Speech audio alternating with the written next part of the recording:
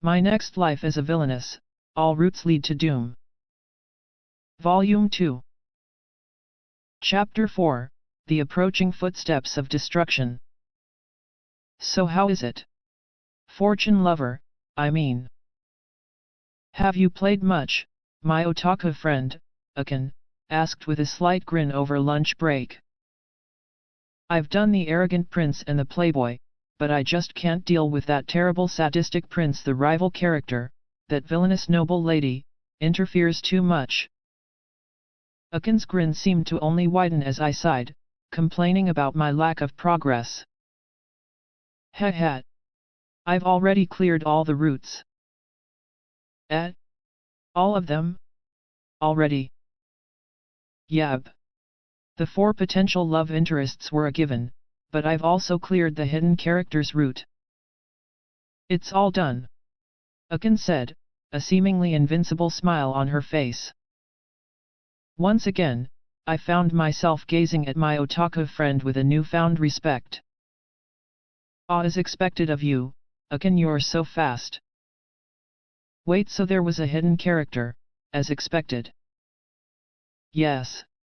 If you clear the routes of the 4 main characters, that hidden one opens up. So do you want to know who it is? Do you? Wait. Don't tell me no spoilers. I said, covering my ears. Akan smiled mischievously, leaning in slowly as she did so. The hidden character is... new. La la la. I'm not listening. Young miss, it is already morning. Please wake up. And no, I don't wanna hear it. Young miss. Please do stop lazing around. If you do not wake up soon, you will miss your morning lessons. HNN. My personal maid, Anne, was the first thing that I saw as I opened my eyes. To be precise, it was Anne standing with her hands on her hips, in quite the imposing pose. Anne. Good morning. Yes. A very good morning to you too, young miss. If you are indeed awake, then please do make the adequate preparations. As I stared at Anne, who was weaving through the room and preparing one thing or another, I started to remember something about the dream I had just seen. The cogs in my mind had barely started moving. I feel like I just had a really important dream. A dream, young miss. Anne responded, having noticed me murmuring to myself. Yes, a dream that I was having right up until just now. For some reason, I feel like it was a really important dream, but of course, we usually forget dreams immediately after waking. Is that so? I did hear you talking in your sleep, young miss, but they really did not seem like words of much importance to me. Is that so? Then maybe it was just my imagination? It was no good. I couldn't remember what kind of dream it was at all. Though if Anne said it wasn't important, then it probably wasn't.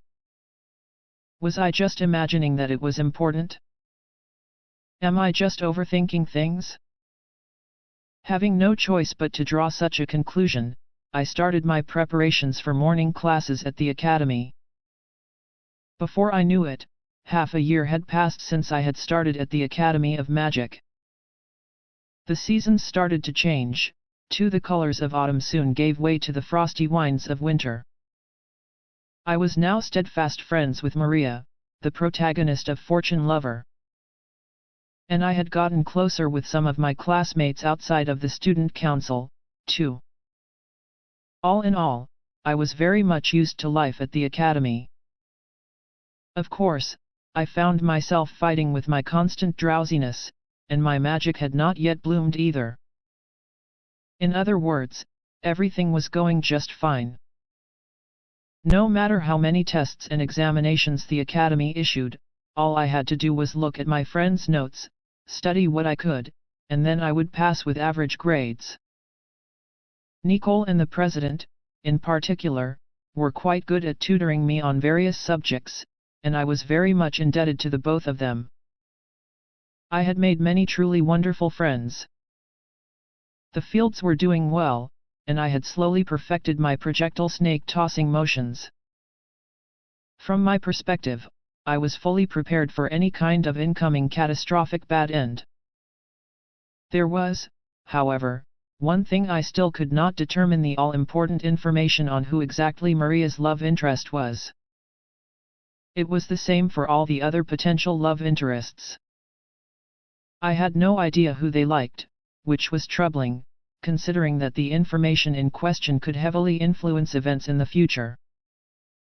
No matter how much I asked Maria who she liked, she would always derail the conversation by responding with, "I really respect you, Lady Katarina." Maria had no idea that she was incredibly popular. "The boys in the student council are all dazed by your charm, Maria," I would say. "That is all but impossible, Lady Katarina.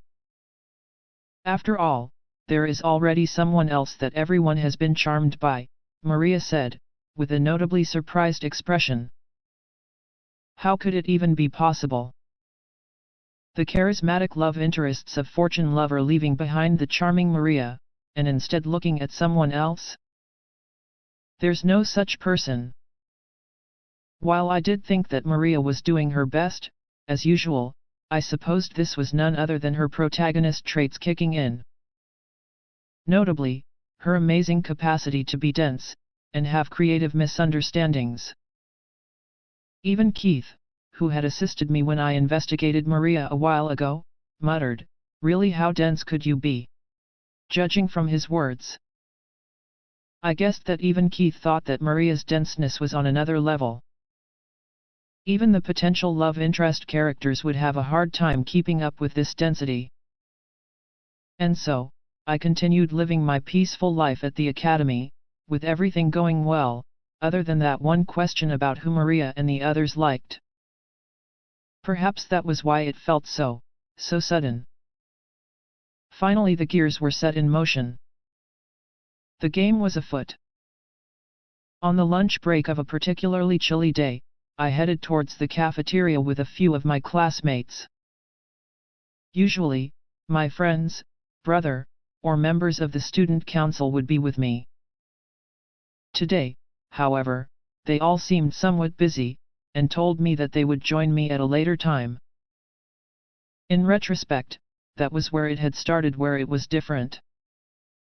All of my friends in the council had become busy at the exact same time, and all of them were unable to go to lunch break, needing some time to finish extra work.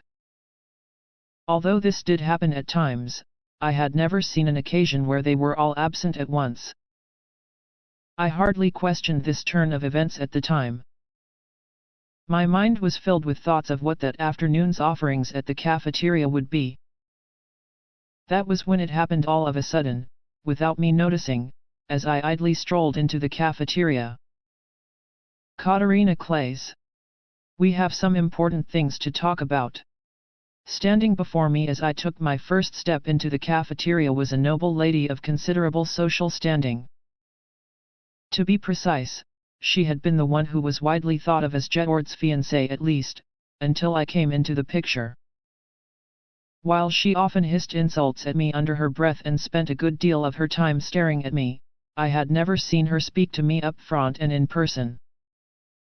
However, with her similarly upward slanting eyes and thin lips, she shared similar villainous features with me, and at one point, I had even thought of her as a villainous-faced comrade of sorts. The mean-faced student narrowed her eyes, as if to accentuate her antagonistic qualities. She also refused to move from where she stood. Unable to process the situation, I could only stand rooted to the spot, staring straight at the noble lady in question. It was then that I noticed the dozen or so other students behind her, and much like their ringleader, those girls were staring at me too. As expected, the students behind her were the very same ones who often gossiped behind my back. This seemed like a scene that was somewhat familiar. "Katarina Clays. We will expose your numerous wrongdoings today, here and now, the noble lady before me said, her voice echoing loudly off the cafeteria's walls. Under normal circumstances, the cafeteria would be a hive of activity natural, given that half of the academy's populace was usually gathered here at this time. Now, however, the room was silent, and I could suddenly feel the gazes of all its patrons focusing on me. As if pleased by this development, the girl's lips curled upwards ever so slightly. All I could do was stand and stare, too stunned to even speak a word, having suddenly been thrust into the center of it all. My numerous wrongdoings? But what could those be? Me tossing projectile snakes? But it's not like I've thrown those at other people. I don't feel like I've done anything to cause trouble. Or is it because I had tilled a field on the academy grounds? That I carried out agricultural activities at a place as prestigious as this? Is it something like that? The noble lady before me, however, hardly cared about how I was lost in thoughts, merely continuing her statement. You, the eldest daughter of a duke and Prince Jedward's fiancée, have been observed abusing your power and social standing on multiple occasions.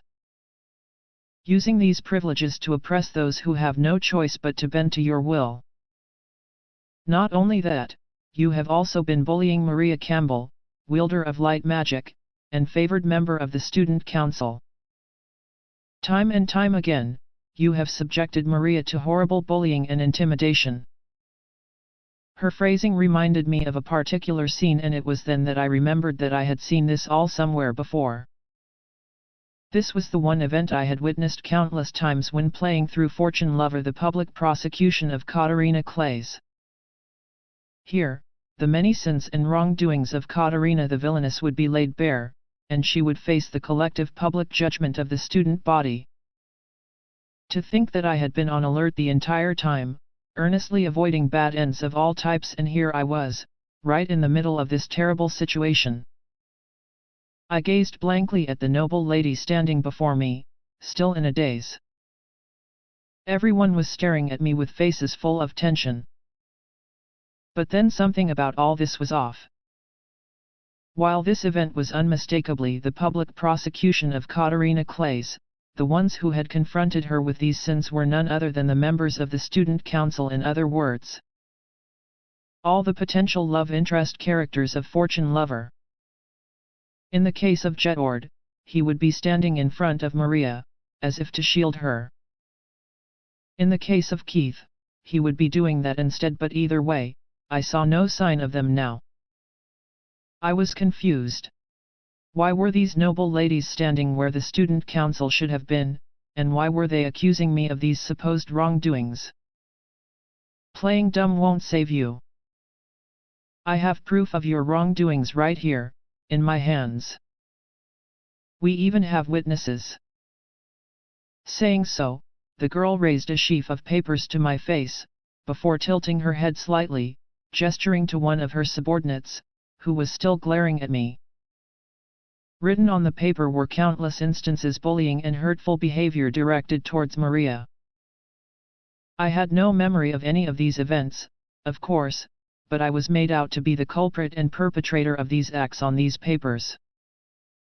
In addition, the so-called witness testified that they saw me hurt Maria on multiple occasions. As the accusations were rapidly slung at me, I, as well as all the students in the cafeteria, could only listen on in a stunned silence. Soon, an uneasy blanket of silence covered the cafeteria. The students of the academy seemed to collectively hold their breaths, as if they were watching for some sort of reaction. It was then that they arrived, Maria and my childhood friends, the members of the student council. Having entered from an entrance directly opposite to mine, they appeared behind the group of noble ladies who were accusing me, and soon approached us. What, exactly, is transpiring here? Jedward said, amidst the painfully still and tense atmosphere. He eyed the noble ladies and me with a questioning gaze. In response, the noble lady who was once the most promising candidate for the position of Jetord's fiancée began explicating my various supposed misdeeds once more, just as she had done before.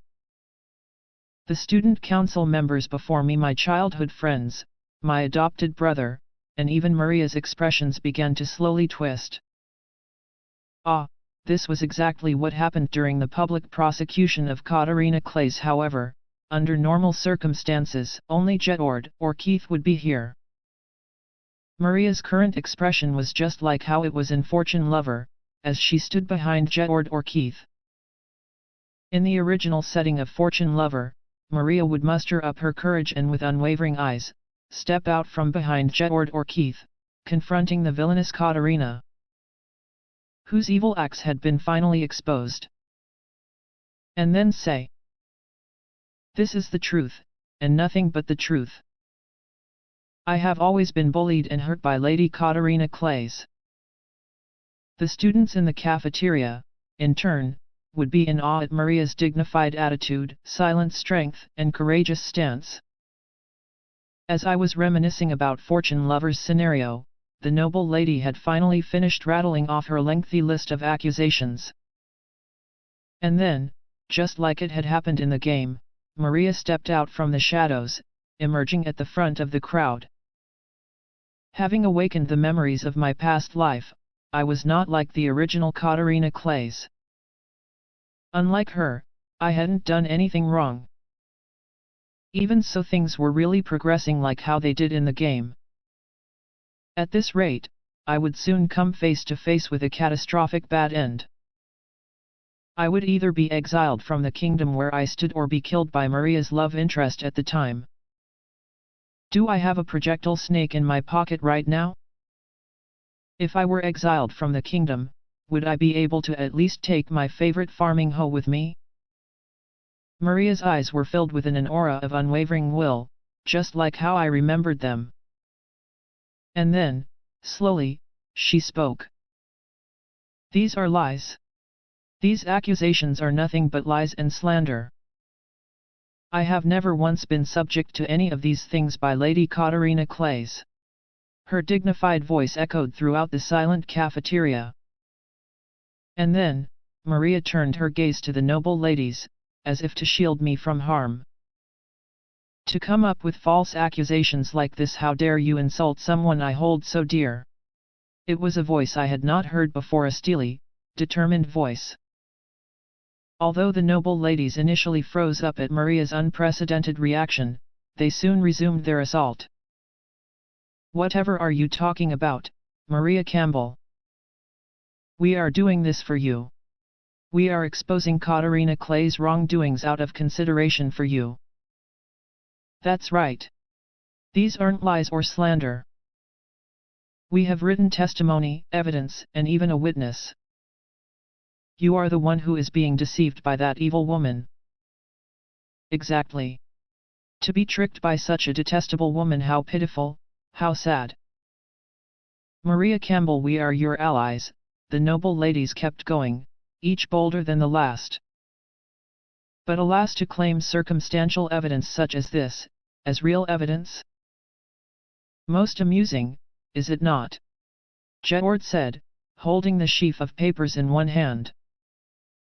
Although Jetord had suggested that the situation was amusing, there was not a single trace of a smile on his face. Instead, his expression was stoic, almost chilling. If the usually stoic Nicole was the one who had delivered this line, it would have been one thing. But this was Jetord. We were talking about Jetord, who always had a smile on his face. Jetord's blank expression, as well as the slowly expanding aura of pressure that he was exerting, soon caused the noisy noble ladies to clam up all together. Up until a while ago, they were so eagerly chattering on. Now, however, they pursed their lips, looking on in apparent fear. In any case, it would be all but impossible for my simple-minded and pure big sister to carry out such specific and detailed acts of bullying. If I may say so, I usually spend my time by my big sister's side. However, I do not recall seeing this witness of yours not once. Did you genuinely witness my big sister, Katarina Clays, carry out these specific acts? Keith said, looking up from the paper of detailed accusations. On his face was a cold smile, one that I had never seen before. A single glance from Keith was enough to cause the so-called witness to retreat, with her giving an involuntary squeak as she took a few steps backwards. Honestly, Lady Katarina would never do such a thing. It is as Master Keith says, Lady Katarina is indeed simple and pure. She is all but incapable of such intricate and complicated plans, Mary declared, a tense expression splashed across her features. Immediately after, Alan spoke up too, in his usual brusque manner. It's as she says. There's no damn way this idiot could plan something difficult like that. She's stupid, see. All she can do is face you in a sincere one-to-one. Sophia chimed in next. Exactly so. Lady Katarina would never do anything like this, planning behind someone's back. She's not that capable. Lady Katarina simply does not have the capacity to act in such a way. Well said, added Nicole. Although everyone seemed to be protecting me from these outlandish accusations for some reason, I couldn't help but feel like they were severely underestimating my capabilities. And then, as soon as my friends delivered their statements, the familiar voices of a few classmates started ringing out through the cafeteria. Yes. Lady Katarina would never do anything of the sort. Lady Katarina bullying another student? Unthinkable. The voices rose up, one after the next. Soon they grew louder, flooding in from all corners of the room. And then, it is as everyone says. Lady Katarina is not the kind of person to bully or hurt another. While the accusations and details written on this paper about me being bullied are true, Lady Katarina was in no way the perpetrator. In fact, Lady Katarina herself protected me from these bullies time and time again. Also, I clearly remember the faces of those who really did bully me, and attempted to cause me harm. If there is really a need, perhaps I should name them, one by one, here and now. It was as if she were someone else. The usually gentle, calm, and soothing Maria was now courageously deflecting the accusations directed at me, swatting them away one by one. From the corner of my eye, I could see a few people seated in the cafeteria slowly turning pale. Upon closer inspection, some of the noble ladies who were accusing me reacted in a similar way, lowering their heads. The girls were now obviously at a disadvantage. No longer able to continue their accusations, their voices slowly grew softer and softer, a sharp contrast from their initial tone. Soon, they trailed out of the cafeteria. Immediately, Maria came to my side to reassure me, as I had been silent for the entire ordeal. Lady Katarina, are you all right? She asked, looking straight into my eyes with an expression of pronounced worry. I nodded deeply. Yes, quite. Thank you, everyone. I said to my friends, as well as my other classmates who had spoken up for me. No, in fact, I apologize, Katarina. For not being at your side when this began, Jedward said, placing a hand on my shoulder. Sorry we were late, big sister, Keith added, doing the same. Before I knew it, the tension in my shoulders faded slowly but surely. And with that came a deep, familiar rumbling. It would seem that my stomach, still not having any lunch, was at its limit. I never thought those girls would dare to do something like this to Katarina. I agree, Prince Jedward. While it is indeed true that they view Big Sister as an enemy of sorts, I did not think that they would go this far. Yet, even if she were the way they claimed, she's still the eldest daughter of a duke. To insult her would be endangering themselves. More than just their standing, I mean. They didn't seem like the type to go this far. Also, there is the matter of this evidence. No matter how one would spin it, I hardly believe that their little group is capable of such. Especially this, the level of fabrication is all but too high. It is as Lady Mary says, I do not think that those students are capable of creating such well-crafted pieces of fake evidence. It is also odd that we were all summoned at the same time to perform various tasks. While I was finally able to tuck into my much-deserved lunch, my friends all seemed to be engaging in some difficult topic of conversation. I, however, was simply happy that I had survived the public prosecution of Katarina Clays, and in turn, avoided a catastrophic bad end. Given that the scenario of Fortune Lover officially ends during the graduation ceremony next spring, I still couldn't let down my guard, but even so, I had gotten out of that terrible situation thanks to everyone's help. That was truly a good thing. I was caught up in my own thoughts, and didn't notice that Maria alone was silent, as if thinking about one thing or another. With lunch break finally over, everyone was just about to return to afternoon classes when Maria suddenly spoke up. There is some place I would like to go. Please go on ahead, everyone. Should I go with you, Maria? Although it seemed like the bullies would no longer trouble Maria, I still asked after her, worried for her well-being. No, it is nothing important. I will be fine on my own.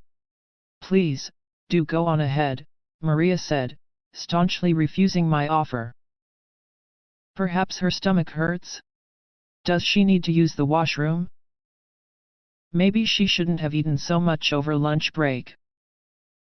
All right then.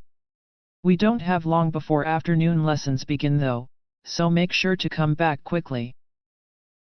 Of course, Lady Katarina, Maria replied with her usual smile, before heading off in the opposite direction of the classrooms.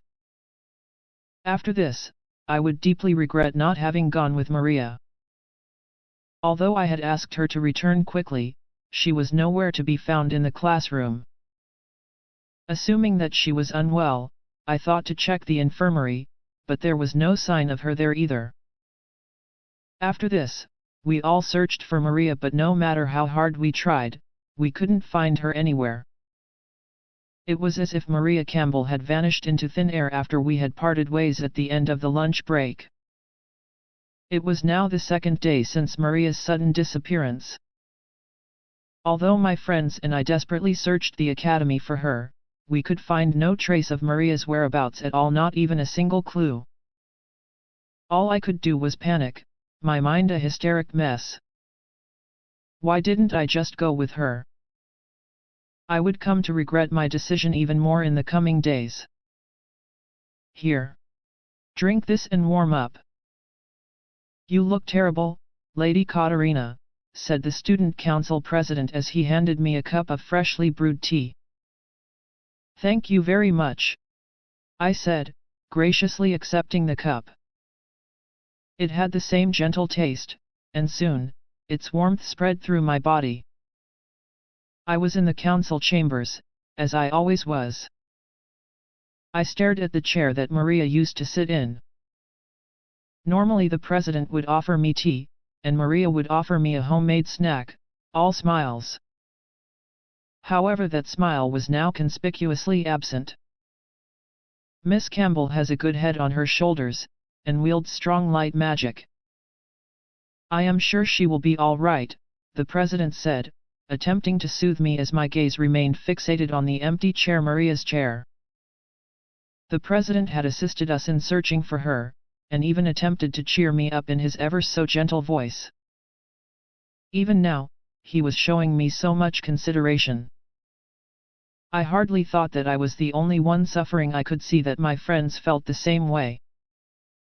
After all, the president was close with Maria, too. There was no way he wouldn't be hurt by this development. Even so, he had taken care to cheer me up, to be considerate. Wallowing in regrets and being depressed will do nothing for me. I should put those feelings aside and do what I can. I'll definitely find you. Please be all right. Wait for me, Maria. It was the night of the third day that Maria had gone missing. After finishing my evening meal at the dormitory, I was heading back to my room to prepare for tomorrow. It was then that Jedward invited me to his quarters with a grave expression on his face. It was hardly a time for social calls, but more than that, Jedward's severe expression instilled a sense of dread in me. What is it, at this hour? Don't tell me, has there been news of Maria? I asked, my voice quivering as I did so. Jedward simply shook his head. Not quite. We still have not located Maria. However, we have discovered something that might be related to her disappearance. I thought to inform you post haste. Something related to her disappearance. First look at this. Jedward presented to me a sheaf of papers, documents, perhaps. They were the very same papers that had listed all my supposed sins and wrongdoings, the ones that were shoved in my face the previous day. This is from yesterday. Indeed, the documents those nobles confronted you with the other day. Something about these papers caught my attention, and I've been investigating them alongside the affair of Maria's disappearance. Jedward had long been aware of those noble ladies that had attempted to frame me at the public persecution of Katarina Clays, specifically how they harbored an intense dislike towards me. However, those nobles had neither the social standing nor power to cause me harm in any tangible way. As such, Jedward had mainly opted to leave them be. In spite of Jedward's earlier assessment, what happened yesterday had indeed hurt me. There was one problem, however. According to Jedward, those noble ladies shouldn't have had the resources or capability to create the accusatory documents they'd used against me. Jedward, unwilling to overlook this glaring contradiction, had apparently been looking into the matter, as well as searching for Maria. And then, most peculiar, is it not? The conclusion is obvious: those nobles were not the ones who created these documents. What does that mean, then? Another party, Katarina.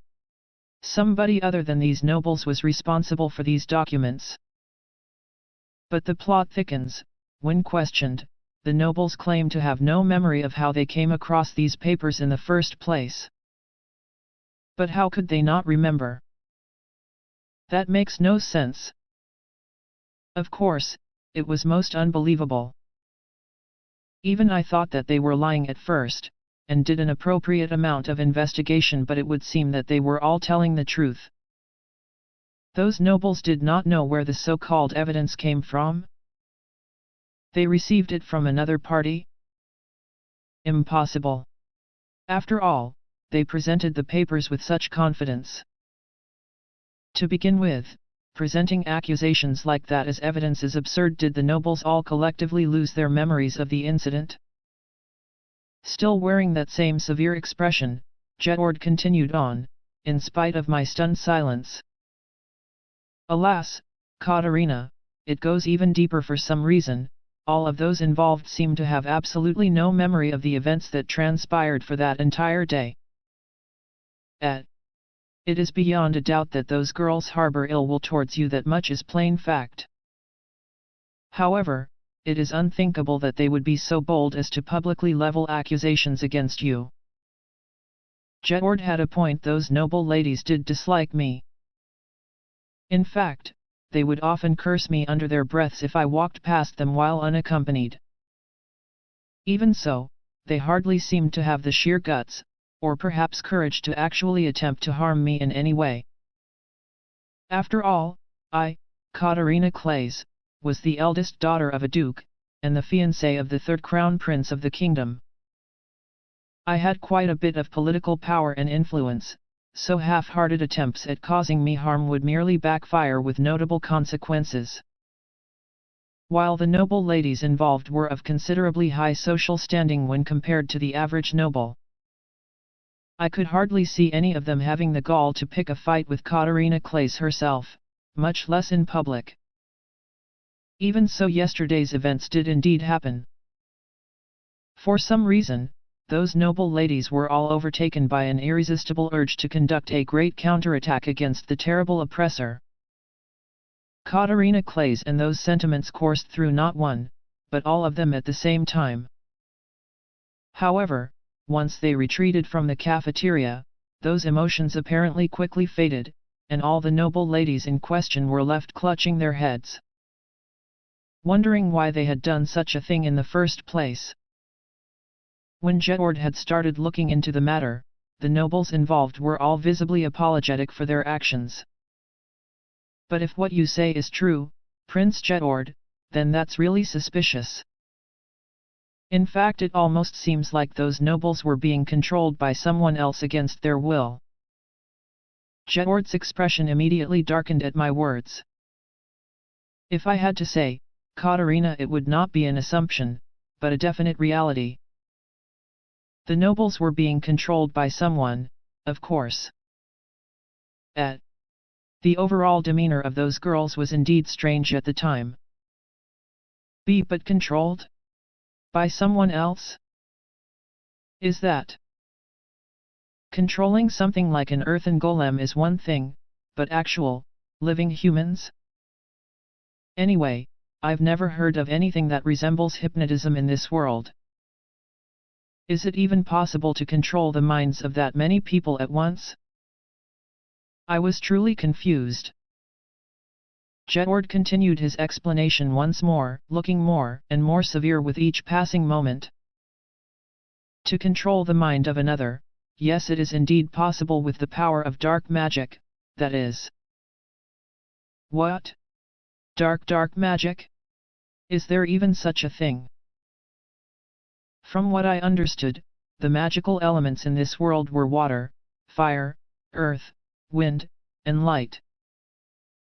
Those born with magical capability would have their powers manifest at a certain age.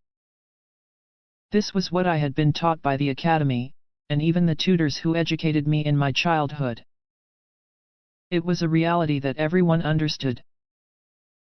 There were only 5 kinds of magic: water, fire, earth, wind, light. We were not informed of the existence of any other kinds of magic, not even after enrolling into this prestigious academy. Yes, Katarina. The 6th magic, dark magic. A wielder of darkness, so to speak. Those who wield magic woven from such magical energies, the dark arts, are capable of controlling the hearts of others. But I haven't darkness magic? Dark arts? I've never heard of anything like that. Of course. Dark magic is a very dangerous thing. It is forbidden, and often hidden away. Only certain individuals in this kingdom know of its concept and existence. Dangerous. The capability to control and dominate the hearts of others. Those who fall prey to this domination have absolutely no memory of it. A most fearsome magic, is it not? To have your very own mind controlled without warning and have no memory of what you could have done during that time.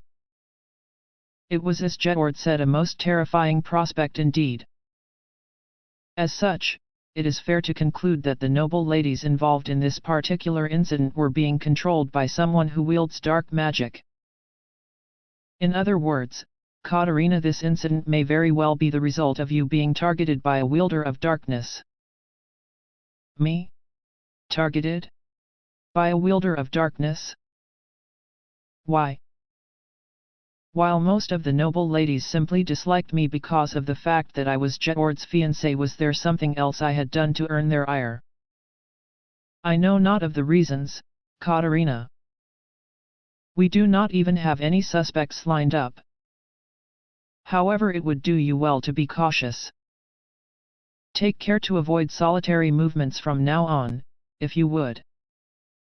I understand. I thought that the incident of the noble ladies harassing me had already been solved by everyone's collaborative efforts. To think that there was such an ominous backdrop to all of this, but wait. Why is a wielder of darkness targeting me in the first place? If their target was indeed me, then why? Why did Maria disappear, then? If the wielder of darkness did indeed mean to target me, Maria should have been left out of this entire affair. Ah, well, assuming that this mystery individual's target was you, Katarina, Maria should have been left alone. However, Maria Campbell is a wielder of light.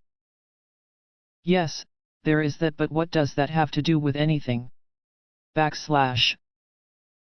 It is said that those born with light magic are able to sense dark magic when it is used. They are opposites, you see. It is even said that only those with light magic are capable of perceiving and identifying the dark arts when they are used. What? Then, Maria was. She most likely picked up on something during the incident and made contact with this wielder of darkness. It is my assumption at this point that she has been kidnapped by this individual. Darkness magic, the dark arts. Magic that was capable of dominating the mind of another. Did Maria notice that? More importantly, where had she been taken to? I felt my head spinning at all the information I had been presented with. I couldn't make sense of any of it.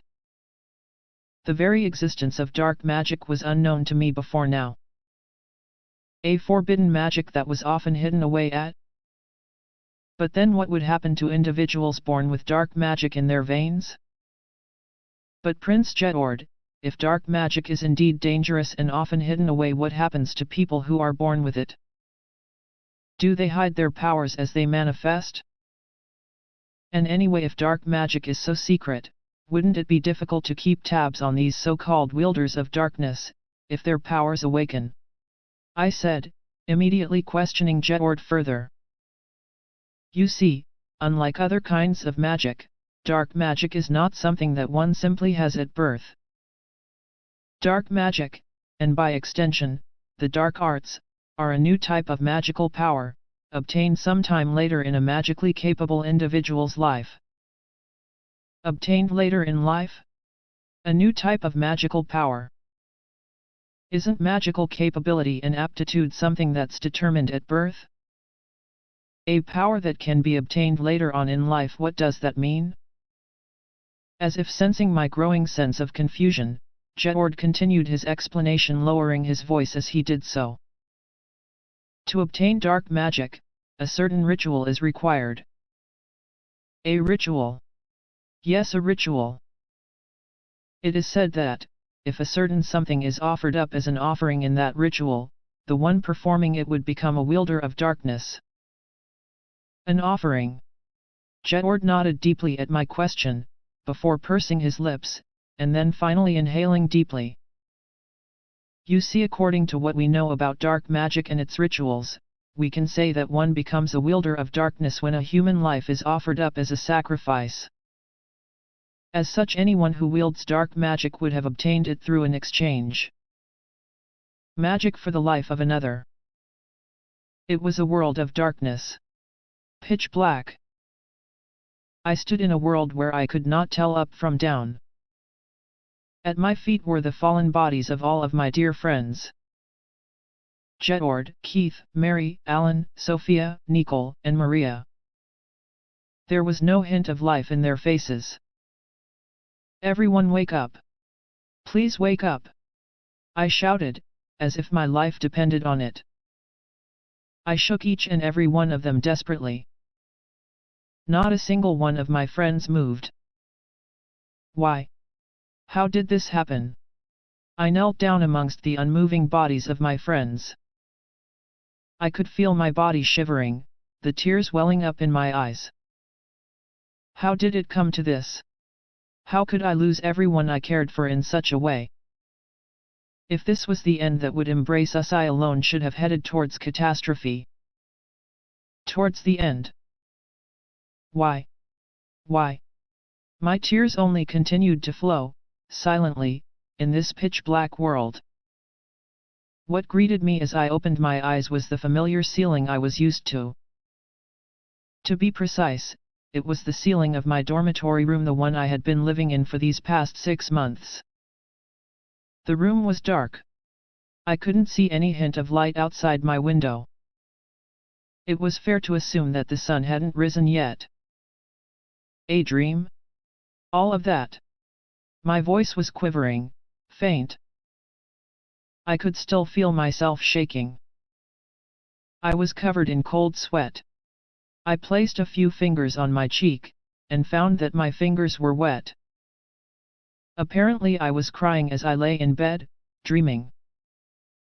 What a terrible dream that was. I held myself as tightly as I could with both arms.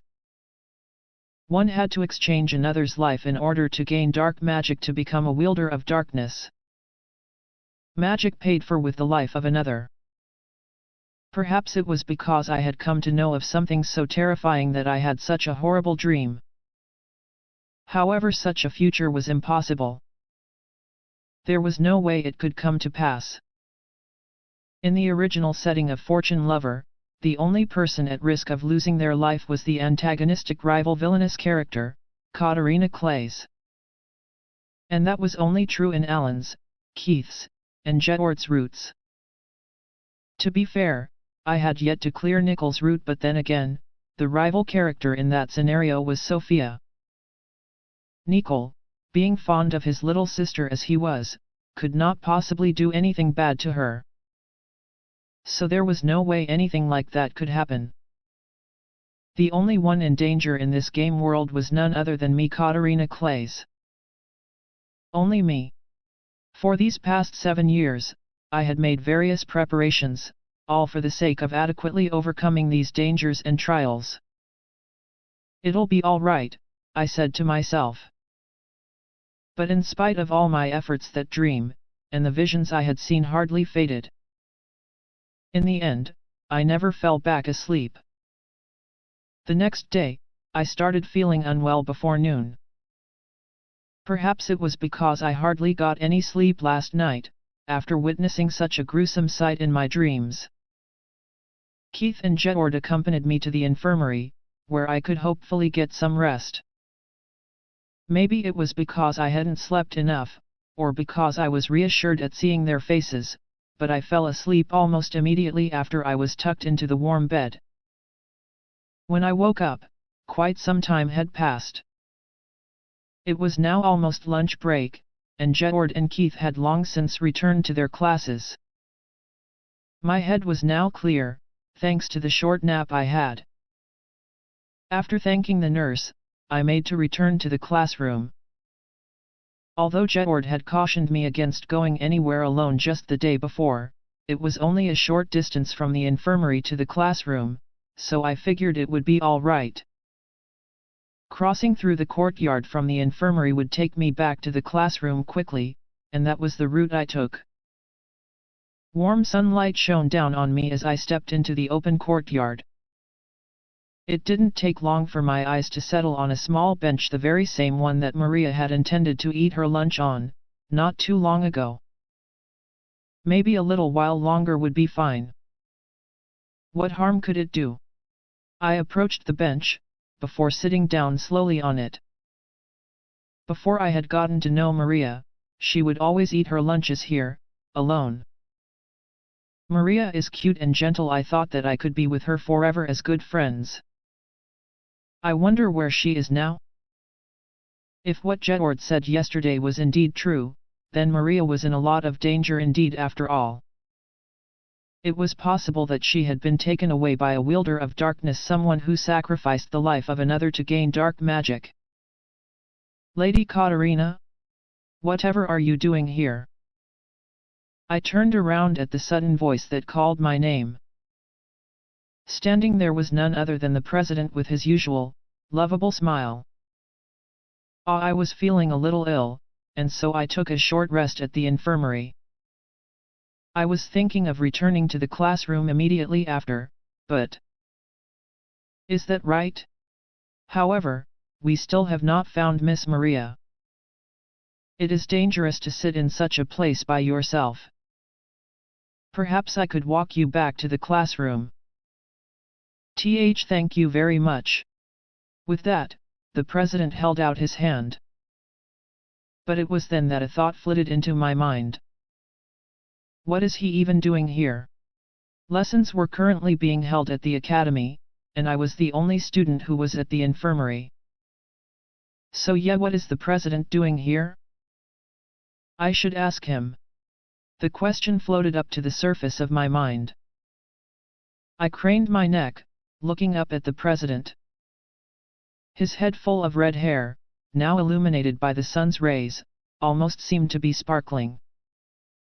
That was it. It was this very sight.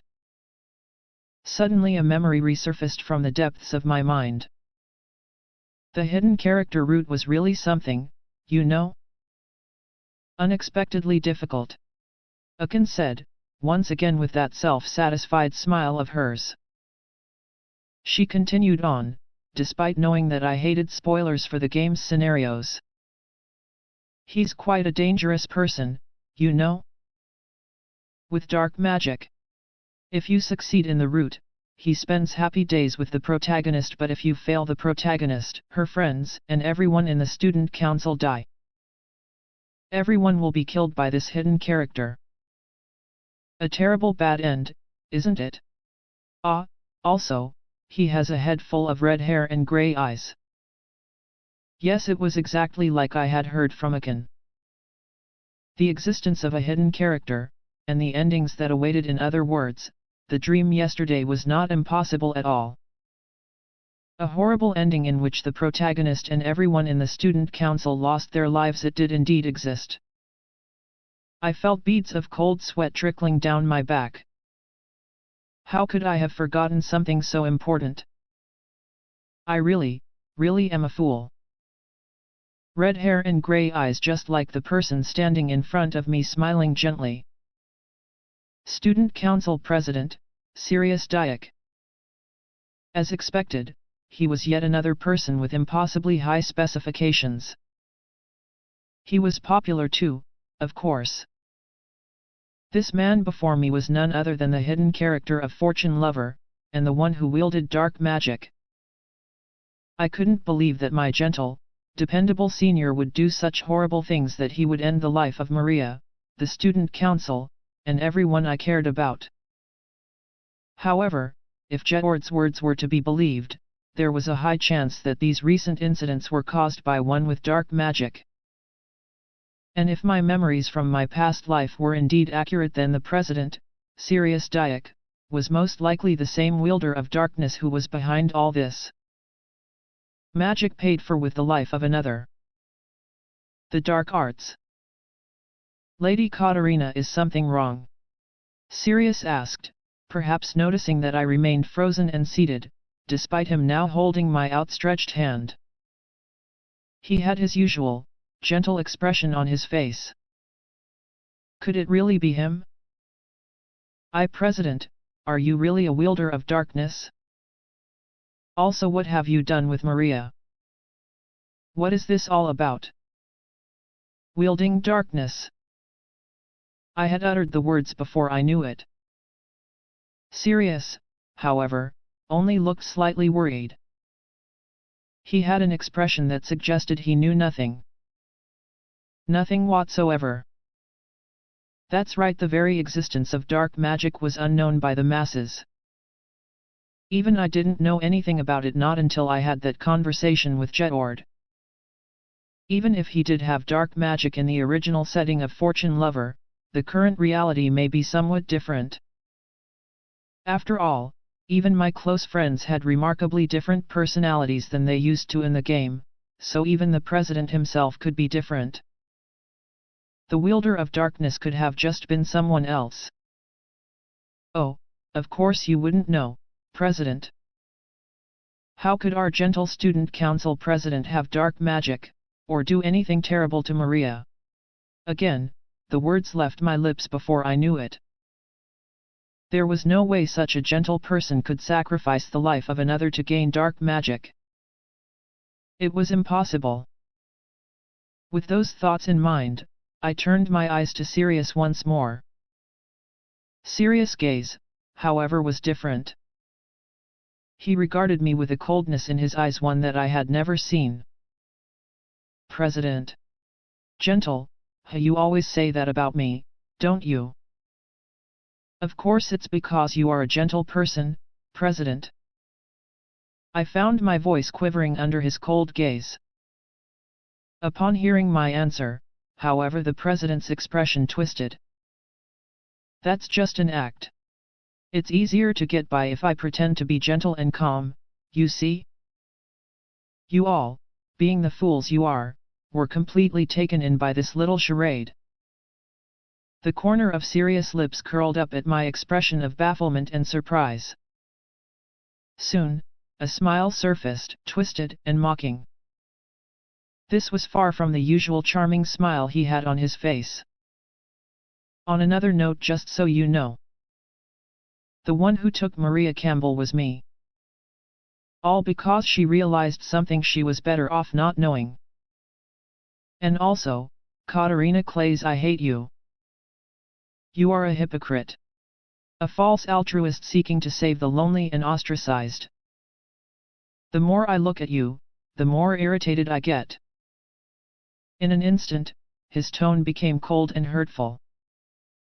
The words that left his lips dripped with hostility.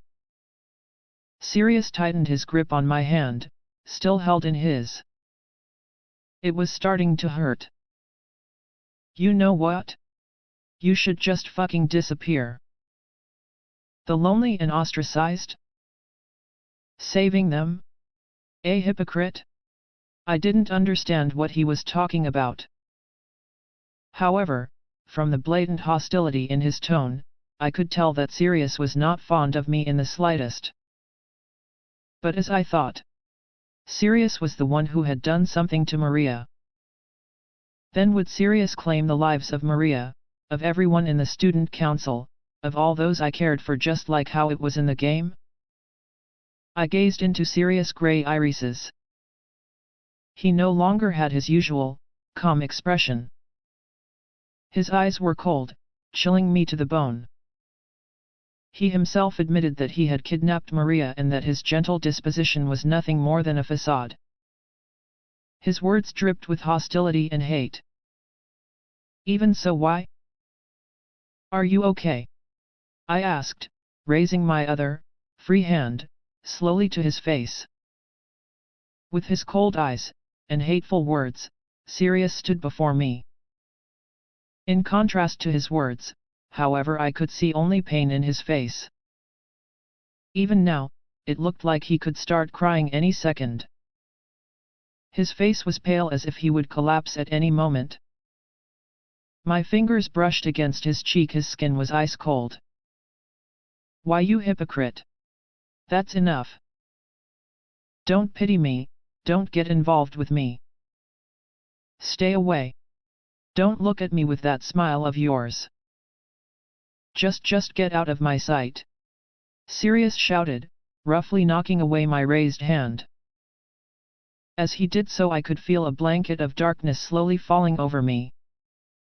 Somehow, my consciousness seemed to fade. Sleep. Just like that. Until your life ends. Sirius said contemptuously. Through my fading sense of awareness, the last thing I saw was Sirius' face, and the tears that flowed freely from his eyes. The tea that you brew has such a gentle flavor to it, my mother said, a calm smile on her face as she slowly patted me on the head. Those were calm and happy days. However, that happiness was suddenly all taken from me, and in such a hideous fashion. That was when I swore. I swore that I would exact my revenge on those who had snatched my happiness away from me. That I would take everything they had, their social standing, their lives, everything. I am the only son of Marquis Dyack, Sirius Dyack. That is the name I have now. As I had magical aptitude, I enrolled into the Academy of Magic on my 15th birthday. My high magical and academic skills soon came to light, and I was chosen to be part of the prestigious student council. In doing so, I brought honor to the Dyack family. I first heard the name of that individual upon crossing paths with my old childhood friend, Nicole Askert, at the Academy of Magic. The last time I had met Nicole, he had barely turned 10. Now, 5 years later, I had run into him again. However, Nicole had changed in those 5 years. Before, he was a youth with eyes that reflected a perpetual sense of loneliness. Now, however, there was a sparkle in his gaze. Not a single bit of loneliness was reflected within those jet black eyes. It was a pity, honestly, given that I had felt a sense of camaraderie with this youth with the lonely eyes. It did not take long for me to discover the name of the individual who had caused Nicole to change in this particular way. Katarina Claes. The eldest daughter of the Claes family, and fiancée to Prince Jedord, third crown prince of the kingdom.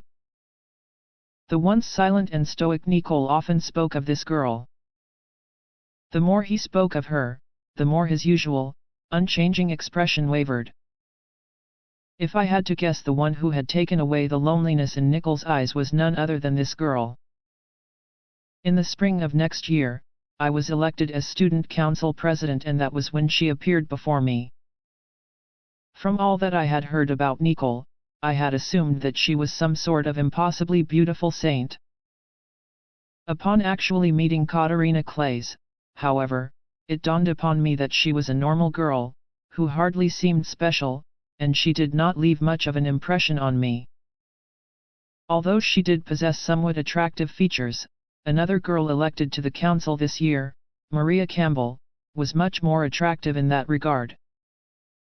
In addition, she was not particularly smart, nor was she gifted with strong magical aptitude. If I were to phrase it frankly, all Katarina Claes seemed to be was Prince Jedord's fiancée, and the eldest daughter of Duke Claes. It seemed like she had nothing beyond her station. However, this relatively normal and unimpressive girl was respected and much loved by her peers, said peers all being skilled and capable individuals, newly elected to the council. That was also why they had leveled a threat against the lecturers and teachers. If Katarina is not allowed free entry into the student council chambers, we will all rescind our nominations to the council, they said. What exactly was so special, so desirable in this plain girl? Mysterious as it may have been, I didn't give her much of a second thought. None of this would matter as long as she never interfered with my revenge. For the sake of executing my revenge, I had to maintain my act as the capable and calm student council president. I would, of course, have to get along with the new council members to some degree. To that end, I had to be kind and pleasant enough to this Katarina that they all loved so much, to a certain extent, anyway. That was the thought I had in my mind as I brewed some tea for Katarina Claes that day, that it was nothing more than a hollow gesture. The tea that you brew has such a gentle flavor to it, President, Katarina Claes said with a peaceful smile as she raised the cup to her lips. I felt a wave of unrest spread over my being at her words and smile. So much so that the mask I had worn for years almost seemed ready to shatter at that very moment. Up until now, the other student council members only had the usual pleasantries to say about the tea I brewed. That it was delicious, or something along those lines. However, there was only one person in my entire life who said that the tea I brewed had a gentle flavor. To make things worse, the way she smiled was much like how that person used to smile. I felt something deep in my chest stirring.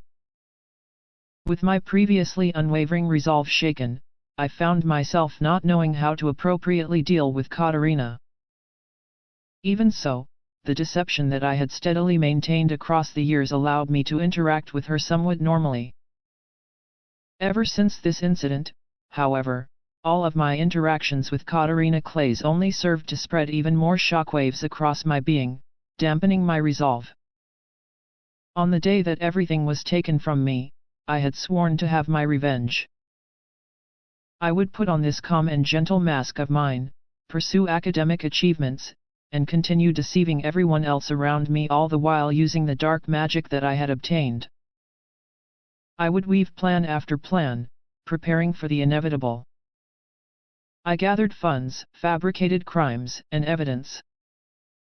The day would soon come when I could exact my revenge on those who had snatched away my happiness all those years ago. However, I found myself unable to continue on with my tasks. Not after I met this Katarina Clays. For the sake of my revenge, I was capable of doing anything, even if it meant dirtying my own hands. Up until now, I had not felt a single shred of regret or hesitation. Never once had my resolve been shaken. And yet, when I looked into those azure eyes, Katarina's eyes, and that smile on her face, I could feel my heart, my emotions twisting and swirling like a maelstrom. There was a girl by the name of Campbell in the student council. Maria Campbell. She was a commoner, and yet a wielder of light. A special girl. Maria was capable in both academics and magic. She had a good head on her shoulders, and a most charming visage that easily captured the hearts of all those who gazed upon her. A truly blessed girl. Even so, she often had a certain look of loneliness in her eyes. That look was exactly like the one Nicole used to have. I felt a sense of camaraderie towards this girl, too. However, she changed. Somewhere along the line, the aura of loneliness around her being all but vanished, and soon I saw her with Katarina even outside the council chambers, as if they were the best of friends.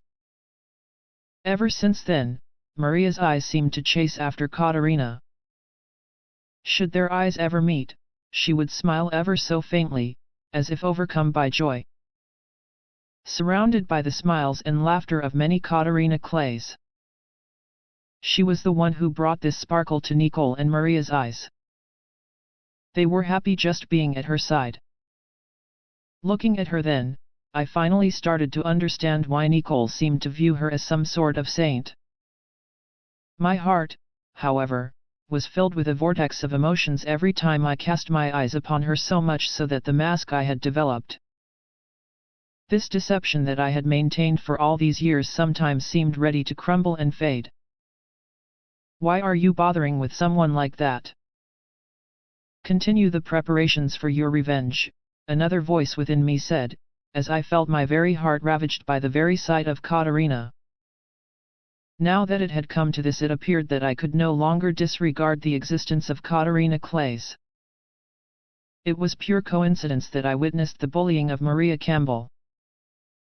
Although I knew that she was the target of petty bullying by students who were jealous of her, this was the first time I had seen it in person.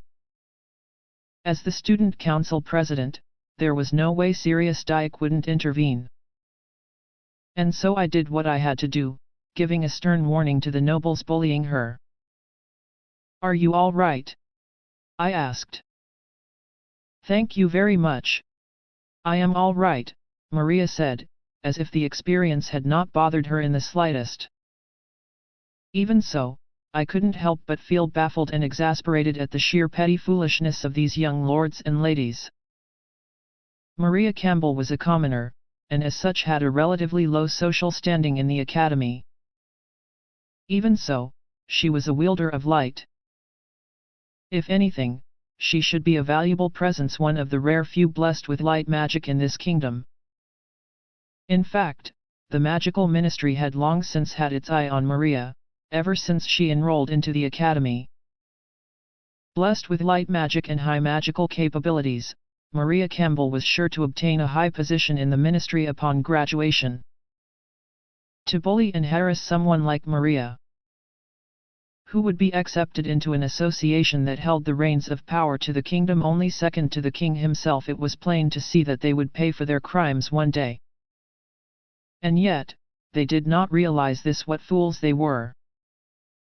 It was then that the idea struck my mind. Why not frame Katarina Clays? Frame her for all the bullying and harassment that Maria Campbell had experienced.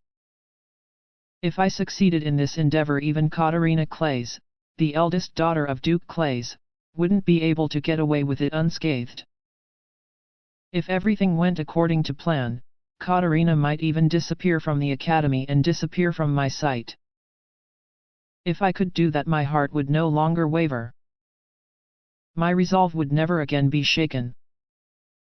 With that in mind, the rest of the plan was simple. All I had to do was investigate what kind of bullying Maria was subject to, and then have Katarina do the exact same things. To that end, I had to control Katarina with my dark magic, and then have her bully Maria in those specific ways. My plan, however, did not come to fruition. Dark magic was said to be able to dominate the hearts and minds of others. However, the means by which one would attain such powers, as well as the dangerous nature of dark magic itself, meant that its very existence was hidden from the public at large.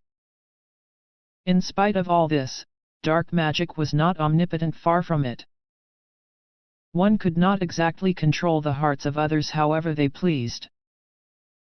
Erasing certain memories, or snatching away one's consciousness for a set period of time, that much was possible. Dark magic, however, was not capable of creating something that was not already there. For instance, dark magic could not make someone hate what they loved, nor could it make them suddenly adore what they detested.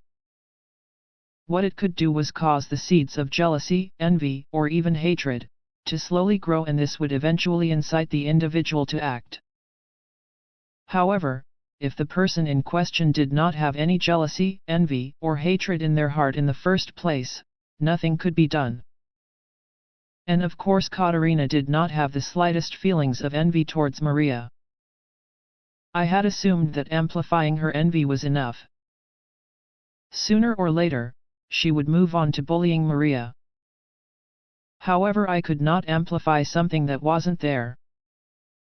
In the end, I was unable to incite Katarina into bullying Maria. As a result, I had to change my plans in the end. All I could do was amplify the envy and hatred of those noble girls who bore ill will towards Katarina. Provide them with fabricated circumstantial evidence, and then have them publicly blame Katarina for all the bullying, and even that took quite some effort to pull off. Efforts were made to lure away Katarina's friends, her dependable knights, on the day of the incident. While she did seem cornered initially, her knights came to her rescue earlier than I had anticipated, and my plan ended in failure. The false evidence that I had crafted was immediately dismissed by the knights who loved her so. Even Maria Campbell, who had indeed been bullied and harassed, stood up for her, claiming that Lady Katarina would never do such a thing. Honestly speaking, my inability to dominate Katarina's mind meant that this plan had a low chance of success to begin with, but for it to fail to this extent. I did, however, erase the memories of those girls, and modified the memories of all those involved in preoccupying members of the student council that lunch break. As a result, there was no way anyone could trace this incident to me. I hadn't suffered any backlash for this failure. The plan had a low rate of success. I suppose nothing could be done about it. That was when the other voice in me spoke out. There was no way that you, wise as you are, would not have anticipated this. You knew from the start that this plan would not work. Were you really serious about getting rid of that annoying woman? Was I really serious? Was I? Of course I had to erase her, remove her from my sight. Yes, that was exactly it. That woman caused my resolve to waver. I had to erase her, and that was why I had thought up this plan in the first place. However, I couldn't help but feel a deep sense of contradiction.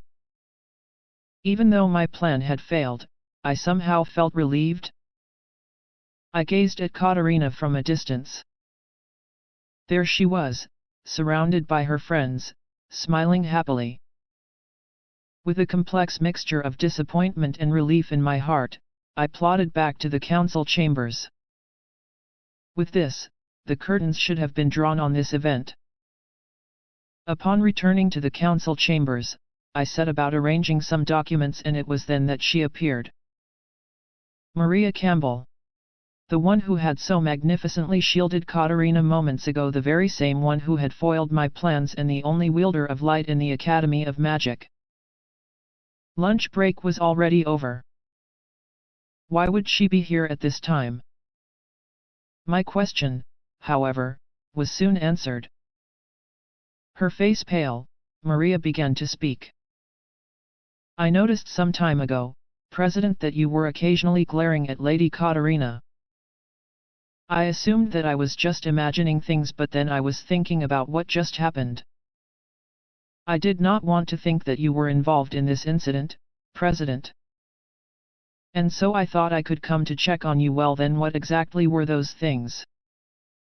Whatever are you talking about, Miss Campbell? What do you mean by incident?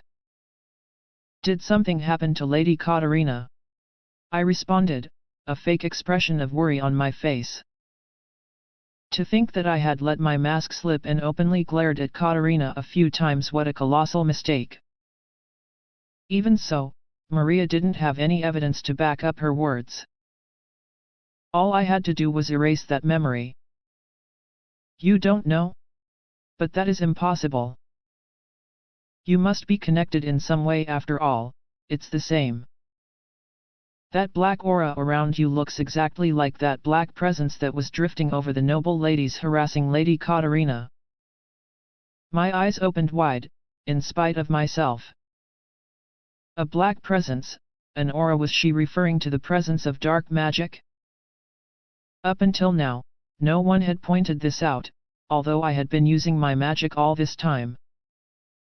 I took it for granted that no one around me was capable of perceiving dark magic in the first place. Could it be? Because she is a wielder of light. It was a reasonable assumption. I hadn't encountered a single wielder of light, not since first obtaining my dark magic powers.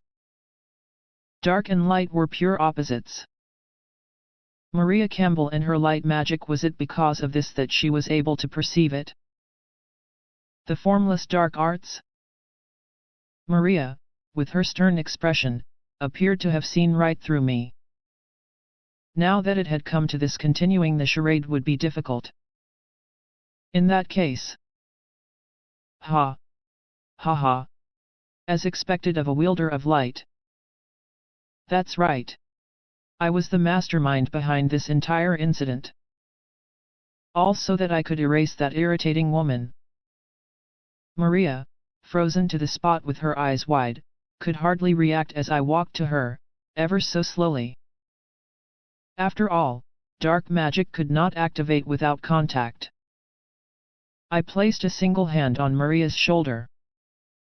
But you see, this is not something you need to know. I would simply erase this, and several other memories from Maria's mind. In a few seconds, Maria would forget about this conversation, or so I thought. Well then, Miss Maria. If you don't return to the classrooms soon, lessons will start without you. What are you talking about, President? We're not done here. Maria said, suspicion and surprise written all over her features. Could it be? I let my dark magic slither across Maria once more. However, what have you been trying to do since just now? Maria said, with that same expression. It would appear that she was unaffected by the dark arts. Wielders of light must be immune to the dark arts. I won't be able to erase her memories. In that case, I cannot simply allow her to leave. President, why would you, Lady Katarina? If magic didn't work, a physical tactic would. Soon, Maria was unconscious. She had discovered something that she was better off not knowing. With me unable to erase her memories, I could not simply allow her to return to Katarina and the rest. And so I carried the still unconscious Maria to a hidden chamber in the academy grounds.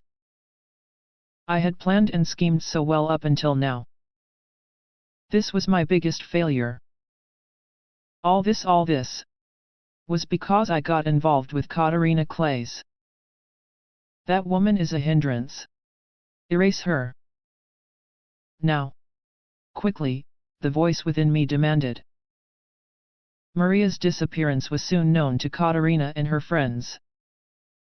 Before long, they started searching for her in earnest. The existence of a hidden chamber in the academy was only known to a few in the Dyack family. Surely, they would not easily discover where Maria was hidden. Even so, I couldn't exactly lock Maria up forever. Since then, I had tried many times to alter or erase Maria's memories with the dark arts. Maria, however, showed no sign of succumbing. I was now at a loss. It was then that the voice within me spoke once more. Well, then you might as well just kill her. What better way to silence her once and for all? I took some time during a self-study period to check on how Maria was doing on the 4th day of her confinement. Assuming that the dark arts could still work on her should her spirits be dampened, I continued observing her, and yet despite being cooped up in a dark room for an extended period of time, Maria still seemed stubbornly steadfast. Irritated at the unimproving situation, I made my way back to the classrooms, and that was when I saw a figure. A familiar figure, seated on a bench in the open courtyard. It was none other than the culprit herself, the one responsible for putting me into this mess, Katarina Clays. Lady Katarina? Whatever are you doing here? Katarina turned around, surprised by a sudden voice calling out to her from behind. I was feeling a little ill, and so I took a short rest at the infirmary. I was thinking of returning to the classroom immediately after, but... Indeed, she did look rather pale. Is that right? However, we still have not found Miss Maria. It is dangerous to sit in such a place by yourself. Perhaps I could walk you back to the classroom. As Sirius Dyack, the student council president, I had no choice but to say those words to her. I extended my hand to the seated Katarina. Thank you very much. As Katarina placed her hand into mine with a smile, I could feel my heart wavering, now stronger than ever before. I couldn't help but feel uncomfortable in this open, warm courtyard, so lovingly caressed by the sun's rays. I wanted to quickly return to the classrooms. For some reason, however, Katarina was now frozen and unmoving, her hand still in mine. Lady Katarina, is something wrong? Her azure eyes stared into mine. And then... President, are you really a wielder of darkness? Also, what have you done with Maria? Although it was a huge shock to hear those words all of a sudden, I was able to quickly recover, in no small part due to the continuous deception I had maintained across the years. What is this all about? Wielding darkness. I pretended to know nothing of dark magic, assuming an expression of confusion and feigned worry.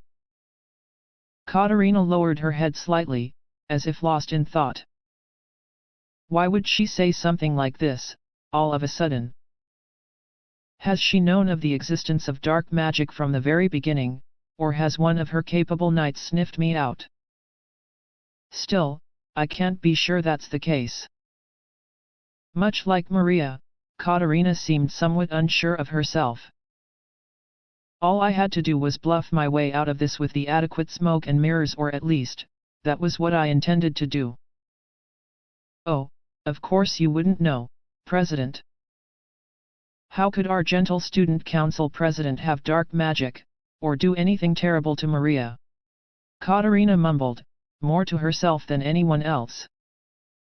Upon hearing those words, I could feel it, a cracking sensation deep inside of me. Before I even realized it, the calm, composed mask of Sirius Dyack, painstakingly maintained across all these years, had been ruthlessly torn off my face. President, Katarina said, looking at me, shaken. Gentle, hey, you always say that about me, don't you? Of course it's because you are a gentle person, President. Still the same words even after my mask has been torn off. Katarina, what a foolish woman you are. That's just an act. It's easier to get by if I pretend to be gentle and calm, you see? You all, being the fools you are, were completely taken in by this little charade. I allowed my lip to curl upwards, as if to ridicule the wide-eyed Katarina with a well-placed, menacing smile. On another note, just so you know, the one who took Maria Campbell was me. All because she realized something she was better off not knowing. And also, Katarina Clays, I hate you. You are a hypocrite. A false altruist seeking to save the lonely and ostracized. The more I look at you, the more irritated I get. It was as if a dam had burst within me. The words continued pouring out, each faster than the last. You know what? You should just fucking disappear. I hurled my hostile, hateful words at the girl before me. With this, even Katarina should be sufficiently terrified. Perhaps she would even throw some hurtful insults my way, or maybe even regard me with hateful eyes. That was what I expected. Are you okay? Katarina's response was a question. In her eyes was worry. I didn't know why, but she seemed worried for me. Why? Why is she looking at me with those eyes, again? Did she not hear what I just said? I clearly recall claiming that I was the one who had kidnapped Maria. And then Katarina slowly raised her free hand, reaching out to my face, gently brushing my cheek. Like she was empathizing with me. Why? Why do you not fear me? Why do you not hate me? Don't look at me with those eyes. I immediately knocked aside her warm hand. Why, you hypocrite? That's enough. Don't pity me, don't get involved with me. Stay away. Don't look to me with that smile of yours. Just get out of my sight. If I stared into those azure eyes any longer, if she approached me again, if she smiled at me just one more time, I felt like I could no longer continue being who I had been all this time. For the sake of my revenge, I would do anything, I once swore. Now, more than ever, I could feel my resolve dangerously shaking. Erase this woman. The voice within me said. Obeying, I allowed dark magic to flow into Katarina's outstretched hand. Sleep. Just like that. Until your life ends. Katarina fell slowly, before my eyes, collapsing onto the ground. Having been spirited away into the land of dreams, she no longer had any free will. She would most likely sleep, and continue sleeping until her life itself ended. Now, finally, that annoying eyesore of a woman was gone. I would now be able to continue living my life for the sake of revenge just as I had done before. My resolve would no longer waver. Or so I thought then. Why? Why has this vortex of emotion in my heart not calmed down in the slightest? In fact, the very sight of Katarina sleeping only served to intensify this feeling. A strange, water-like fluid began falling from my eyes. What, exactly is this? I was seated in a dark, dim room, on a chair next to a bed. Filled with unease, I stood up once more, reaching out towards the bed's pillow. How many times had I done this? I could only sigh with some degree of relief as I affirmed her temperature and steady breathing. A girl was peacefully sleeping in a bed, in a certain room of the student dormitories. To me, Aunt Shelley, the girl in the bed was the most important person to me. Yes, she was none other than Lady Katarina Clays. Although she still drew breath, her body would not move an inch. The young miss merely continued her deep sleep. What if the warmth started to fade from her body? Such thoughts would cross my mind every 10 minutes or so, filling me with a deep unease. Once again, I would get up, ascertaining her temperature and breathing. It had been 2 days since Lady Katarina had fallen into such a state. I had been by her bedside all this time. I found myself unable to sleep, nor did I have much of an appetite for anything. Although my colleagues had offered to take my place so that I may rest, time and time again I just could not allow them to. It did not feel like something I could do. Should anything ever happen to Lady Katarina in my absence, no. I could not possibly leave her side. I held Lady Katarina's hand in mine, looking at her serene face. The boisterous, rowdy young miss, who would often kick off her blankets and pillows in her sleep, was now sleeping motionlessly. I simply could not shake the feeling that this was disturbingly abnormal. How did it come to this? It was 2 days ago that Lady Katarina was found collapsed near the courtyard near the school buildings, when the sun was almost ready to set. She was then carried back to her room in the dormitory. According to Prince Jetord, the young miss was unwell that morning, and had been escorted to the infirmary to rest. Later, he would visit the locale again, only to be told that Lady Katarina had already returned to the classrooms. Thinking that he had missed her, Prince Jetord returned to the classrooms, but the young miss was nowhere to be seen. In a panic, he searched for her everywhere, before finally locating her, collapsed in a corner of the courtyard. No matter how many times he called her name, Lady Katarina never responded. Prince Jetord immediately brought her to the infirmary, and promptly summoned some doctors to tend to her. She is merely asleep, the prince was told. Afterwards, the prince continued to call her name, but Lady Katarina merely continued to slumber, and so she was brought to her personal quarters. Again, a doctor was summoned, only for the prince to be told that she was merely sleeping. Unable to bear with Lady Katarina's unnatural state of stupor any longer, Prince Jetord exercised his royal rights as the third crown prince to call one of the most acclaimed doctors in the kingdom. Armed with a magnificent mustache, the visibly senior doctor was responsible for the health and well-being of the royal family itself. He was one of the very best in the kingdom, if not all the lands. I had hoped that this doctor would be able to do something. I sincerely hoped that this would be so, and yet, it is most unfathomable, honestly.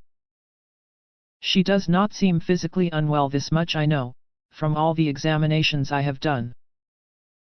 Perhaps she may awaken immediately, perhaps she may never open her eyes again. What, then, would happen to Katarina if she continued sleeping like this? Prince Jetord inquired with a grave expression. The doctor, however, could only give an apologetic answer. If the young lady continues to sleep, Prince, she will be unable to have any water or any food. If this circumstance is prolonged, I fear she will lose her life. What? Impossible. How could something like that? Even the usually calm and collected Master Keith momentarily lost his cool, relentlessly demanding answers from the aged doctor. Wham! My eyes instinctively followed the sound of the impact. Prince Jetord, who only ever had a smile on his face, Prince Jetord, who never once raised his voice, had his fist up against the wall.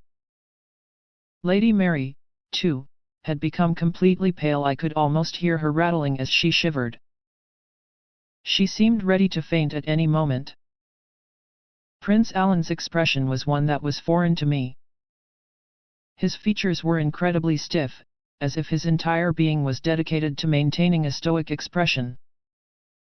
Lady Sophia was simply standing where she was, as tear after tear dropped down from her eyes, opened wide in shock.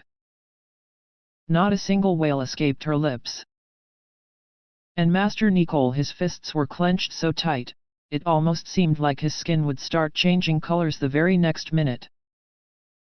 From where I was seated, I could only watch over all of the young Miss friends in her room. I, too, would immediately collapse should my determination waver. Lady Katarina may very well lose her life. I could feel myself impaled by the notion, sinking slowly into despair at the thought of such a possibility. After this, many other doctors were summoned to her bedside. None of the doctors, however, understood the reason for the young Miss slumber. None of the doctors could wake Lady Katarina. Occasionally, one of the wielders of light would show up, one of few individuals blessed with light magic in the kingdom. Even so, the outcome remained unchanged.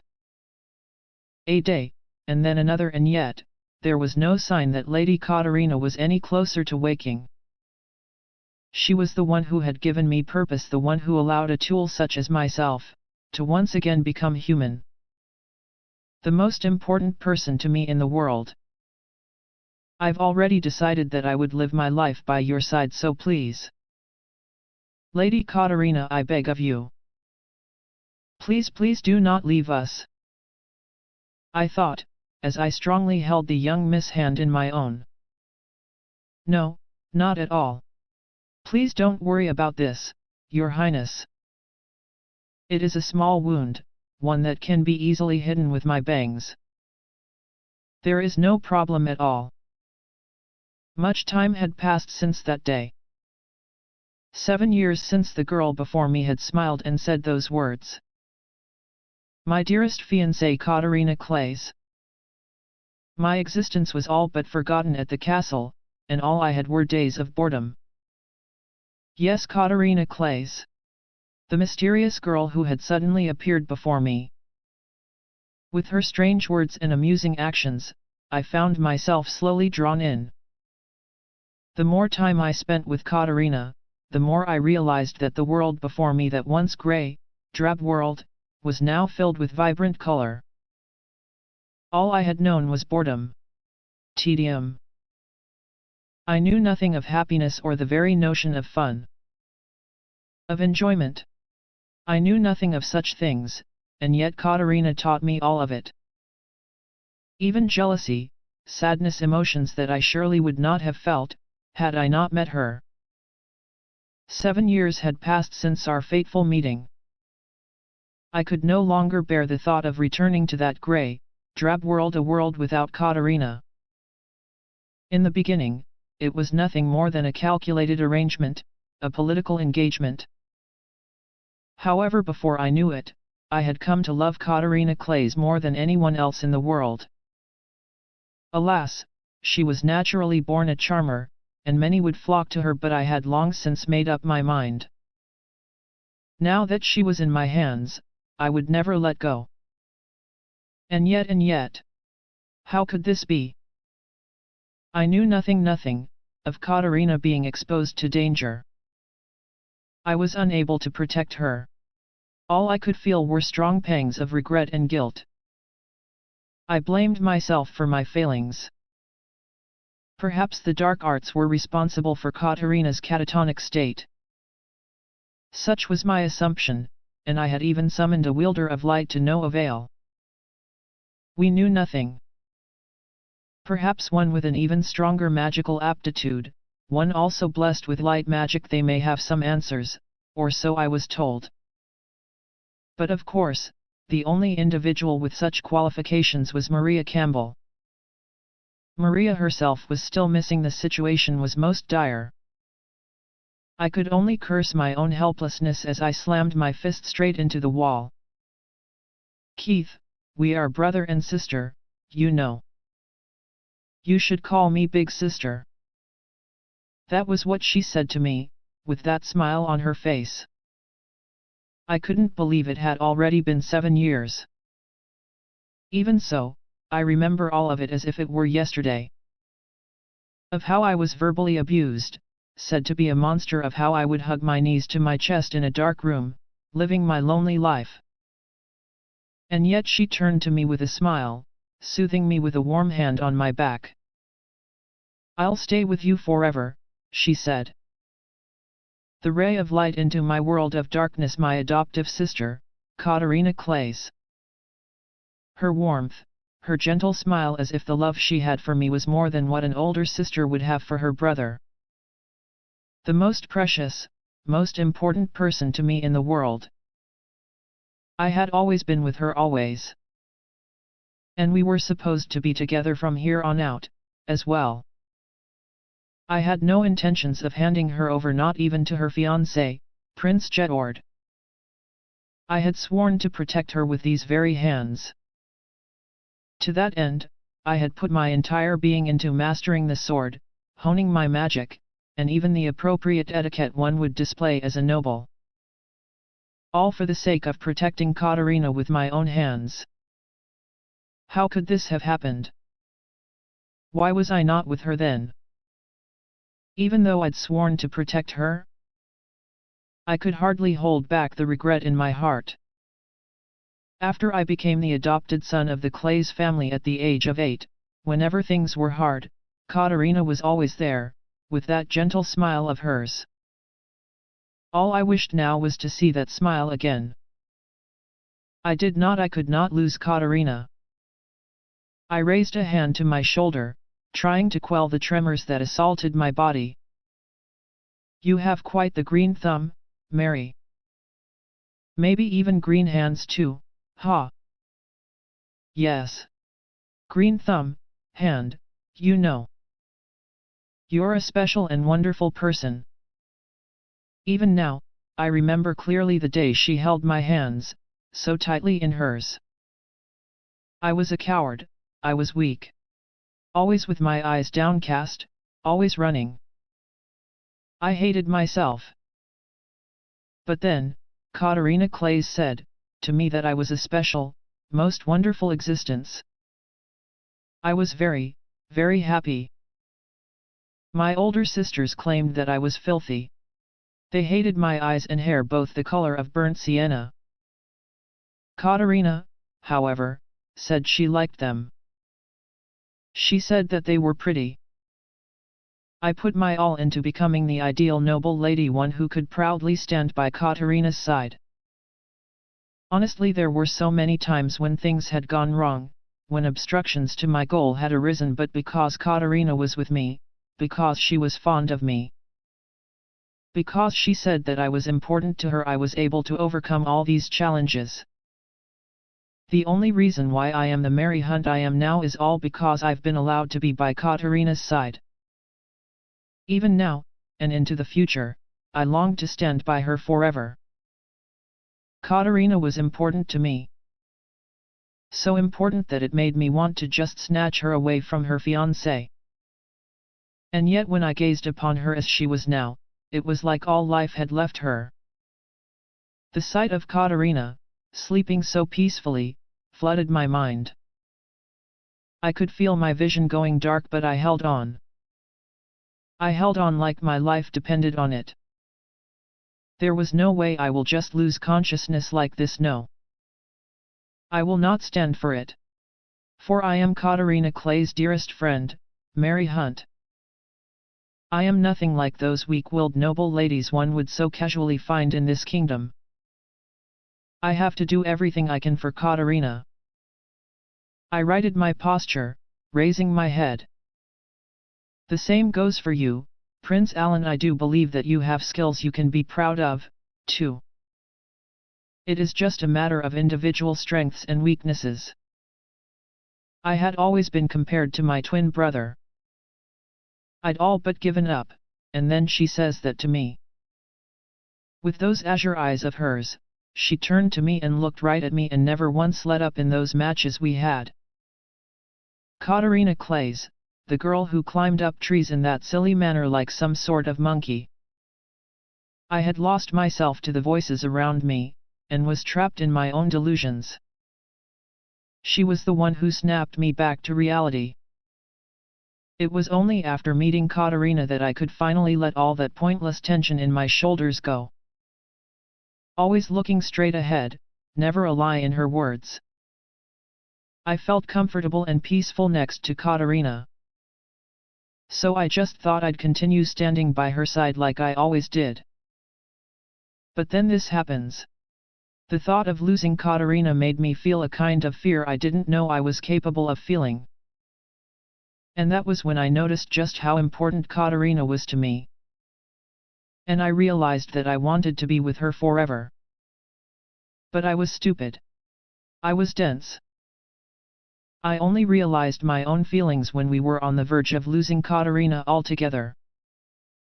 She was my brother's fiancée, there was no way my wish would come true. But I still wanted to be by her side, as much as I was permitted to be. There was no way I could bear losing her right now. Anything. I had to help Katarina. You really are blessed, Master Nicole, to have such amazing parents, and a cute younger sister. The day she said those words to me. Those words, that smile. I could never forget them.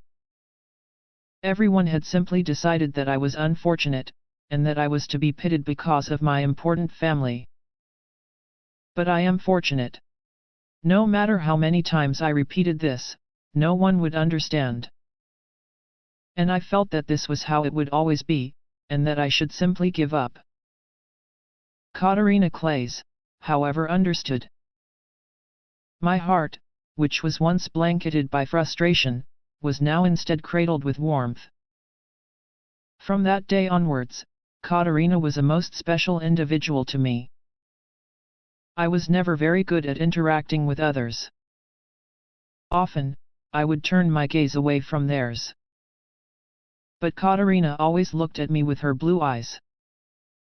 She always faced me with a smile that was as bright as the sun. It was most calming to be with her.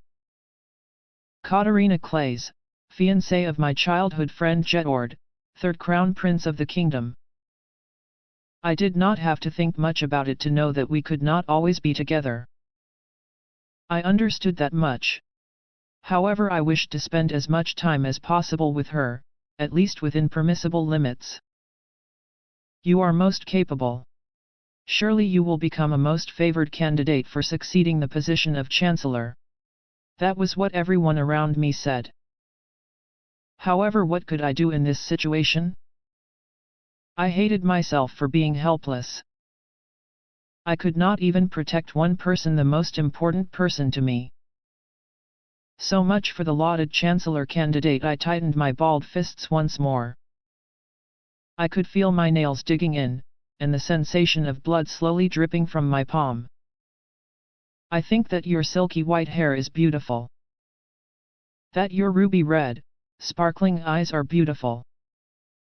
That you are beautiful. I was different. I looked different.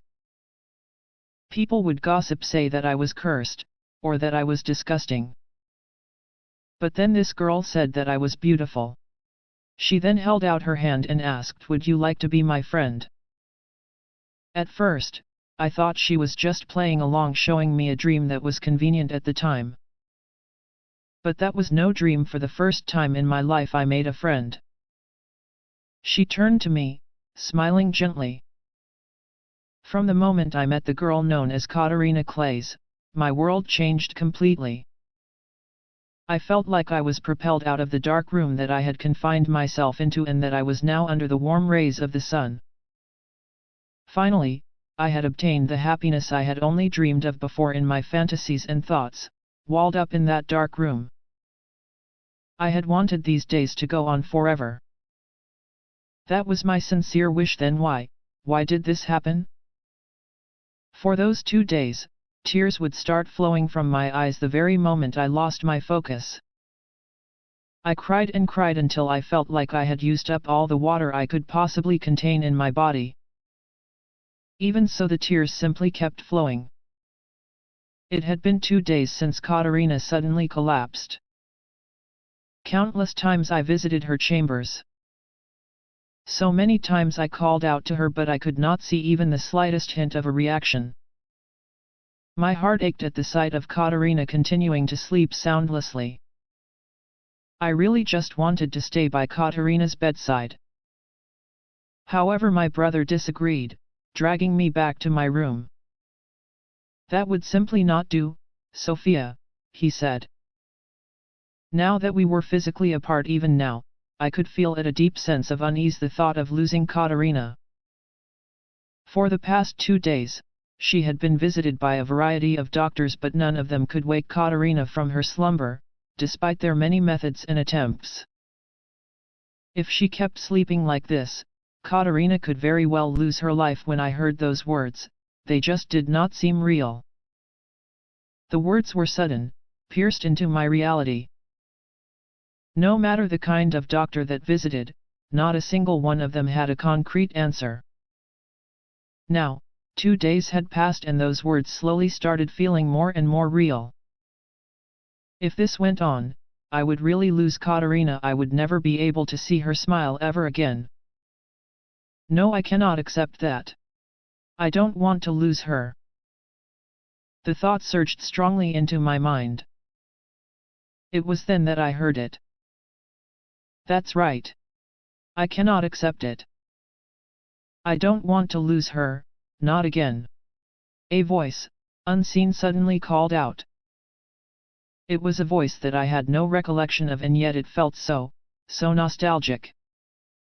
Surprised, I turned, looking this way and that around me. I had asked the servants to stand down, so there was no one but me, alone in my dormitory room. After all this time, we've met again. I don't want to lose her. This time, for sure, I have to help her.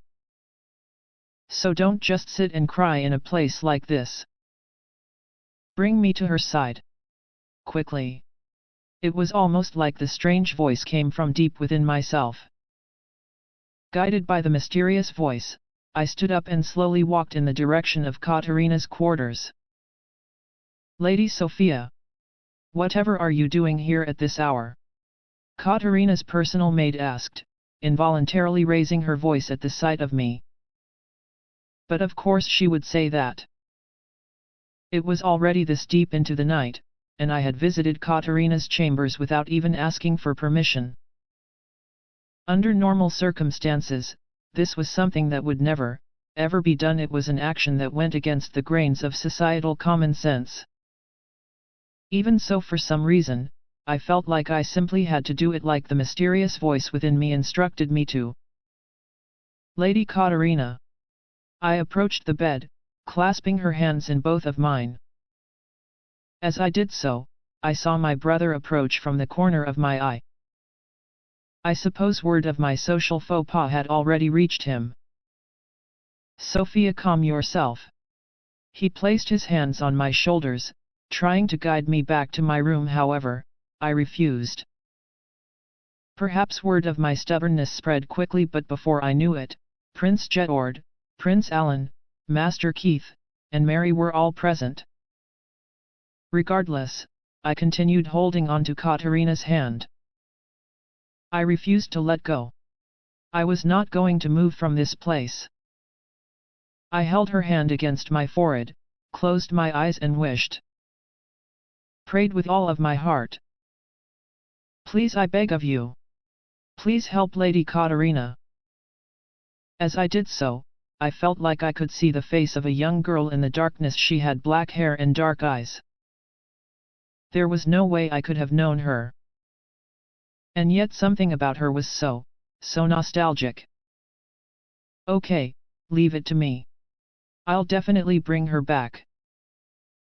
All you have to do is continue calling out to her from where you are, the girl said, her gaze filled with resolute strength. And then, as suddenly as she appeared, she was gone. It had been 2 days since I put Katarina Clays to sleep with the dark arts. Try as her knights might with all their methods to wake her, their wishes did not come true. After all, dark magic could only be dispelled by the one who was responsible for casting it in the first place. If Katarina continued to slumber as she did, she would surely die. That, precisely, was what I had wished for all along. Then why? For some reason, my heart refused to calm itself. When I thought about how Katarina would be gone, just like that, I felt my chest tightening. It was hard to breathe. No, I don't want to lose her. I have to dispel the dark arts I used on her. What foolishness you speak of, the voice within me said, rage evident in its voice. That woman is nothing more than a hindrance to your revenge. Those who dare get in the way of your revenge have to be erased. There is no other way. The more I hesitated, the more upset the voice within me grew. You've lived your very life for revenge. To utterly destroy those who took your mother's life, the ones who used you as a tool. Were you not going to send them to the depths of hell? Was that not your reason for living? Have you forgotten your mother's last words? Yes, the last words of the mother I loved so much. The very last thing that left her lips. That was my reason for living. Please, avenge me. I had no other reason to live. All I needed was my revenge. How long are you going to sleep, you fool daughter? Just as that thunderous voice shook me from my sleep, I felt my blanket being pulled away, too. What? I squinted my eyes, not used to the light and shocked by this sudden development. The person who had pulled my blanket away was now glaring at me. Don't you what me? How many times have I called for you and tried to wake you?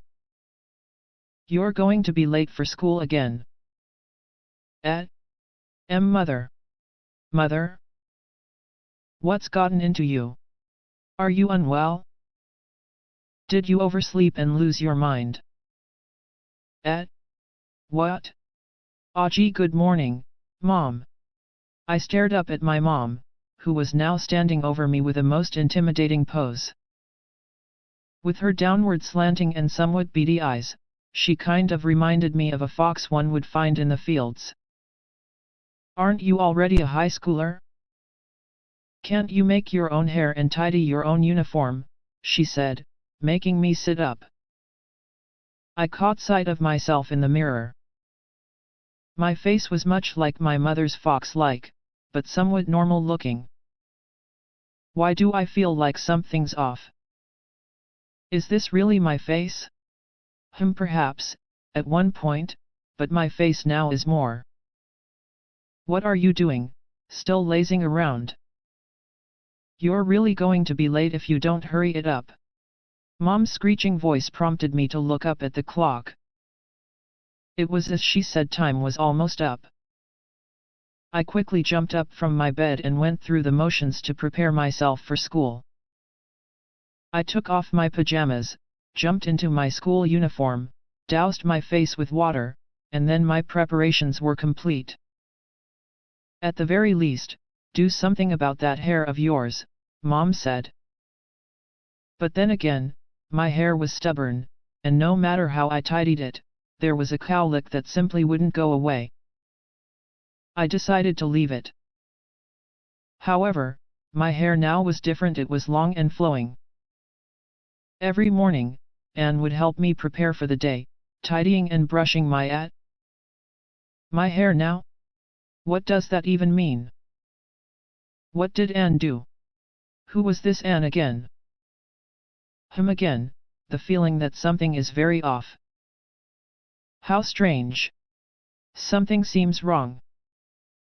Am I forgetting something very important? Ah. It's this time already? It'll really be bad if I don't hurry. The minute hand of the clock seemed to move unnaturally fast the moment I took my eyes off it. I didn't have any time to sit around and leisurely think about things. I rushed to the living room as fast as I could, and there, my older brother, who was currently enrolled in university, was elegantly eating his breakfast. My other older brother, who was a salaryman, had already set off for work, just like my father. Oh, good morning. When will you finally be able to wake up without having your blanket pulled off your sleepy self? My mother was standing next to my brother, who seemed somewhat amused by all this. She quickly thrust out a lunchbox in my general direction. Thanks. A low rumbling from my stomach could be heard the very moment I took the lunchbox into my hands. Although my sense of hunger was further amplified at the sight of the delicious meal laid out on the table before me, I hardly had the time to sit down and eat. I scanned the dining table for something I could munch on while traveling only to come up empty. Left without much of a choice, I rummaged through the fridge, looking for something that would fit comfortably in my mouth while cycling. There was indeed something, and so I quickly stuffed it into my mouth. AMF goin' na. That.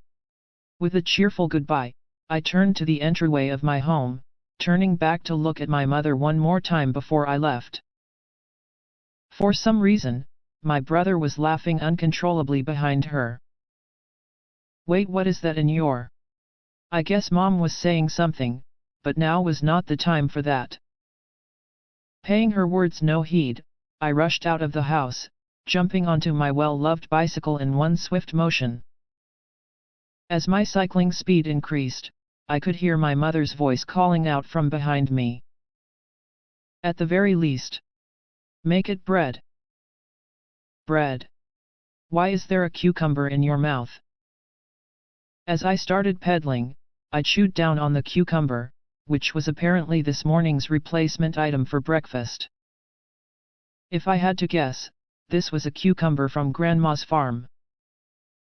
While it was fresh and did have a distinctive taste of its own, it was rather dull without any seasoning. I regretted not putting some miso paste on it cucumber in my hurry to get to school. With chunks of cucumber in my cheek, I weathered the terrible howls and barks of the dog that lived near my house and somehow managed to pedal all the way to school. Just as the bells for the first lesson rang out. Quickly, I headed to the classroom, and upon approaching could make out a bit of a ruckus. It would seem that our homeroom teacher had yet to arrive. I made it. A great save, I muttered, entering the classroom quietly through the back door. Unfortunately, you did not quite make it, my homeroom teacher said, glaring at me from his spot on the podium. And so, for the terrible crime of being late for a few minutes, I was summoned and summarily lectured by my homeroom teacher during lunch break. My lecture finally ended halfway through lunch break. Deflated, I made my way to Akin's classroom. She had been a great friend to me ever since middle school, a great otaku friend, that is. Now that we were in our second year of high school, we had been assigned to different classes, but I made sure to visit her classroom every lunch break. It was then that we would have our otaku talk over lunch. This was part of my daily life. Akin, who already knew at that point that I was late, immediately said, "Let me guess. You were late, caught, and lectured again. When will you ever properly reach school on time?" Apparently Akin already knew of my unfortunate circumstances. Nonetheless, she delivered her assessment with an exasperated expression. "I just stayed up a little bit last night and then couldn't get up this morning." Her exasperation seemed to intensify as she heard those words. "Playing games deep into the night again? You really should be more aware of the time." Ugh, I just kinda got annoyed and kept going, I guess. Upon becoming a high schooler, I was introduced to Otome games, and quickly got hooked with my very first one. I was always like this upon receiving a new game, and it was all too easy for me to forget the time as I got engrossed in the gameplay. Really burning the midnight oil just for games. Did you at least make any progress on Fortune Lover? Fortune Lover was an Otome game that I had purchased recently, and the very same game that kept me up that night. Yet I was thinking I should try out the Path of the Arrogant Prince. Alan's route. Alan was a potential love interest in the setting of Fortune Lover. He was indeed an arrogant prince. He's a little arrogant at times, I guess. But isn't Alan more gentle and nice most of the time? In fact, it doesn't feel like he's as arrogant as the game made him out to be. Hey? Game made him out to be? What am I even thinking about? It was almost like I'd met him in real life, as opposed to him just being a character in a game. What's wrong? Akin asked, regarding me with worry plain in her face. Ah, it's nothing. Nothing at all. Oh, right. I have to quickly eat my lunch. Thanks to my form teacher's terrible lecture, I had lost half the time that I usually had for my lunch. I had to finish my meal quickly after all, my stomach was mostly empty, I only had an unseasoned cucumber for breakfast. My lunch was homemade by Mom herself. After we finished our lunches, Akin and I enthusiastically spoke about our otaku hobbies and games. We had a lot of fun. I woke up every morning, took Mom's homemade lunch to school, and happily spoke to my friends. Such was my everyday life. It was an unchanging, normal life, but for some reason, it also felt somewhat nostalgic, like a most cherished memory. Wouldn't it be great if I could continue living these carefree days? For some reason, this thought floated into my mind. A few days after that, I had made good progress on Fortune Lover. In fact, I was now in the middle of a certain sadistic, terrible prince's route. However, what was this feeling? Something about all this was wrong. This feeling seemed to intensify the more I played Fortune Lover. It was a most mysterious feeling, as if I had forgotten something that was very, very important to me. However, no matter how much I thought about it, I couldn't quite figure out what exactly I was missing. Those carefree days continued until a certain lunch break. I was having my lunch with Akin, as always. How's your playthrough of Fortune Lover going? Still on the route of that terrible, sadistic prince? For some reason, Akin seemed a little worried upon hearing my response. For some reason, it felt like she was different today. At least, when compared to most other days. While I couldn't tell exactly what had changed, she seemed a little more adult. Grown up, perhaps? How has school been? Fun? Yeah, I guess. Yet another mysterious question from Akin's lips. The more I responded, the more I felt like something about her was different. It was something about her face. A face that I had known since middle school, someone who had been with me ever since then, or so I thought. I cried out in spite of myself. For a split second, Akin looked different. I saw her as a beautiful young girl, with stark white hair and ruby red eyes. What am I even thinking? There's no way that could be what Akin looks like. I rubbed my eyes, before gazing upon my close friend once more. There it was. Akin was how she always looked. What did I just see, then? Was I just imagining things? A wide smile came across Akin's face as I continued staring at her, mouth agape and slightly frozen in place. I'm having a lot of fun. After all, I got to meet you, and live through these days again. But this isn't really your world anymore, is it? This is no longer my world? What's she going on about? You belong to another world now, don't you? Another world. Many people are waiting for you there. Again? What do you mean? Akin's answer to my confusion was a quiet, gentle smile. Listen. Can you hear them? Calling out to you. As if on cue, I found that I could suddenly hear a series of voices. Katarina, wake up. I cannot imagine a life without you. Wake up, please, big sister. Did you not promise that we would be together forever? Lady Katarina. Wake up, please wake up. If you aren't here, how could I continue working hard, as I have until now? Wake up! How long are you going to keep sleeping, you idiot?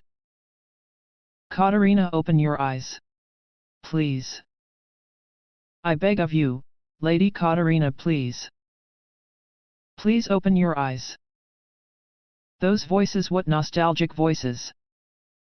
Voices that I've heard before. It was as if a veil of mist had fallen over my mind.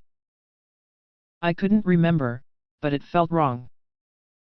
And now, finally that mist was lifting. Nostalgic voices, my adopted brother and friends. All people who were important to me, how could I forget about something like that? With that, the mist in my mind completely cleared.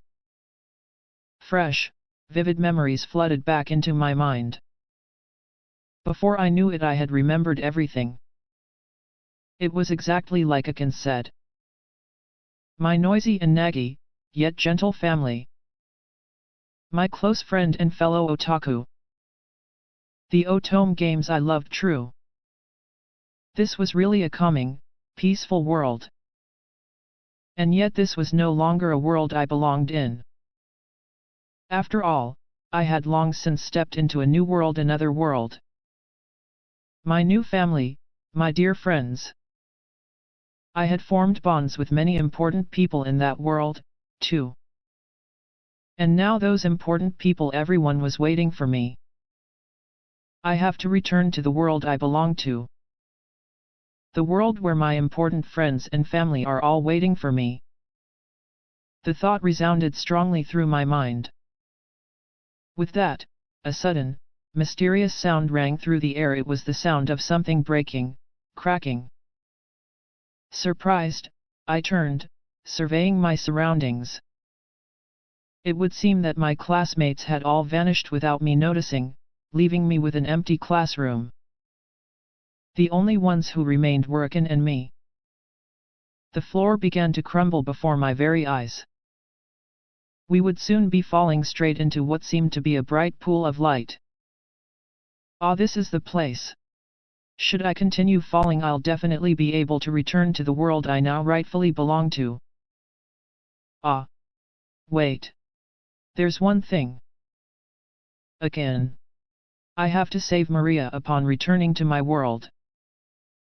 Surely you know where she is being held, Akin. Please tell me. Akin, after all, had cleared the game long before I did. She of all people would know. All right. Maria is still within the campus in a hidden room on the grounds. The exact location is. With that, Akin concisely informed me on Maria's whereabouts. The floor continued to crumble, the pieces falling into the light. There was no time. I should have figured it all out faster. Remembered quicker. I had so many questions to ask. Ah, one more thing. Why is the president? Why was there so much pain in his expression? Why was he crying? However, finally, my foothold crumbled, and I began to be absorbed by the light. Akin looked at me with her gentle eyes, a most serene expression. I'm sure you'll figure it out. Save the president just as you have saved us. His real name is... Save? What do you mean? What real name? Unable to understand Akin's words, I asked question after question. All the while, I could feel my body half submerged, steadily sinking into the light. I could no longer see Akin's face. Somehow, I knew that this would be goodbye. My close friend, who had always been with me since middle school. It was all thanks to her that I even managed to become a high schooler in the first place. Akin was always looking out for me, always helped me. But then in that sudden accident, I was gone. I could not even say goodbye. This was my final chance. Akin. It's been a long time, but I'm glad I met you again. Goodbye, Akin. Thank you for everything up until now. Turning to Akin, whom I could no longer see, I shouted at the top of my lungs. Did my voice ever reach her? I'm glad to have met you again. This time I will stay by your side, as Sophia. Goodbye and thank you, my dear friend. Akin's last words, however, did not reach my ears. The first thing that I saw upon opening my eyes was Sophia's face, with large droplets of tears falling from her eyes. Behind her were Georg, Keith, Mary, Alan, and Nicole. The people who were dear to me. I have finally returned to my own world. Sophia hugged me tight as I slowly awakened, before starting to sob loudly. Even Mary, who was usually so calm and collected, was hugging me too, tears flowing down her face. Everyone else was looking at me with relief. I understood very well just how worried everyone was. My world was right here where all those who were important to me lived. This was why I had to protect this world, and everyone whom I cared about. A terrible bad end like that, I refused to let that happen. The first thing I did upon waking was to stretch myself slowly, steadily. I had, after all, been fast asleep for the last 2 days. My body felt dull and heavy. Although I immediately set about looking for Sirius Dyack, the student council president, he was nowhere to be found. Perhaps he had heard of my awakening, and had escaped someplace at least, that was what everyone else said. I, however, did not think this to be true. If anything, he should still be in the academy grounds. Specifically, the place where Maria was currently being held captive. When asked why I thought this to be the case, I found myself unable to answer. Even so, I believed in it the fact that Sirius was currently with Maria, and that Maria was safe. This was why I headed to that hidden chamber. I had to save Maria. He is a criminal who made an attempt on your life, Katerina. He is a most dangerous individual. You should leave this to us and the authorities, and rest in your room. So I was told. However, I wanted to save Maria with my own 2 hands. After all, I was the reason she had been captured in the first place. And also I wanted to speak with Sirius one more time. Sirius' expression from right before I passed out, that scene was etched firmly into my mind. An expression of pain, of suffering. He had been crying without a sound. Although he had shown me such hostility, that expression was almost one of worry, and perhaps sadness. And then there was that last thing Akin said, the matter of his true name. Sirius Dyack. Surely he had some pressing circumstances of his own. To understand that, I had to meet with him once more myself. I had to make that journey. Although they were initially unwilling to let me expose myself to any more danger, everyone eventually agreed under the condition that I would be accompanied. And so I, my adopted brother, and my friends set off together. Our destination was where Maria was being held and where Sirius was. We found ourselves in a somewhat dark forest, some distance away from the academy's main buildings. Our target was a storage facility of sorts. It was closer to the magical ministry's laboratories than the student dormitories, and as such didn't usually see much traffic. After pushing open the strangely heavy door, we cautiously entered. It was a space almost as big as the Clay's Manor's guest parlor. Various bits and pieces, their purpose unknown, were scattered all over the room.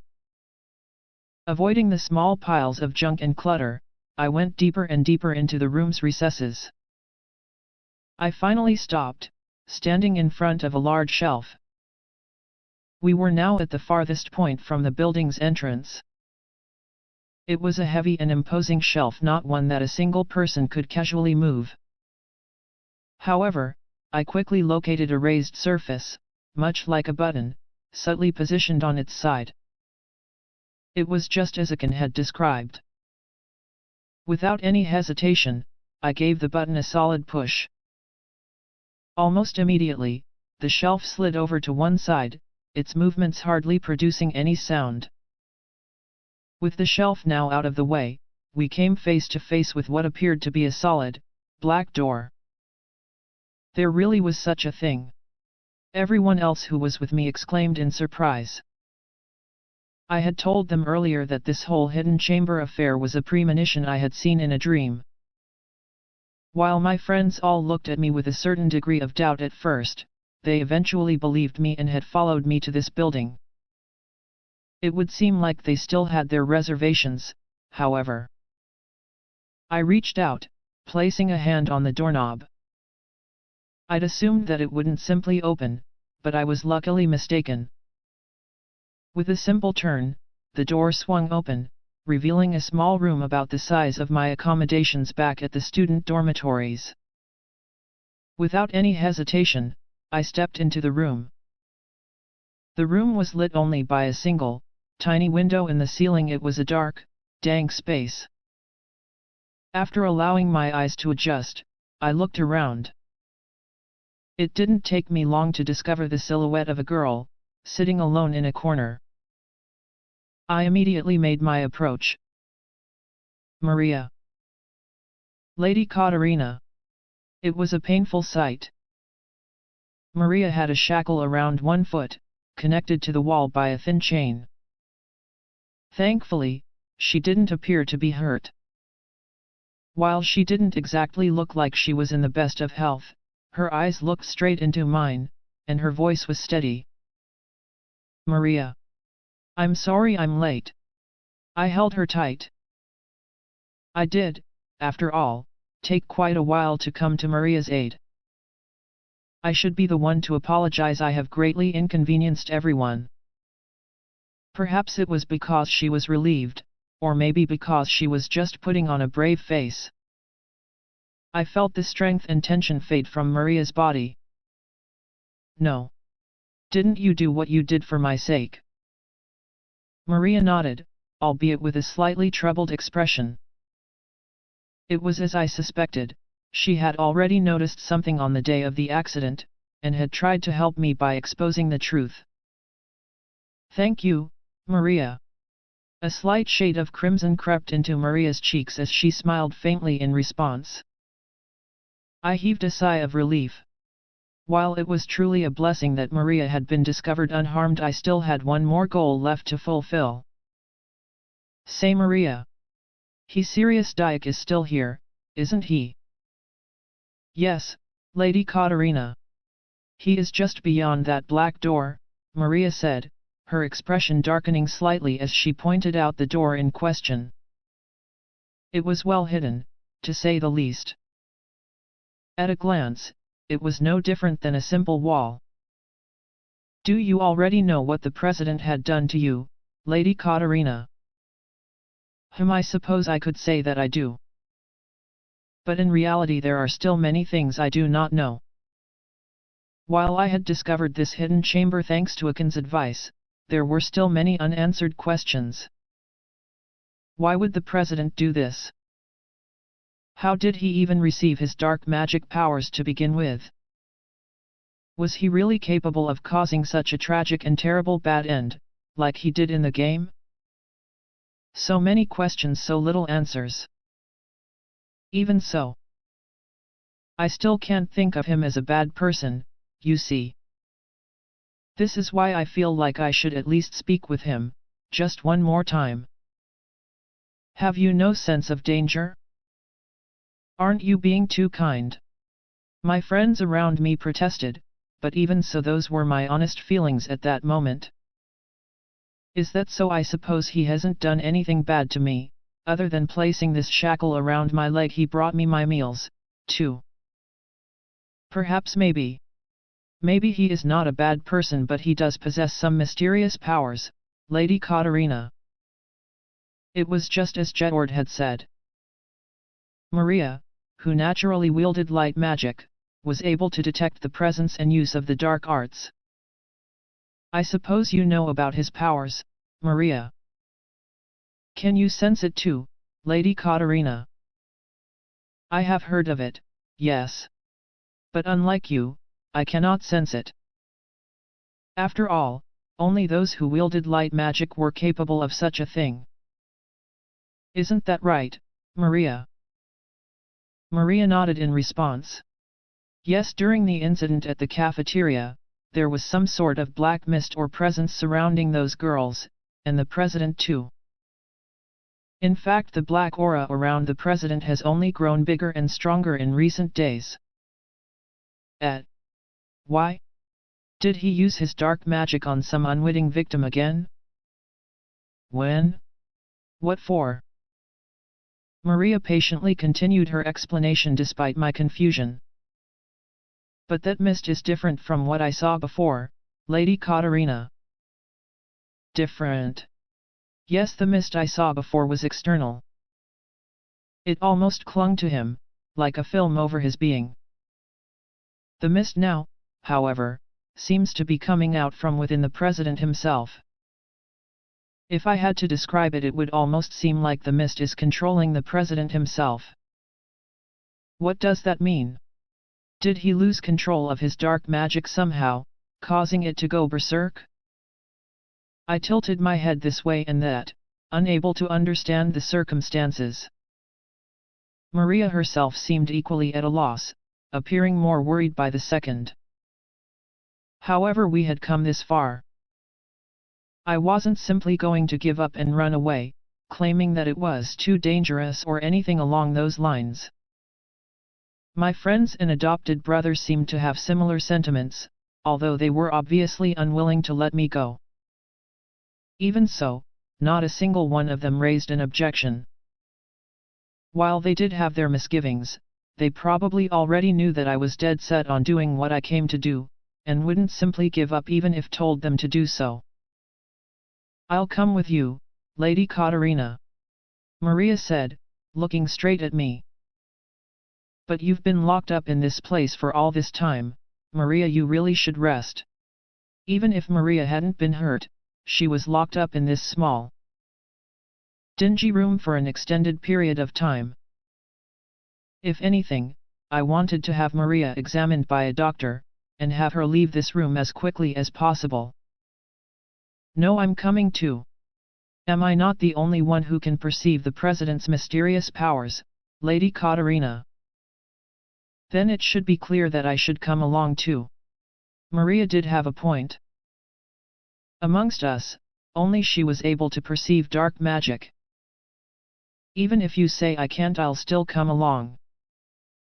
Somehow, Maria said, her courage reflected in her eyes. I could tell that she had already made up her mind. We freed her, and soon enough, we found ourselves all standing in front of the door, ready to enter. This door, much like the previous one, opened without much difficulty. We were greeted by a staircase instead of a room, however, extending deep underground. It was a narrow, unlit passageway. Only one person could fit through at a time. We all made our descent, with Jetord providing some lighting via his fire magic. Before long, we discovered yet another door.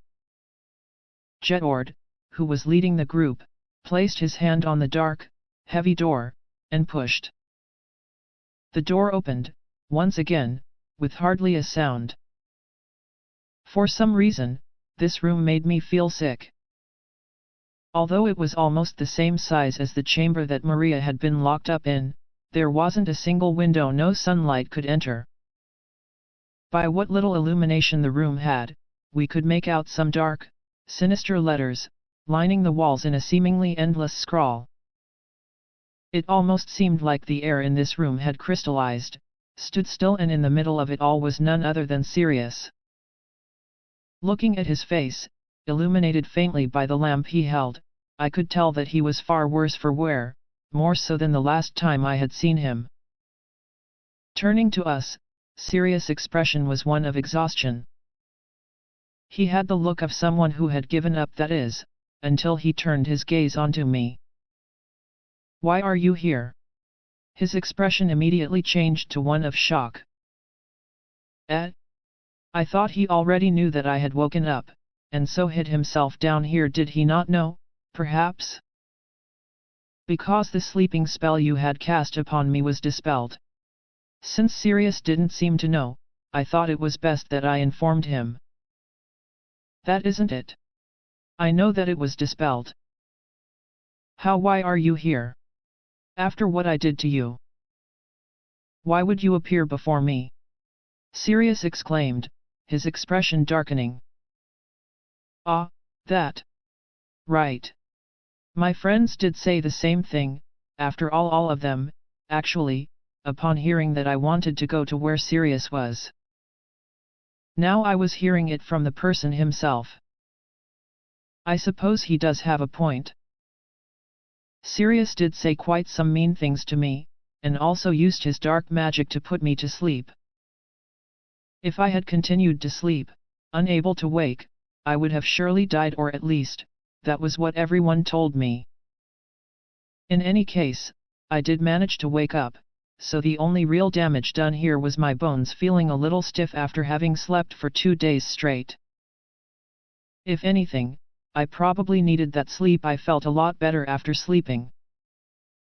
And so I decided to answer Sirius truthfully. Well, I don't really think that you've done anything particularly terrible to me. Do you even know what was done to you? Ah, that look. Sirius thinks I am a fool, no doubt. How unfortunate. No, I do know. You used your dark magic to cast a sleeping spell on me, right? Exactly. And with that sleeping spell I would extinguish your life. That is a lie, isn't it? A lie. Sirius' expression seemed to darken further. But I paid it no heed, continuing with my little speech. After all, if you really did want to kill me, you would have done it there and then, not simply put me to sleep. Isn't it faster that way? There were no other people present in the garden. As far as I knew, we were the only ones there. It would have been extremely easy for Sirius to kill me if he had really wanted to. There was no point in going through the trouble of putting me to sleep. While I was not exactly very smart or quick on the uptake, even I could understand this. Similarly, Sirius was a capable, skilled individual. I couldn't believe that he didn't notice this himself. This was how I came to the conclusion that the person standing in front of me had never really intended to kill me in the first place. Sirius simply stared at me blankly, as if his words had been snatched away. I wanted to meet with you one more time, President. So we could have a talk. Talk? Yes. Because you looked like you were in pain back then. Because you were crying. Honestly speaking, though, I couldn't quite remember what I had said back then. To be fair, I was put into a magically induced sleep for 2 days, so I could hardly be blamed for this lapse of memory. I remembered one thing, however. Sirius' face, tear-streaked, as I fell from the bench I was sitting on. Why? Why did he have such a pained expression? It was something that I couldn't stop wondering about.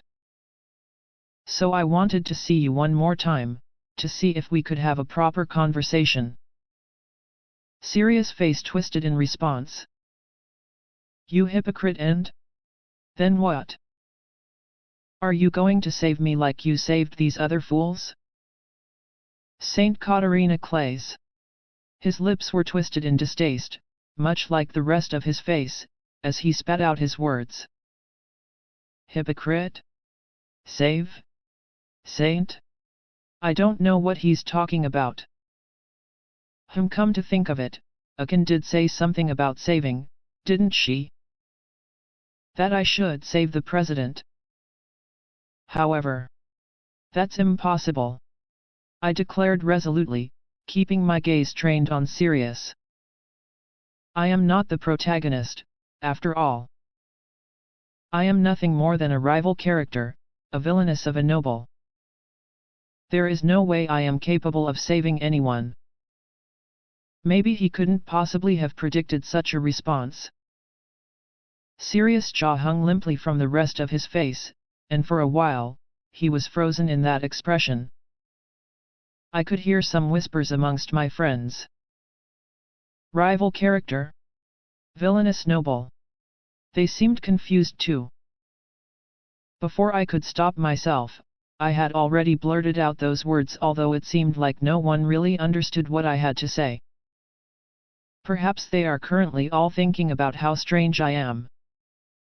Ah, what peculiar things that girl says. Even so, those words were the truth, and nothing but the truth. In the Otome game world of Fortune Lover, I was not the protagonist, but the antagonist villainous rival character. That was my role. I could hardly measure up to the other rivals either. I couldn't hold a candle to Mary or Sophia, with their beauty, high magical capability, and smarts. I wasn't all that beautiful, my magic was half-baked at best, and I wasn't smart at all. Yes, I am a most disappointing rival character. I am Katarina Clays. How could someone like me be expected to heal the trauma and pain of others, like the protagonist?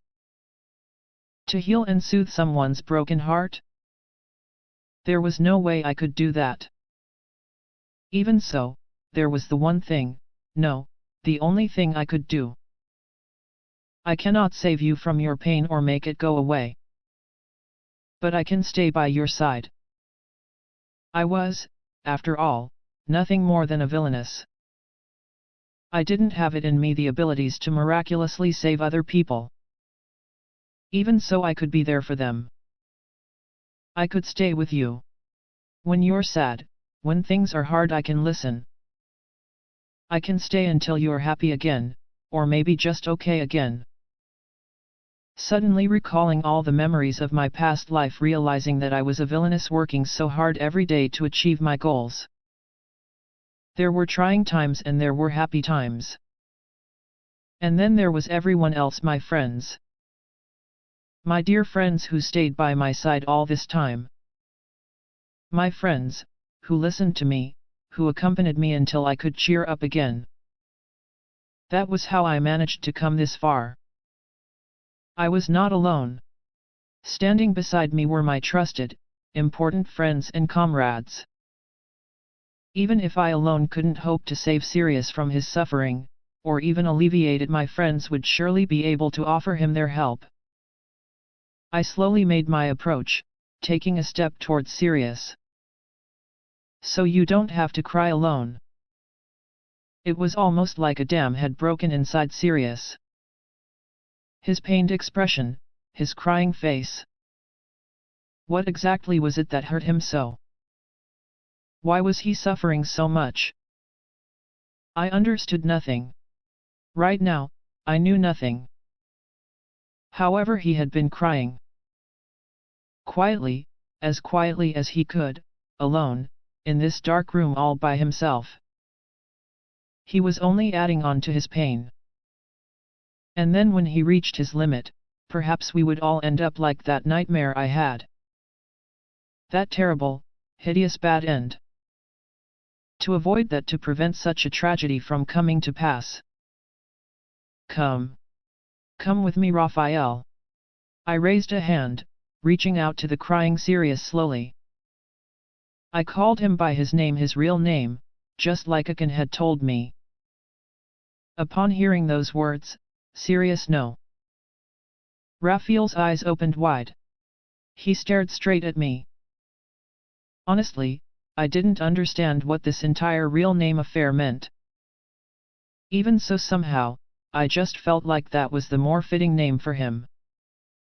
Raphael slowly raised his hand.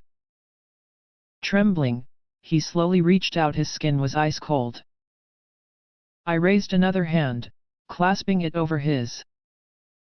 It'll be okay. I tried my best to smile, so that I could cheer him up ever so slightly. I focused, trying my utmost best to not look like a smiling, mean-spirited villainess who had something up her sleeve. The black mist it's fading. Maria, who was standing some distance behind me, muttered. I didn't really know what she meant. However, I noticed something as I gazed into Raphael's eyes. They were now a familiar, gentle color. What are you doing in a place like this? A gentle voice, from above my head. I had been bullied by the other children who lived nearby, and had hidden in a corner of my home. Looking upwards at the direction of the voice, I saw my mother, whom I loved very much, looking down at me with a worried face. It's nothing. I'm okay. I didn't want to worry my mother. I blurted my words as I rubbed away my tears in a hurry. If you cry in a place like this, all alone, those painful feelings won't go away. When it hurts, Mom will be by your side. I'll sit by you and listen to you, so don't cry alone, my mother said, holding me tight as she did so. By the time I had become aware of myself, I was already living with my mother. We were otherwise alone. My mother continued to work as she raised me. Although it was hard on her, the smile never once faded from her face. We did not live comfortably, nor were we of any means, but my mother always said the same thing. I am truly blessed to have a wonderful son like you, she would say, while hugging me tight. My mother loved me very much. Those were peaceful, blissful days. I didn't know anything about my father. Not his name, not if he was dead or alive. Because of this, I was often picked on and bullied by the other children who lived nearby. It would be a lie if I said I didn't once wonder, or care. But even as a child, I noticed that my mother never spoke of my father. After all, children hardly gave these matters much thought. However, I would eventually come to regret this. If I had at least known something about who my father was, then perhaps I would have been able to change what happened. Eventually, the peaceful life I shared with my mother abruptly ended. It happened in the spring of my 9th birthday, in the evening, as my mother and I were walking home together. Without warning, a few burly men I had never seen before ambushed us before pressing a cloth to my face. The cloth had a sweet smell about it, and that was the last thing I remembered. I found myself in a dark room as I regained consciousness. The room didn't seem to have access to natural light, and was lit by a lamp. By the light of that lamp, I could see sinister letters written all across its walls. It was so unsettling. There were about 10 people there. I was lying down on my back in the middle of the room, and those people stood, surrounding me. The burly man who had restrained me before I passed out was also present. If I had to guess, these were the people who had brought us here. My limbs were tied down. I tried to move, to no avail. There was also a cloth gag in my mouth. I found myself unable to speak, or make much of a sound. Before me was a man dressed completely in black, and a woman. The woman wore a vibrant, red dress, and around her neck were several large jewels. A woman in red, she didn't seem to match her surroundings very well. The child is awake.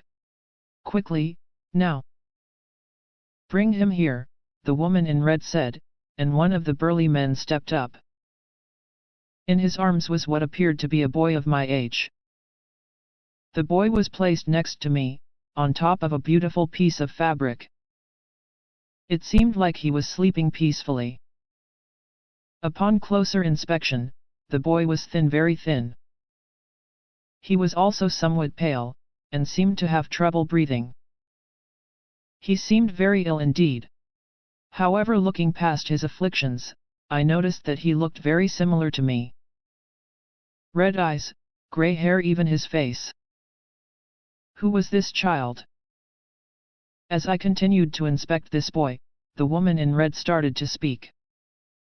With this, the preparations are complete. Well then. Let us begin. Present the sacrifice. Preparations? What do they mean? Is something going to happen in this dark room? What was this sacrifice? I felt like I had heard the word before, in a book my mother once read to me. What was it, again? Still confused about the situation, I kept pondering upon the meaning of the word. Another man stepped forward, this one opposite the burly man who had placed the boy on the cloth. This man, too, seemed to be bringing someone along. That person was none other than my beloved mother. He was dragging her into the room. Her beautiful face was bruised and battered. She was roughly pulled and made to walk, as if she had suffered injuries to her legs. "Mother!" I yelled, desperately struggling against my cloth gag. In reality, only a slight, muffled sound escaped. I tried to get up, tried to approach my mother. However, one of the men standing near me pushed me down roughly, pinning me down onto the cold, hard floor. "Stop it!" my mother shouted, trying to walk towards me. She, too, was subdued by one of the men. Regarding us with a chilling stare, the red woman spoke once more. "Please. Do not be so rough with that child's body. After all, his body belongs to my precious Sirius." "That child? Does she mean me? What does she mean by my body belonging to this Sirius? Who is Sirius?" I couldn't understand what was going on at all. "Madam Marchioness, please, if you hate me, do with me as you please, but please, please spare the child," my injured mother pleaded with the red woman desperately. My mother referred to this red woman as Madam Marchioness. Does she know this woman? Why would this woman hate my mother? My mother was very kind to me. She was also very nice to everyone who lived around us. Everyone loved my gentle and kind mother. I couldn't think of any reason why someone would hate her. However, the red woman stared at my mother coldly. "What an impudent woman you are! First, you take my husband from me, and then was gifted with a child, and yet you ask for more. I am nothing more than a passing fancy of the Marquis, and was only with him for a short time. As I said before, I have no intentions of approaching the Marquis ever again. All I want to do is live quietly with my child." A dry smack echoed across the dark room. My mother, who was pleading with the red woman, had been slapped across the face. "Mother!" I tried to scream, but I was still gagged, unable to speak. Both fathered by Marquis Diak. Both children take after him, and yet, why are we so different? Beauty, health. A healthy child, why are you so blessed? And yet I have nothing. I am not beautiful. I am sickly. I am unloved by my husband.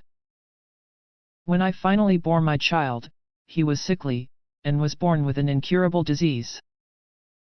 He has not long to live," the red woman said, roughly grabbing my mother. "To think that you two, mother and son, could live happily forever, I will not allow it. I will never allow it. Begin." At her words, one of the men in black approached my mother, standing before her. In an almost emotionless voice, he started to speak. They were the most mysterious words I had ever heard. They were foreign, much like the language of a faraway land. However, they were also strangely nostalgic. I could feel a wave of goosebumps rising over my skin as the man continued to speak. I felt sick. It was like the air itself stagnated and became still. And then the man's words stopped. At that, the entire room was enveloped by a thick blanket of darkness. In the pitch-black dark, I couldn't see. All I heard was my mother's screams. As soon as light began to enter my vision, I started searching for my mother. It didn't take long for me to find her. About 2, perhaps 3 steps away, was my mother, sprawled out on the floor, dazed. I desperately tried to approach her, struggling against my bindings. Upon finally managing to get close to her, I noticed that my mother's face was pale. She was no longer breathing. Although she was injured before, she was not dazed in such a fashion. Why? What happened? Mother! Mother! I yelled pointlessly into my gag. I saw myself, reflected in my mother's eyes. She stared straight at me. Please. In a voice too faint to be heard, in a voice that sounded like it would fade away any moment, my mother took her last breath. And then all was silent. Well? Was it a success? Yes. As stated in the texts, it would seem that the adequate powers had been attained, the man in black responded. Is that so? Then do it, quickly. Use that power to transfer serious consciousness into that child's body. Although I could hear their conversation, nothing entered my mind. I couldn't accept what had happened here. Just moments ago, I was talking with my mother about what to have for dinner, and we were walking home together. Before I knew it, I had been taken to this dark place, and here, my beloved mother stopped breathing. Yes. Then, we shall begin. The man in black placed a hand on the body of the boy sleeping next to me, and then another on my head. In that moment, a rapid series of images filled my mind. They were strange images, too, complete with sound. Unknown places, unknown people. It felt like someone else's life. As the images continued to flood my mind, I was assaulted by a searing headache. And then as the images finally slowed down and stabilized, I found that I suddenly knew everything. Why I had been brought here and why my mother had stopped breathing in this dark room. The images that entered my mind told me everything I needed to know. The plans of that woman in red. The woman in red was the wife of Marquis Dyack, a noble. She was the mother of the boy lying down next to me. Sirius was his name. However, the Marquis did not love his wife. He was a womanizer, and continued sleeping around with other women even after he got married. After they got married, the Marquis did the bare minimum. After ensuring that his heir Sirius was born, he quickly left, seeing no need to stay by his wife's side. Perhaps that was the reason why the madam became intensely dependent on her only son, Sirius. She would speak of her misfortunes to this young child every day. She became emotionally dependent on him. However, the child, the one and only place where she could rest her heart, was soon afflicted by an incurable disease. She used all her money, all her power, and hired many doctors. Failing that, she even ventured into the occult. But no matter what she did, her son's health did not improve, and he got sicker with each passing day. The woman could not accept that she might lose her only child. One day, she became aware of a certain kind of magic, dark magic. Magic that was able to dominate the hearts and minds of others. Magic that could replace the memories of others. Upon hearing of that, an idea came into the woman's mind. If she had transplanted her son's memories into a healthy body, he would surely be saved. It was a nonsensical plan. Realistically, such a reckless plan would have no hopes of success. However, there were no other ways to save her child. The woman, unable to bear the thought of losing her son, decided to chance it on this reckless plan. And so, the woman started to search for a way to obtain dark magic, and a suitable vessel for her son's memories. The vessel, the new body for her son, had to be healthy. It also had to be of a similar age and appearance as her son. After all, a body that looked completely different could not claim to be the heir of the Daic family. It was then that the woman found what she was searching for. A child about the same age as her son, with a similar appearance. It was almost like the boy had been born to serve as a vessel for Sirius. That boy was none other than the illegitimate love child of Marquis Daic and one of the maids in his service that he had laid his hands on. The maid worked at the Marquis' abode, and was well loved by her employer. Soon after, a child was born to the maid, and it was around that time that she vanished from the household. The maid, upon leaving the Marquis' service, bore a healthy and happy child, a child that looked very much like the Marquis. It would seem like she lived happily with her child. And so it was decided that this child would serve a Sirius vessel. The woman successfully discovered a means to obtain dark magic, said means being that of sacrifice, exchanging a life for the dark arts. In other words, a living person had to be sacrificed to become a wielder of darkness. The woman made up her mind. She would sacrifice the ex-maid, who was so happily living with her child. Finally, the woman carried out her plan. She captured the vessel child and his mother, who was to be the sacrifice. She instructed one of her underlings with magical aptitude to sacrifice the child's mother. Upon him gaining dark magic, he would then use his powers to transfer Sirius consciousness into that of the child. As per the woman's plan, Sirius memories would be transplanted into the vessel, said vessel being me. Upon this happening, I would cease to be, and instead be reborn as Sirius Daic. However, even with all of Sirius memories, all he had seen and heard, suddenly crammed into my head, I was still me. It was without a doubt that Sirius memories were fresh in my mind, but that was all there was to it. There were only memories in my mind. The youth known as Sirius was nowhere to be seen. All I felt was a sad wave of emotion. I am tired. Please let me rest, it seemed to say. Before Sirius had even become aware of himself, all he had to listen to were his mother's complaints and grudges. This carried on even as he fell into the clutches of an incurable illness. The youth had no choice but to listen, and now he only wished to be set free. Despite his age, the youth was already tired of living. What flowed into me were only memories. Sirius was nowhere to be found. As such, I never became Sirius, only gaining knowledge of his memories, void of all emotion. The woman's plan had failed.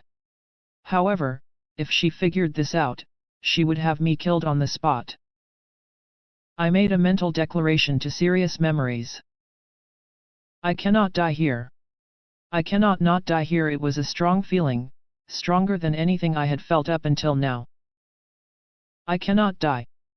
Not yet, not before fulfilling my mother's last wish. Before I knew it, the gag had been removed from my mouth. I suppressed my emotions as much as I could, and then turned to the woman I hated most in the world. Mother dearest, I said, just like how Sirius Daic had referred to her. Upon hearing those words, a wide smile came across the woman's face. Sirius. It is you. The dark magic succeeded, she said, holding me tight. I could feel myself shivering from an extreme feeling of disgust and hatred. And yet I endured. I couldn't die here, not yet. I had to live and fulfill my mother's last wish. Well then, madam. My work here is done. Could I please return with my family to our homeland, now? The man in black asked, somewhat fearfully. Yes, you have done well. Thanks to you, my Sirius has finally obtained a healthy body. Well then, can I please return to my family?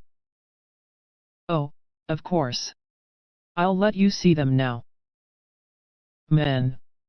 The woman gestured to the men who had restrained me earlier, who had been standing in the corner of the room this entire time. The man in black seemed to have a look of peace about him. The burly men approached him, and pierced the man in black with their swords. Why? He asked, blood flowing freely from his body as he reached out with his hand questioningly. You said you wanted to return to where your family was, right? Well, your family is already in the afterworld waiting for you. The woman smiled elegantly. I only worked for you because you promised me that you would let me return to my family. After we had done all this you lied to me. Did I really have a choice? After all, it is a power considered taboo. Few, if any, have obtained such powers before. But now that everything has come to an end, wouldn't it be most dangerous to simply let you live, now that you are a wielder of darkness? The woman smiled, as if she were extolling a truth of the world. The man in black, his face scrunched up in pain and fury, stared right at the woman. Curse you, I will never forgive you. I will take away all of your power, your social standing, no matter what. I will see that you fall into hell. The man's outstretched hand brushed against one of my toes. What are you going on about? You are a dead man writhing. Men, finish him. At her command, the men thrust their swords deep into their victim and soon he stopped breathing. At the same time, Sirius Dayak, the boy who had been lying on the cold floor next to me, breathed his last breath. I lived my life as Sirius Dayak from then on. I swore to take revenge against the Dayak family, the people who took my mother's life, and who turned me into a tool. It was soon after I had started living my life as Sirius Dayak that I noticed that I had strange, mysterious powers. I found that I was able to read the hearts of others, and to control their actions. This was dark magic. Honestly speaking, I didn't know why this power manifested in me in the first place. Even so, it was something I could use, and I welcomed its presence. Since then, I had lived only for the sake of revenge. Time passed by and then I met her. The girl who said the same things as my beloved mother did. The girl with the same gentle smile on her face, just like mother's Katarina Clay's. Ever since I crossed paths with her, all I could feel was a tumultuous vortex of emotions in my heart. My resolve to live for revenge started to falter. This was why I had to get rid of Katarina once and for all. I lulled her into a deep sleep with the dark arts. She would sleep forever, and eventually die. However, my unbreakable spell was overcome. I understood this to be the case when I went to check up on Maria in her little hidden room, and saw that my dark magic had been undone. I should have been panicking over the situation, but instead, I felt a deep sense of peace. The spell I had cast on Katarina was broken. With this, she would be saved. Perhaps that is for the best, I thought. With Katarina's awakening, my deeds would be brought to light. Surely I would be arrested and dealt with. You can't let yourself get caught here. You have to escape, so you may continue planning for your revenge, the voice within me said, somewhat forcefully. However, if I were caught here, then everything would end. Perhaps that was a good thing. Have you forgotten your mother's last words? The voice said once more. I felt my heart stir. Please avenge me. My mother's last words. I had lived all this time in hopes of fulfilling that dream. But I was tired, you see. I no longer wanted to hurt anyone. Once the authorities got wind of this, surely this place, hidden chambers known only to the Dayak family, would be discovered too. The chambers were originally constructed so that Madame Dyke could carry out occultic research in hopes of saving her son. Soon after, research in the chambers shifted to the dark arts. It was for these purposes that this place was built hidden away in the forests, and yet still on the grounds of the Academy of Magic. The place where my mother's life had been taken away. Where my life, my future, had been snatched from me. For it to all end here, perhaps this, too, was fate. That was why I kept waiting in this hidden chamber. Waiting on my own destruction. I did not have long to wait.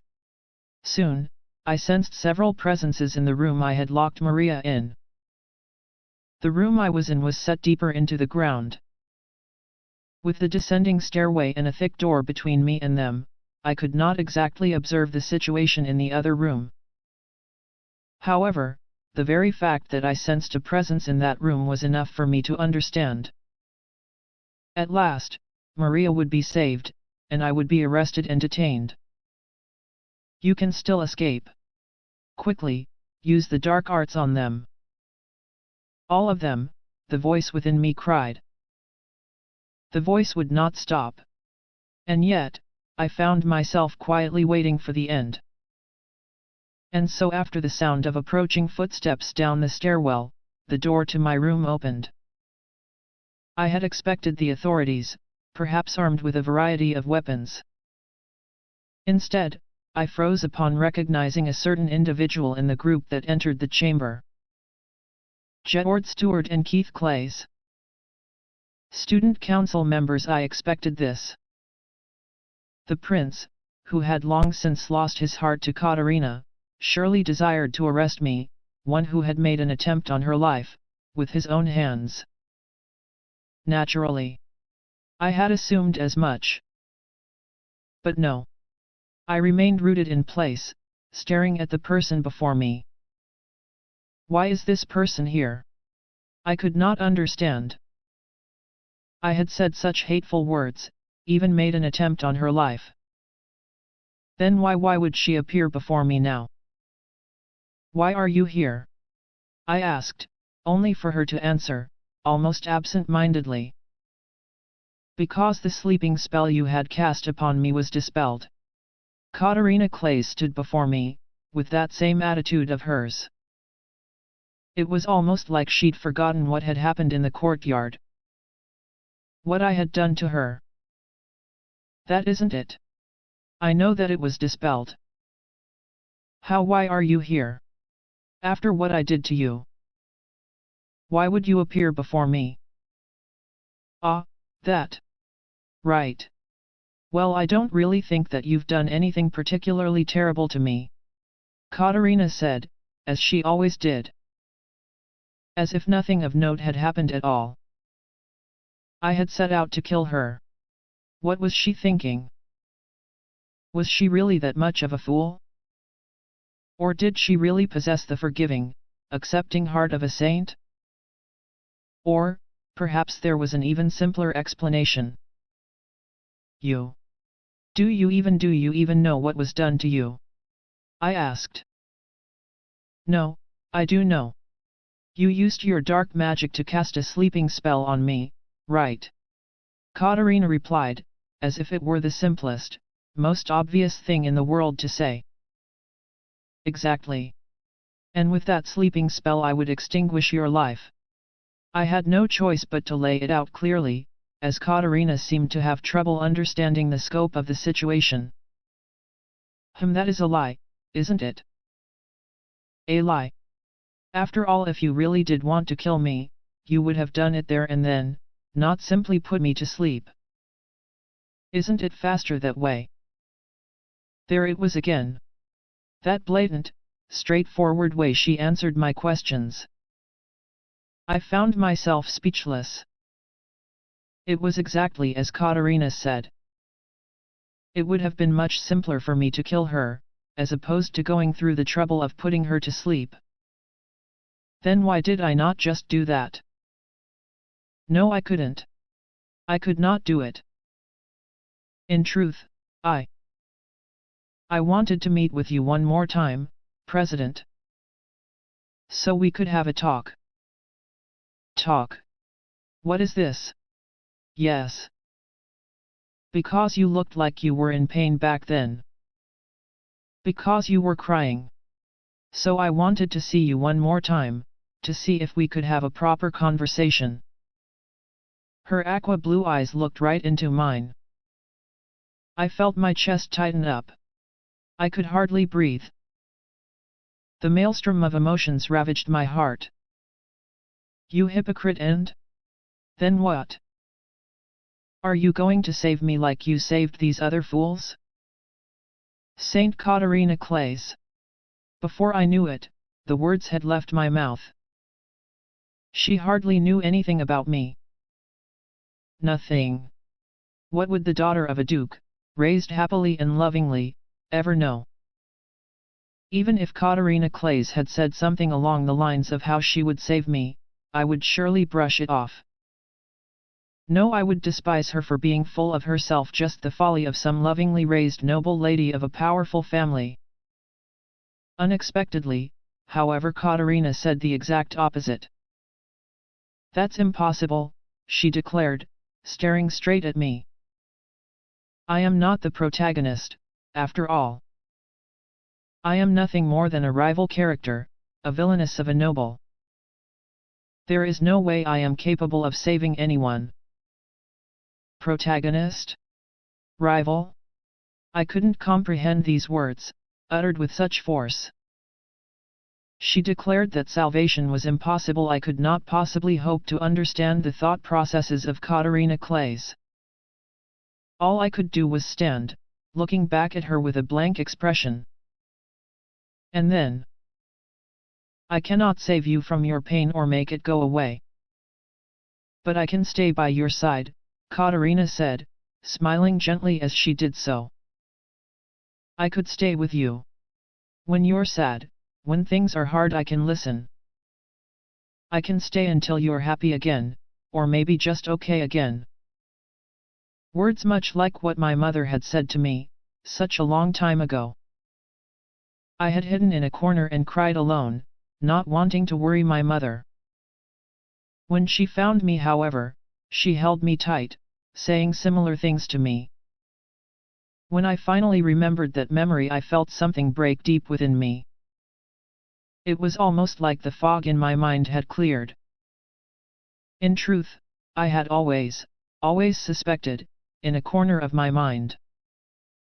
Please avenge me, supposedly my mother's last words. But could my gentle, loving mother, who always worried more about me than herself, ever leave me with such words? And now I remembered. I finally remembered that my mother had hardly left such hateful words. Why? How could I misremember in such a fashion? My mother's actual last words, please live. Live on, be happy. I love you. Yes. My mother had never sought revenge. Until the very end, up until her last breath, she had wished for my happiness. That was why I thought I should live on, that I had to continue living on. Before I knew it, Katarina had moved quite close to me. So you don't have to cry alone. With a gentle smile, she reached out with her hand. Why did my vision distort in such a way? My cheeks were wet. Come. Come with me, Raphael. Raphael. My real name. The name that my mother had given me. A truly important name. Slowly, I reached out with my hand towards Katarina's. But then... Hey! What do you think you're doing? Don't listen to the words of someone like that. In fact, they're careless, and have approached you. Take her hostage and escape. You can still escape, the voice in my screamed, agitated. I, however, turned to the voice and responded. I don't want to do anything like that. I've already had enough of revenge. What? The voice in me seemed afraid. I asked it a question. Also, who are you? I had lived my life according to what this voice that preached endlessly on about revenge said. It was this very voice that had brought up the memory of my mother's last words. However, those last words were false. My mother never said such a thing. It was this voice that had enticed me into doing all this. This other me who shouted about revenge, and who twisted my beloved mother's last words. I finally realized it. This thing was not me. My belief that this voice was me had clouded its true form. I could not see it for what it was. For so long, I thought that this voice was another side of me. In truth, he was the man in black. The very same man in black who had taken away my mother's life. So you notice at last. The man in black smiled, bitterly, in defeat. All this time, you've been controlling me, pretending to be me. I remembered how his fingers had brushed against me right before his death. I suppose it was right then that the dark arts had seeped into me and controlled my will. And that was how it twisted my mother's last words. All I was doing was granting your wish. I was just helping you, the man in black said hatefully. Yes. I hated them all. But, I did not live on for the sake of revenge. I lived on so that I could one day be happy. That was my mother's last wish, that I would live on, and find happiness. So this man in black had to be erased. The supposed fact that the dark arts could only be dispelled by the individual who cast the spell, this girl before me, was proof that it could be overcome. It'll be okay. Katarina's warm hands gently held mine. I started at the man in black, focusing on a singular thought in my mind. This is the end. There will be no more revenge. Your existence is no longer needed. Damn it all, who do you think was the one who had led you all this way? You are weak, you traitor. With those last words, the man in black vanished. Looking up, I saw Katarina's gentle smile, and felt her warm gaze. Sirius Dyack, real name Raphael Wolt. He told us everything, about how he had been born to Marquis Dyack and a maid in his service, about how he was raised, and how he had been living as Sirius Dyack, and also about how he had obtained dark magic. Finally, he also told us about how he had been controlled for the past 7 years by that very same dark magic. Although everyone was intent on presenting him to the authorities and pinning him as a criminal behind this entire incident, their opinions changed upon hearing Raphael's story. I had never thought to persecute Raphael for what he did. Maria, too, decided to forgive him for having confined her to that chamber for several days. It would seem that Maria had been looking at Raphael's eyes at the moment when the dark magic cast upon him was dispelled, and in doing so became more convinced of the truth to his words. However, Raphael decided that he should turn himself in to the authorities. I want to tell them about all this myself. About my mother and I and the man in black, and the real Sirius. Although I was being controlled, I still have a duty to speak of the things I had done. Raphael said, deciding to inform the authorities about all that had transpired. The sins of Madame Dyack, her men, and Raphael's own sins were hence laid bare. A while after Raphael had turned himself in, news of Madame Dyack and her men being arrested spread across the circles of noble society. We never heard about what became of Raphael for his involvement in forbidden magics, nor was the incident ever made public. It was probably safe to assume that he was now atoning for his sins in some manner.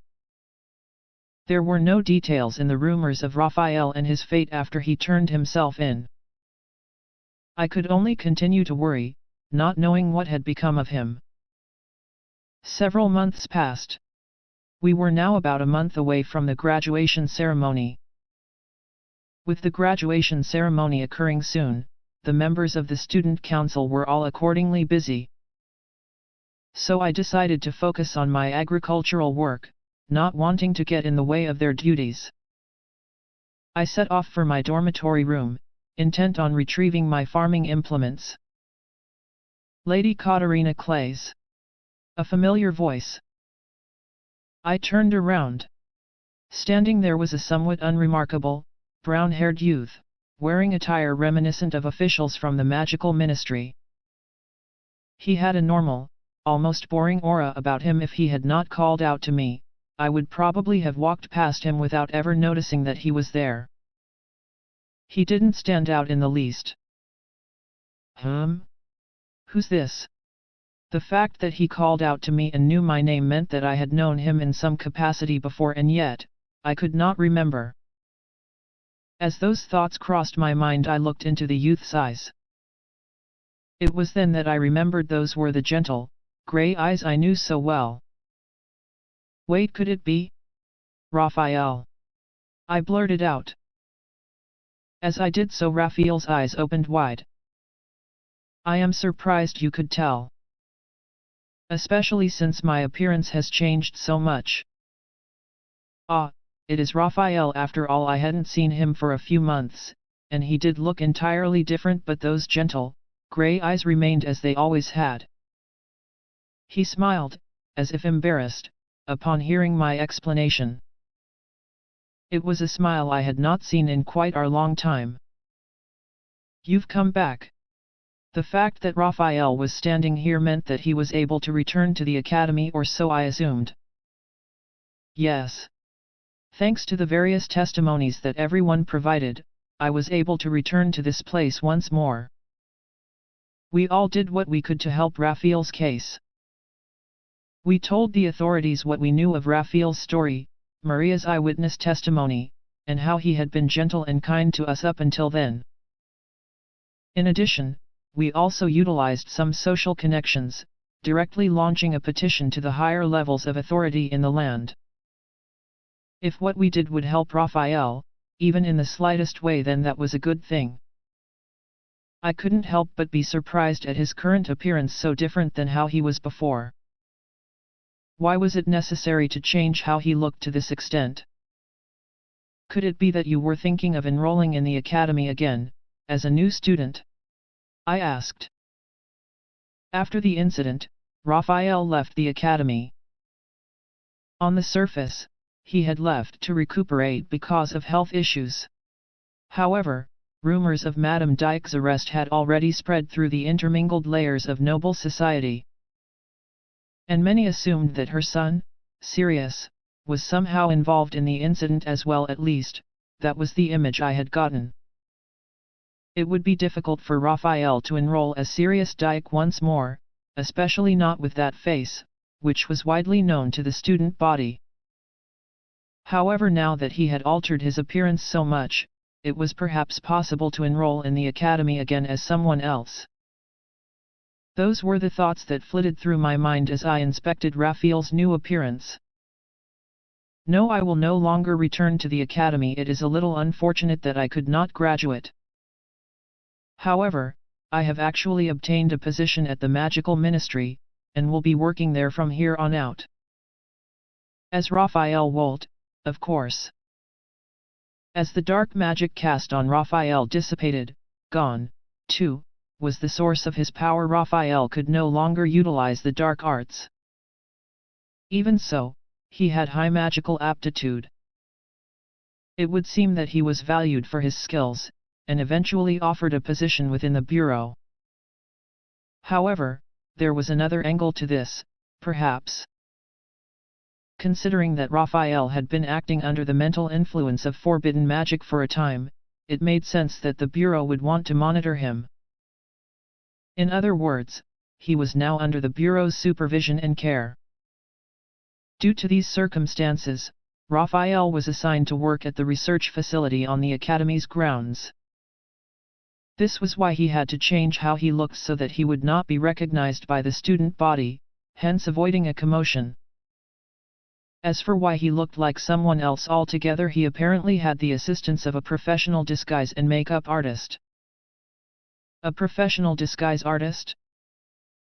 What sort of profession is that? They even changed his facial shape, a well-done disguise indeed. Yes, as expected of a professional. Apparently, until noble society at large had calmed down, Raphael was to stay in this disguise. Then, I suppose we will meet like this again sometime. Yes. I would think so. We are on academy grounds, after all. Ha! Then should we have a chance, would you put on a pot of tea again, in that delicious way that you do? Of course. Gladly. Smiling, Raphael suddenly knelt before me, reaching out with his hand. It was a reminiscent of what Jetord had done when he had asked for my hand in marriage. What? What's this all about? What should I do? Lady Katarina Clays, allow me to introduce myself once more. I, Raphael Wolt, would like to live by your side. Would you permit me the honor of doing so? What stiff, formal words. I suppose Raphael means that he wants to be friends and get along from now on? Well then. Of course. I hope we get along well from now on, too, I said, holding his outstretched hand in mine. Ah, but... Well, perhaps you really should not be calling me by my full name. It is a little unnerving. Just address me like you always have, yes. Raphael smiled, as if at a bit of a loss, upon hearing my words. Chapter 5, the final event is here. Finally at last. The time had come. It was now the night before our second-year seniors graduated, the night before the graduation ceremony. Alone in my dormitory chambers, I balled my fingers into a fist. I had finally reached this point. The end of Fortune Lover, the last event, the graduation ceremony at the Academy of Magic.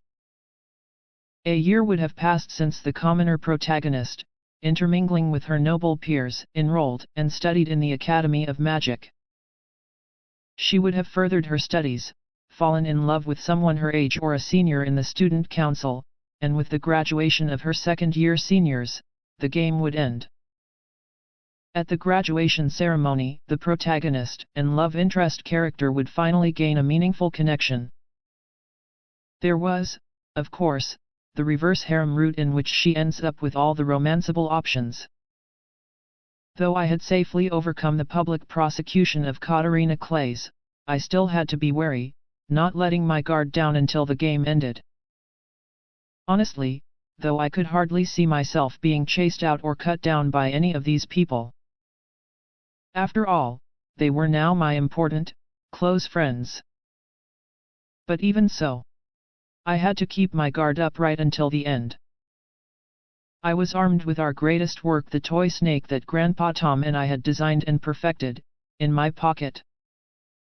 And if I were ever exiled from the kingdom, I would be ready.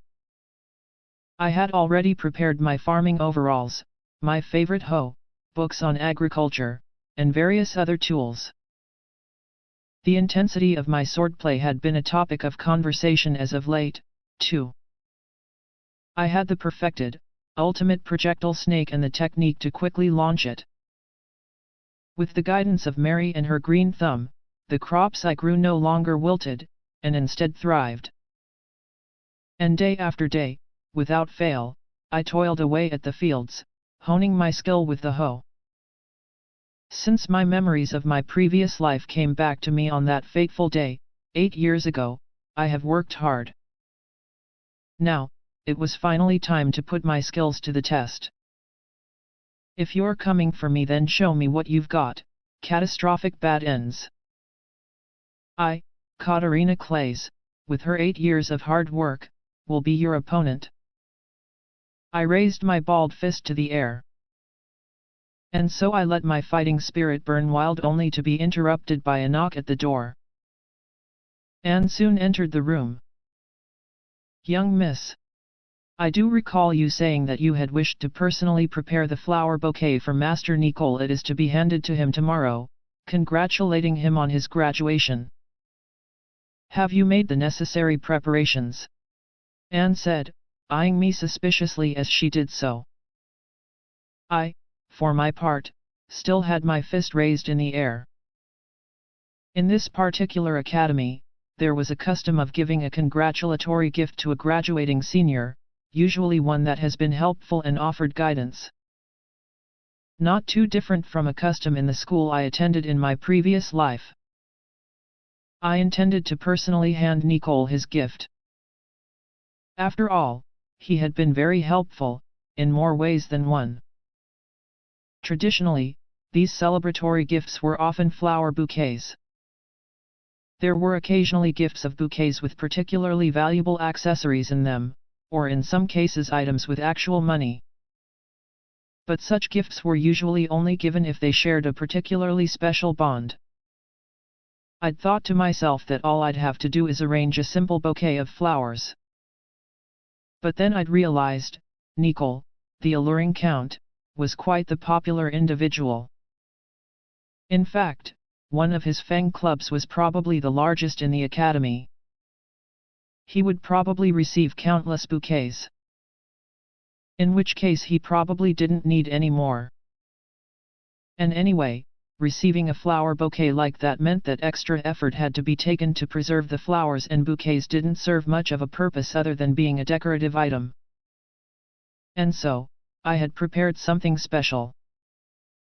With that in mind, I proudly showed Anne what I had prepared.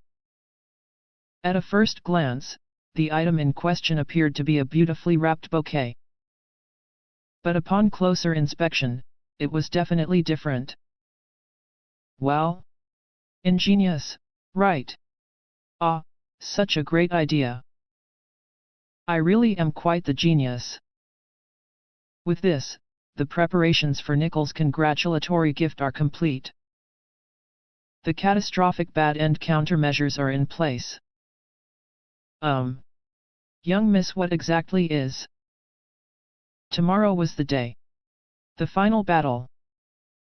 Excuse me, young miss? Are you listening?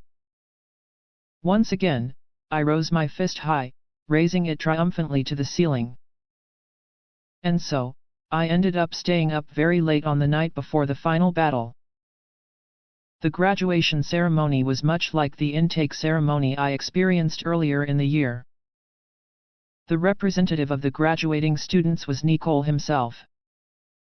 Originally, that role belonged to Sirius Dyack, but not much could be done about it now that he was no longer a student at the academy. Regardless of gender, I found that many people in the crowd had turned red and were sighing in a bittersweet fashion at Nicole's graduation address. They had all been thoroughly charmed by the alluring count. What truly terrifying charm indeed! Jedord, meanwhile, was the representative for students yet to graduate from the academy. It would seem that he would become student council president next year. I observed a similar reaction amongst many of the female students as the prince gave his address. Their faces were red, and a cacophony of sighs could be heard. As expected of the handsome fairy tale-esque prince. With that, the student addresses peacefully concluded amongst the sighs of the crowd. It was finally time. To me, this was it, the final frontier. The ending event of Fortune Lover was finally underway. It was time for the graduation party. With the ceremony over, many students attended a standing buffet party in the academy's courtyard. In this graduation party, the protagonist and her love interest would sneak out of the venue quietly and finally make clear their impassioned thoughts for each other, forming an everlasting connection.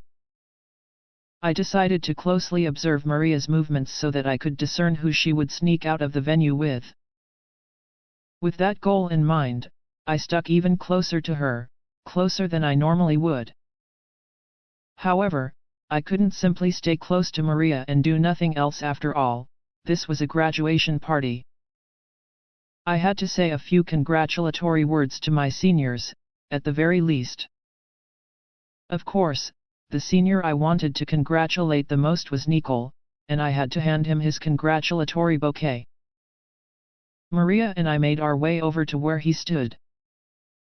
By the time we got there, Nicole was already holding quite a sizable number of bouquets. In fact, there was also a small stand set up next to him where many other bouquets now lay. There were a lot more than I expected. The sheer number of them was stunning. Many congratulations were apparently in order. Maria was first to hand over her flowers. Although the bouquet that she had prepared was by no means expensive, it was charming and lovable, a fantastic bouquet very much reminiscent of Maria's tastes. Next, I stepped up, handing Nicole the special bouquet I had prepared. Taking a glance at what appeared to be flowers, Nicole smiled that rare, wonderful smile of his. Upon taking a closer look at the bouquet, however, he suddenly froze mid-motion. Noticing Nicole's strange behavior, Alan, who had been standing next to him all this time, leaned over for a closer look. "Oi, what's wrong, pft? What? What is this? Grass?"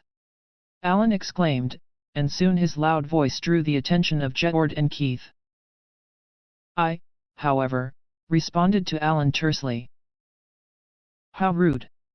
Grass? How could that be? They are vegetables, vegetables. Vegetables," Alan repeated, seemingly shocked. He leaned over once more, presumably to give the bouquet a closer look. Nicole, too, started inspecting the bouquet he held in his hands. Jedward and Keith remained standing some distance away, as if to observe the flow of events. "I thought you might be troubled by all the bouquets you would get, so I wrapped up some vegetables from my field instead. With this, it won't be just some decoration you throw away. You can eat them, too, and they'll fill your stomach. Not a flower bouquet, no. I name this invention the veggie bouquet. At this time of the year my fields didn't exactly have many leafy greens, so the center of the bouquet was mainly comprised of onions, chives, garlic, and the like. Perhaps it was a little grass-like, but unlike grass, these crops could be eaten and indeed would fill one's stomach. Truly good produce. Oh, what a superb idea! At the very least, I felt that it was a great idea, and was full of praise for myself. However, no matter how I look at it, it's grass, isn't it? Veggies? Really? Pu. For some reason, Alan had lost it, and was currently laughing his head off. What, exactly, is so funny? How rude of you, Alan. Nicole, finally having snapped out of his frozen trance, managed to respond at last. Thank you. I shall treasure this meal. Maria seemed to have high praise for the bouquet too. It does look very delicious. Meanwhile, Jedward was once again staring at the ground, his shoulders shaking. Keith, on the other hand, gave me his usual, exasperated stare. With this, the party had moved on to its final phases before I had even noticed it. Honestly, I was somewhat panicked and nervous at this point, because Maria had displayed no attempts to leave the venue whatsoever. Even stranger was how there was now a performance going on, some sort of surprise event to commemorate the graduation of our seniors, I was told. But a violin duet between Jedward and Alan? Do you two even care about sneaking out with Maria at all? What is this sudden merry performance all about? However, it was amazing that the day would come where those two would perform happily together, and that they would get along. Was there even a scene like that in the game? Even more confusing was how the two of them had asked me prior to the ceremony what songs I liked to listen to. I didn't understand what they were going on about, but isn't this the song that I just haphazardly selected? Why would I, of all people, who has nothing to do with the graduation ceremony at all, be asked to select the songs being played? The more I thought about it, the more confused I got. There were too many differences with the original scenario of Fortune Lover. Maria was no exception, even saying to be able to spend all of today by Lady Katarina's side. I truly am happy. Well, I suppose it's good that Maria is pleased. But Maria, don't you have a romantic interest in mind? Oh. Or perhaps she's gone for the reverse harem route, and has already formed connections with everyone else here. I never personally cleared the reverse harem route, and so I don't know anything about that particular ending. But if what Akin said is true, I think Katarina does meet a catastrophic bad end in this one too. Ugh, what is it going to be? Is it really a reverse harem, Maria? Or are you going to choose someone from now? Panic, panic, panic! I couldn't restrain myself. I couldn't wait any longer. Hey Maria! Do you have anyone you like? A straightforward question here was the way to go. At my sudden question, Maria seemed extremely surprised, her face soon turning bright red. I really admire you, Lady Katarina, Maria said, in the most innocent fashion possible. Maria. While I am very glad that you think so highly of me, I don't mean that. I am referring to, you know, someone who has caught your fancy, a man who you want to date, right? That's what I meant. I made sure to be painstakingly clear with my question this time. Caught my fancy, a man who I would like to date. Maria mumbled the words under her breath, as if giving them deep thought. I stood by her faithfully, holding my breath as I watched over her. Quickly, now. Tell me, Maria. Which of these potential love interests is it? I don't think there is anyone like that, Lady Katarina. Ha! Maria's answer caught me off guard, and a somewhat pathetic sound arose from the depths of my throat. What? Did she just say that there isn't anyone like that? Maria, however, continued concisely and confidently in spite of my confusion. There are no men who have caught my fancy, Lady Katarina. But someone did. She is someone I deeply admire.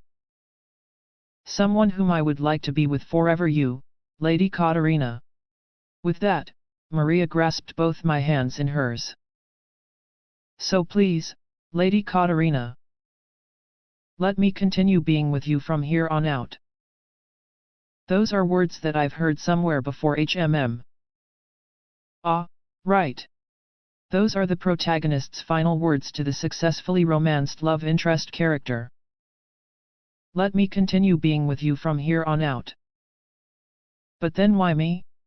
I don't get it. I don't understand. Panic. Suddenly, another hand approached ours. Lady Maria, it simply won't do, leaving us out like that. I, too, would like to remain with Lady Katarina forever. Saying so, I found my hands taken into Mary's and away from Maria's. Mary was smiling elegantly. Me too. Me too, Lady Katarina. I want to be with you forever, Sophia said, visibly excited, as she stood next to Mary. Well then. I, as well. As much as I would be permitted to. Nicole chimed in too, with his usually stoic expression. Before I knew it, Alan, who had apparently finished his duet at some point, showed up as well. Then. Me too, yet. Ah, everyone. What are you saying? Katarina is my fiancée, after all.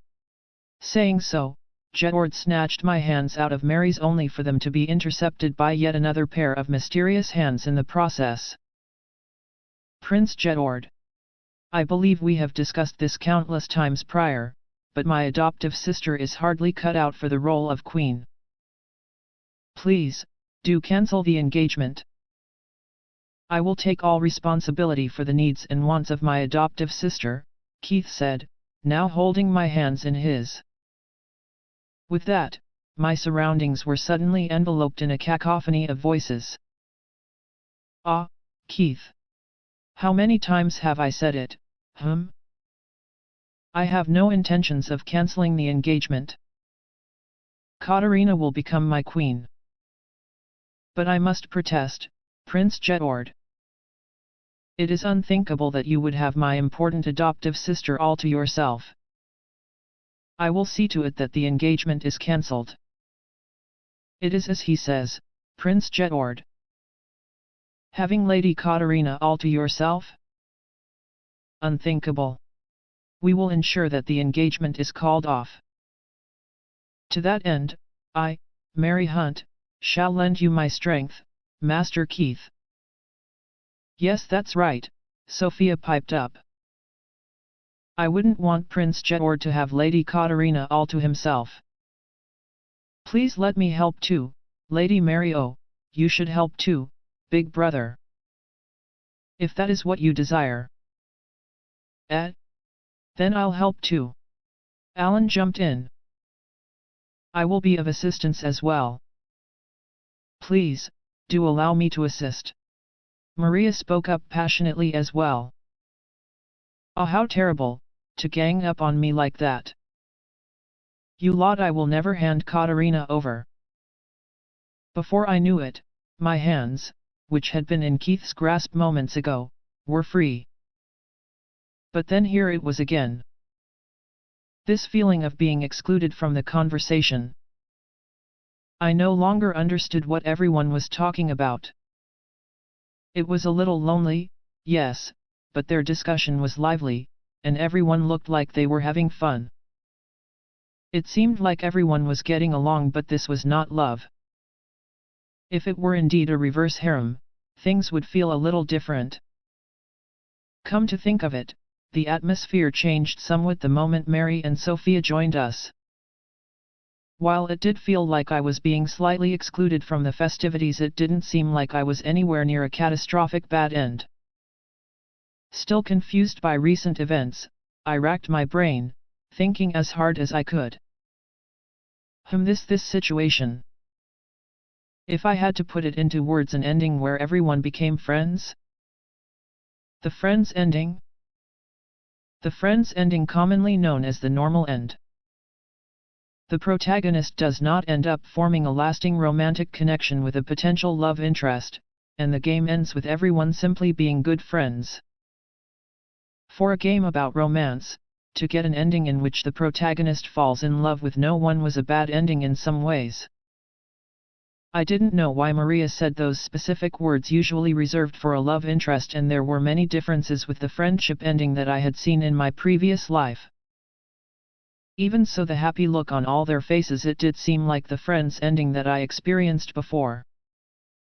Personally speaking, I'd thought that all the potential love interests would be smitten with Maria. After all, Maria was gentle and lovable. Even the heart of a rival character such as myself would involuntarily skip a beat upon seeing that face of hers, her embarrassed, shy look, with her crimson-tinted cheeks. And then there was Keith and Jedward, who would often pull me away from Maria whenever we had gotten too close. I had assumed that they were already charmed by her, and were simply jealous of the time we spent together.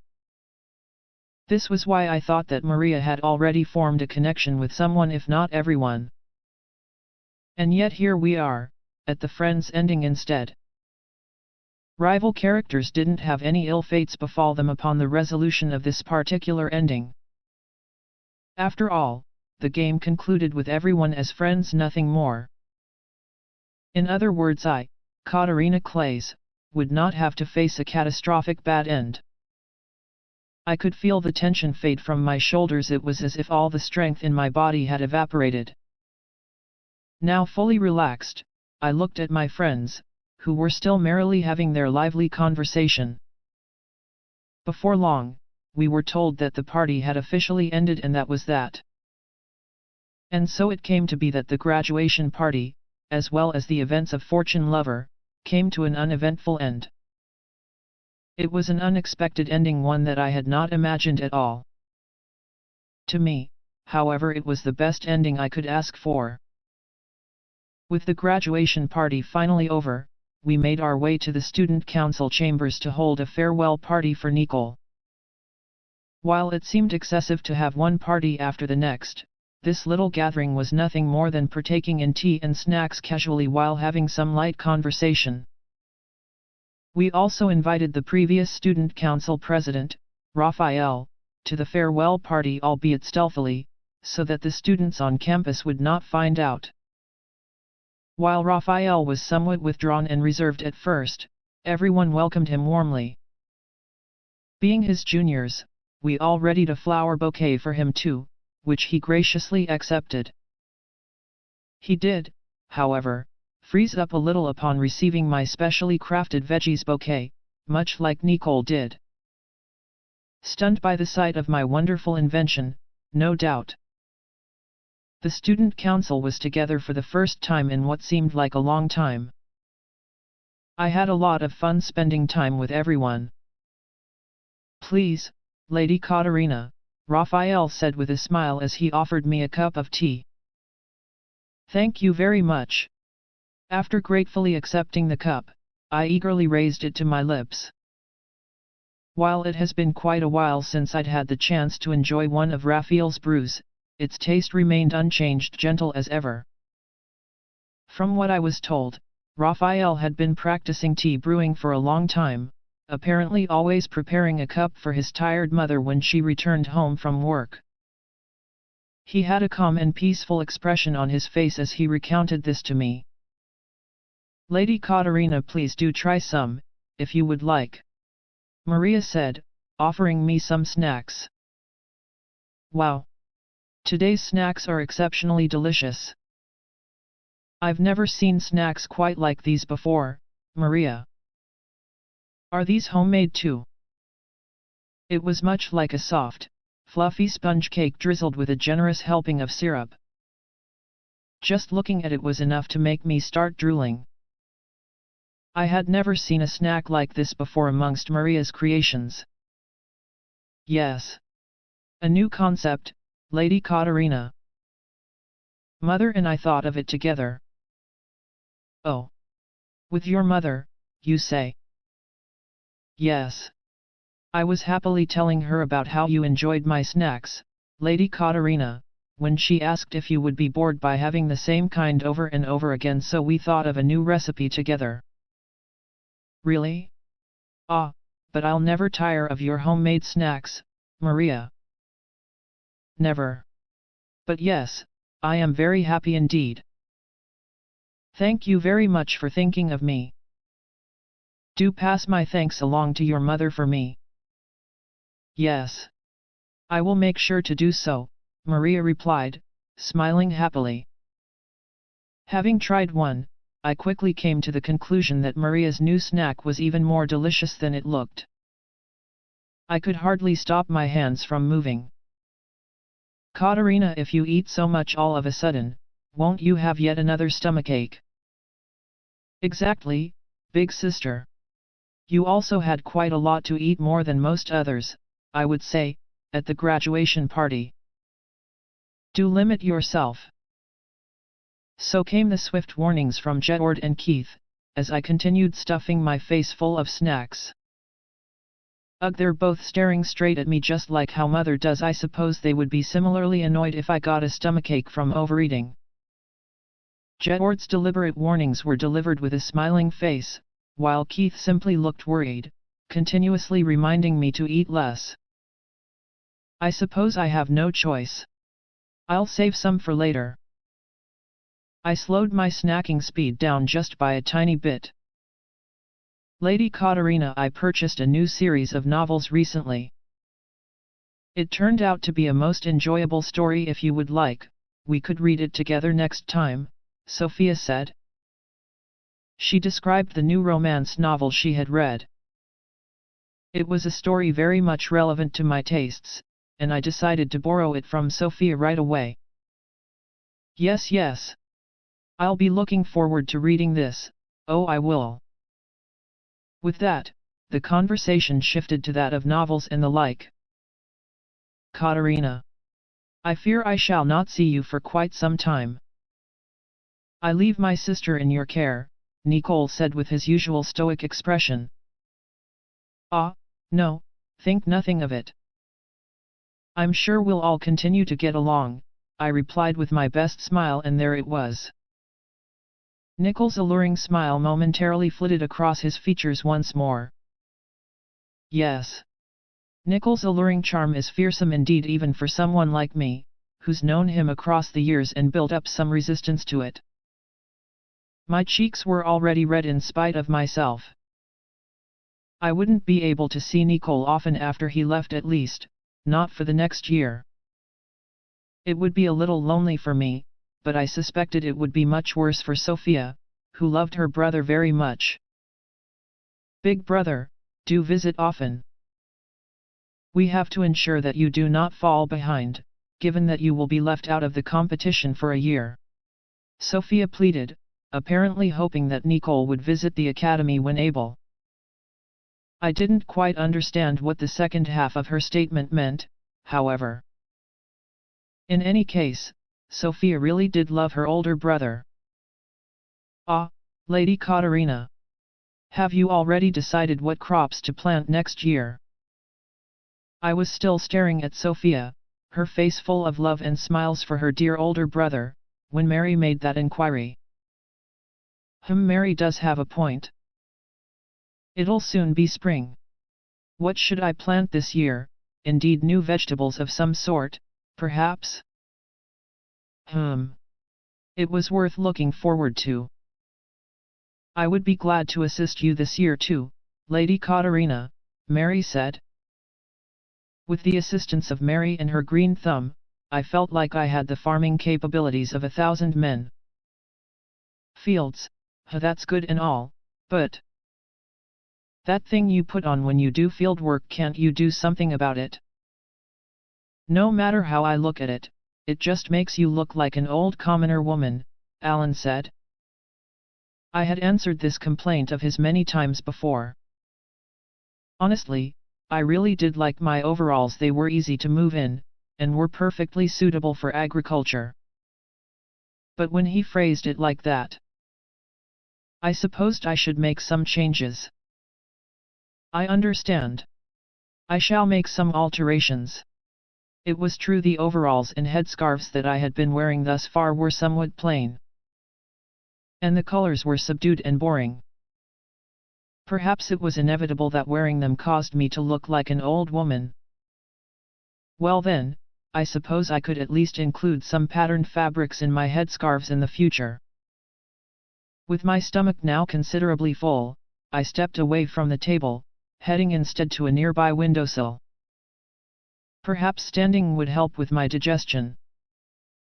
Everyone was having fun talking about one thing or another, seemingly content.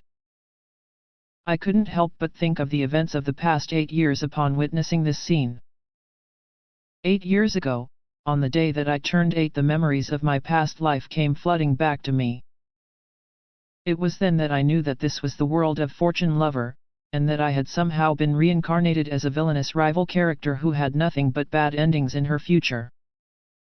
When I'd noticed all that, I thought to myself, how unfortunate for you, Katarina Clays. However, upon actually living through the experience, I discovered that things were totally different from how they were in the game I played. Jedord, who didn't care in the slightest about Katarina, was now so close to me.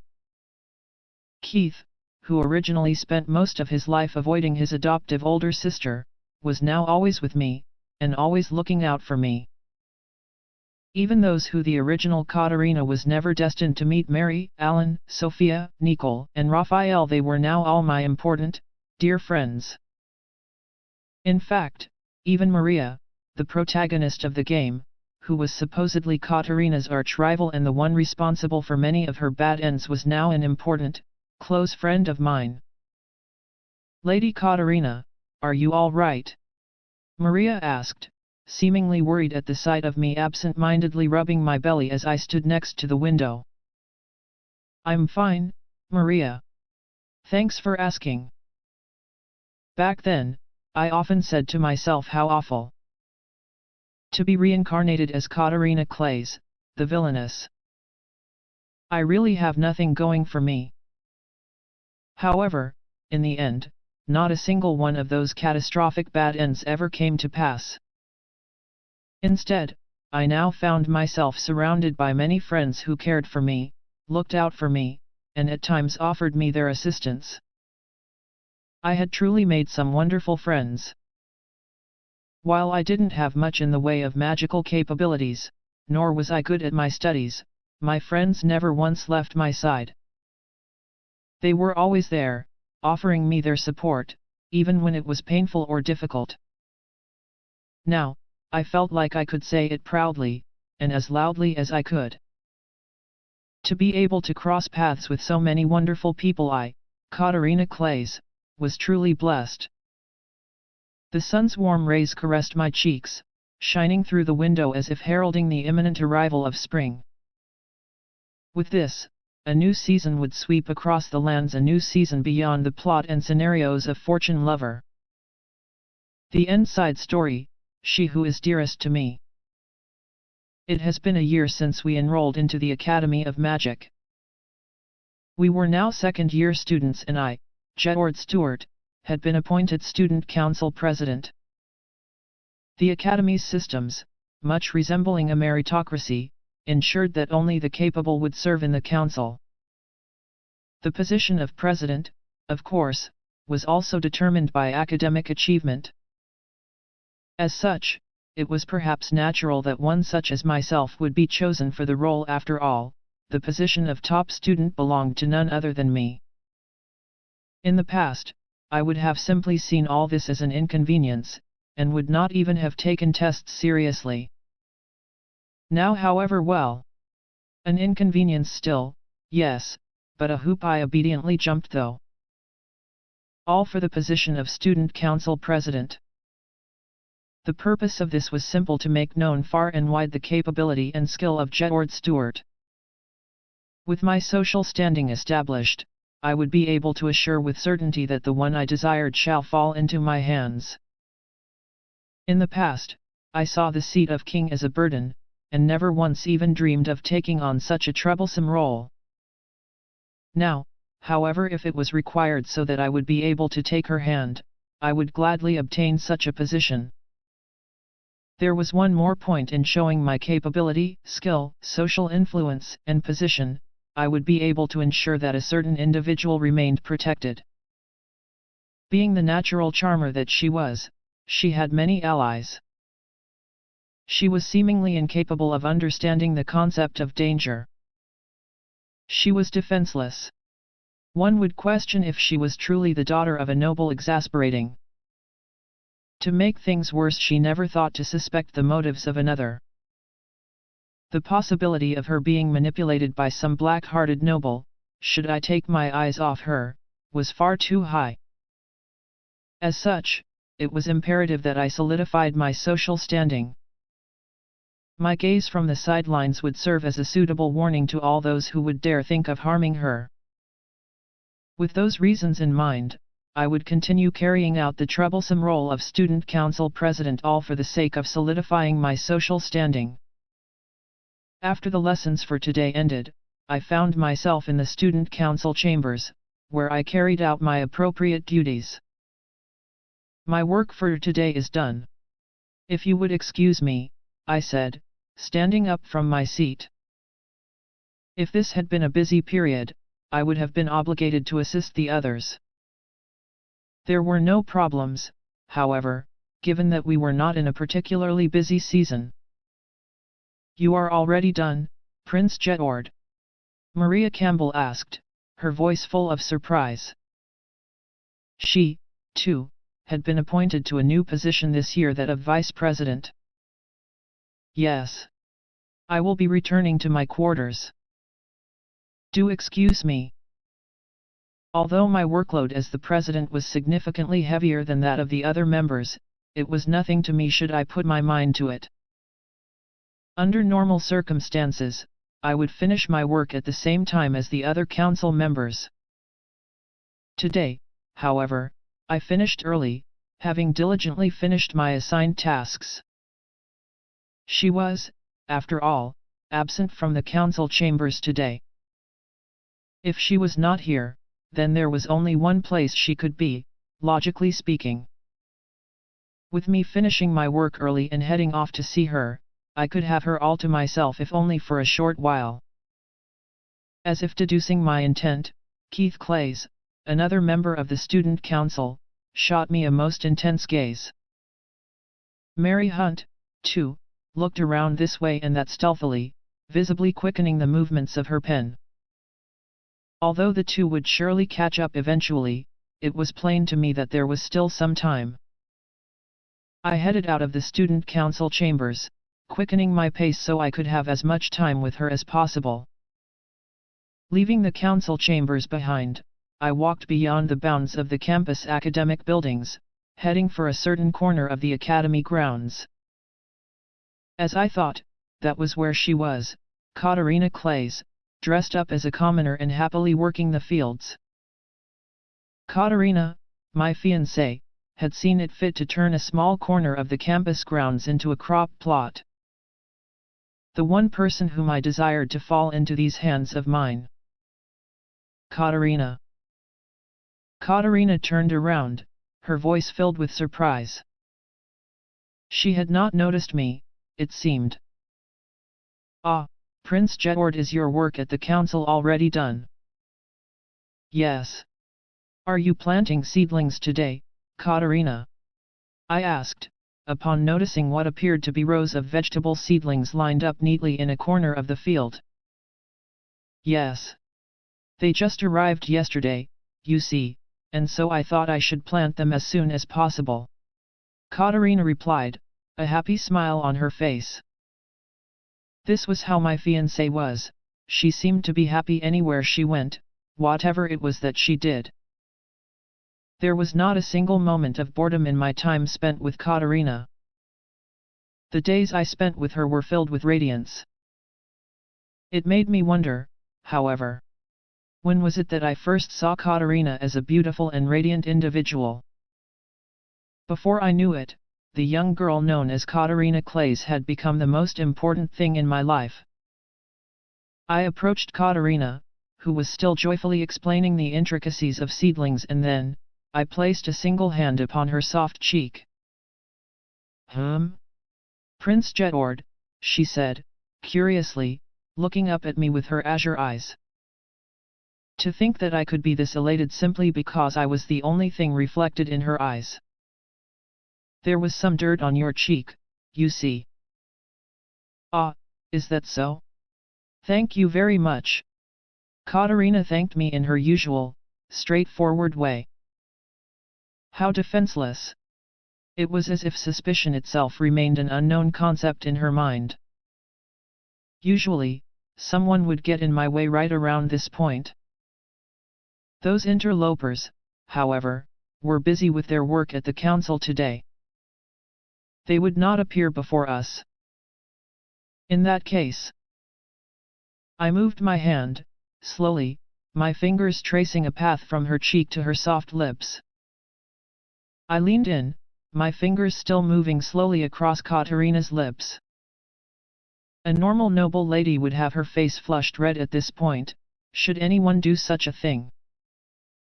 Katarina, however, did not have such a reaction at all as expected of her. If I had to make an educated guess, she perhaps thought that I was removing some dirt from around her lips. Having known her for 9 years, I had come to understand the gist of how she thought. The sensation of her soft lips against my fingers, I wanted a deeper, more personal touch. Those were the thoughts that welled up in my mind. Katarina, you have some dirt on your eyelid. Close your eyes, I shall remove it for you. Ah, right. Without suspecting my words in the slightest, Katarina closed her eyes where she stood. Slowly, I moved my face closer to hers. Big sister. Watch out. Just as those words were uttered, Katarina was snatched right out of my arms. Humph. They always do this, interrupting me at such crucial moments, I thought, staring at the culprit responsible for removing Katarina from my side. As expected, standing before me was Keith, almost out of breath, staring at me with his usual graven expression. It would seem that he had finished his tasks at the council chambers. It would have been better if he had taken just a little longer, no? Steadying his breathing as he stood, still staring at me grimly, was Katarina's adoptive younger brother, Keith Clays. He, too, I had known for 9 years. Keith had feelings for Katarina well beyond that of siblings, and he would always make it a point to get in my way. He also had a habit of plotting to cancel the engagement between Katarina and myself, one way or another. Ah! If it isn't Keith. Already done with your tasks at the council. Hiding my irritation, I turned to Keith, smiling in a most friendly manner. But of course.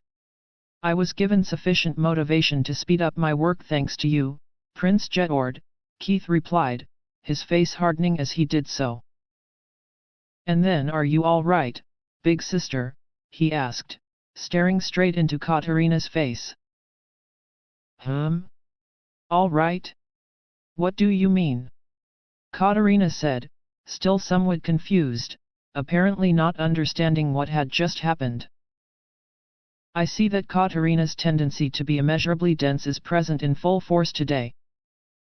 However, I was not entirely pleased with the distance between Katarina and Keith. They were too close, and with that thought in mind, I took her by the arm, pulling her away from him. Although Keith did not seem to appreciate this development, he did not attempt to yank Katarina back into his arms. The reason for this was simple, really. Keith was simply somewhat of a late bloomer when it came to Katarina, or perhaps all women. He would never seek to take a relationship to the next level on his own accord. Despite the fact that he was alluring to the opposite sex and often attracted the gazes of many women, the individual known as Keith Clays was simply not used to interacting with ladies. Yet even though he was not used to them, Keith still treated women in a most gentlemanly way, and that much was wonderful indeed. Regardless, he was still an amateur when it came to relationships and love. Perhaps it was due to his own assumptions about how he simply had no luck when it came to love, or maybe it was because he had been raised together with the immensely dense Katarina. Even so, the fact that he directed his affections towards Katarina was a most cruel fate. Katarina had, after all, been unwittingly fanning the flames herself without even knowing it. I had lost count of the times I had witnessed Keith's face turn some shade of red, before he quickly distanced himself from his adoptive sister in a panic. There were times when Keith himself seemed to have noticed how futile that approach was. And also times where he seemed to understand the necessity of moving things forward with his own hands, and yet there he was, hesitating, his resolve wavering. Without me even lifting a finger or saying a single word. Well, that strange awkwardness of his was something that I could be grateful for, no doubt. After all, Keith and Katarina lived together at the Clays Manor, and were essentially together for most of the day. Had Keith not been strangely awkward with romantic relationships in this particular way, it wouldn't have been strange if something did happen between them then. Honestly, the distance between Katarina and I would have long since been closed, should I have been in Keith's position. As such, I supposed I had to thank Keith for his unique brand of awkwardness. However, even if that were a good thing, it was most troubling for Keith to keep showing up, interrupting me at crucial moments. If only he had taken just a little longer to get here, Katarina's soft lips would have been mine. As I stared at her lovely lips with those thoughts crossing my mind, Keith immediately placed himself between us, as if sensing something. He had an alarmed look about him. He was unfortunately very sensitive to such developments, ironic, considering his otherwise awkward nature. He would then stand guard near Katarina, on high alert, as if to prevent me from approaching. How vexing! But then again, I had already stolen the caress of Katarina's lips once. It had happened in the previous year, sometime near the onset of winter, when Katarina and the rest of the council found ourselves embroiled in a certain incident. After Katarina had been confronted and falsely accused by some noble girls in the cafeteria, Maria Campbell had gone missing. All of us on the student council searched for her desperately. As the investigation progressed, I arrived at the conclusion that dark magic may have been behind this incident in some capacity. Dark magic, the dark arts. The ability to manipulate and dominate the hearts and thoughts of others, a terrifying, forbidden power. By my deductions, the target of these events was most likely Katarina. With this in mind, I promptly headed to her side, and soon had her inform me on recent events that had transpired. Under normal circumstances, this information would only be made known to several high-ranking nobles. One did not simply decide to speak of dark magic to others. However, given the danger that Katarina was already in, I made the decision to speak my mind. While Katarina was merely surprised at first, her face soon paled. She, too, realized the severity of the situation. When she heard that dark magic could only be attained by sacrificing the life of another, Katarina started shivering, ever so slightly. It was too alien a world for the gentle and straightforward Katarina to comprehend or even imagine. I held her tight as her shoulders continued to shake. The very next morning, Katarina appeared before me, paler than she had been the previous night. I had assumed that she was frightened by what she had heard last night, and had lost sleep because of it. Katarina herself told me that she had witnessed a most terrifying dream. For reasons unknown to me, she smiled in a most peaceful way upon seeing her other friends, and myself. We brought the pale Katarina to the infirmary, in hopes of her getting some rest. There, she fell asleep, as if reassured. Honestly, I had wanted to stay by her side for the entire time. However, I was told by the doctor on duty that she would have trouble falling asleep should I do so. I made my way back to the classrooms after requesting that the doctor inform me once Katarina awoke. A few hours later, I would direly regret ever having left Katarina's bedside. It felt as if the very blood in my body froze upon finding her, collapsed, in the academy's courtyard. I ran towards her, panicking. Then an incredible sense of relief washed over me when I realized that she still drew breath. However, Katarina was now paler than ever. From what we could see, she was simply asleep. However, no matter how much I called out to her or stimulated her, she simply wouldn't open her eyes.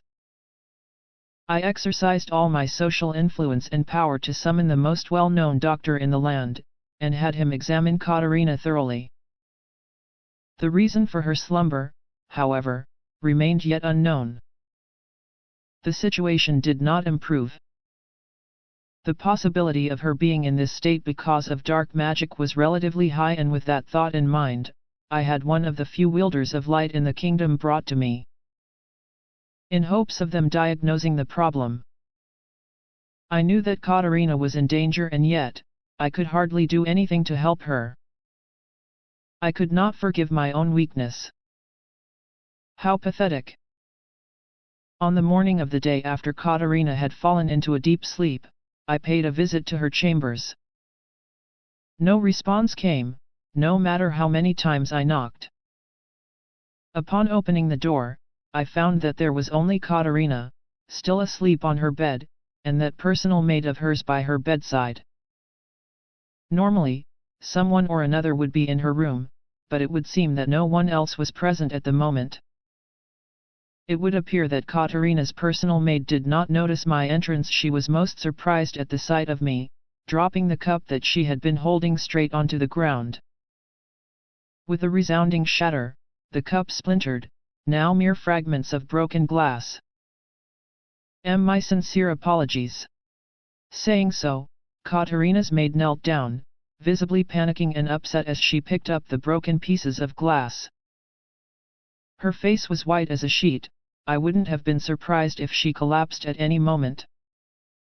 This particular maid was usually most capable and skilled. She was an exemplar of a maid, and often made any guests who visited Katarina feel at home. She was not the kind of maidservant to break glassware or make mistakes such as this. This was exactly why her panicked expression was painful for me to look at. She, too, admired Katarina greatly, and Katarina, in turn, trusted her maid deeply. "Have you been feeding her water?" Given that the maid had not even noticed presence, and the fact that she was holding the cup as I entered, most likely meant that this was the case. Yes, I thought that if I give the young miss some water, there might be some changes to her condition, but I have been unable to have her drink very well, thus far," the maid said. An almost paralyzing look of sadness in her eyes. She then quickly returned to her previous task of gathering up the broken fragments. After a while, the maid completed her task. I offered to take care of Katarina as she disposed of the fragments. "Please do take care of those fragments. I shall watch over Katarina in your absence." Although the maid seemed hesitant at first, she eventually bowed her head, and with a murmur of "by your leave," was soon out of the room. And so Katarina and I were the only ones left in her quarters. Normally, I would have greatly desired such a situation. Now, however, no matter the number of sweet whispers, Katarina would not wake. She did not even react to my touch. Even so, I approached her bedside, if only so that I could look upon her face. It was like Katarina was lying perfectly still, not even drawing breath. This caused me great unease, and I quickly placed my hand onto her lips. Thankfully, she was breathing. I also noticed that her lips were slightly wet, probably due to the efforts of her maid and her feeding cup. There was another cup on the bedside table.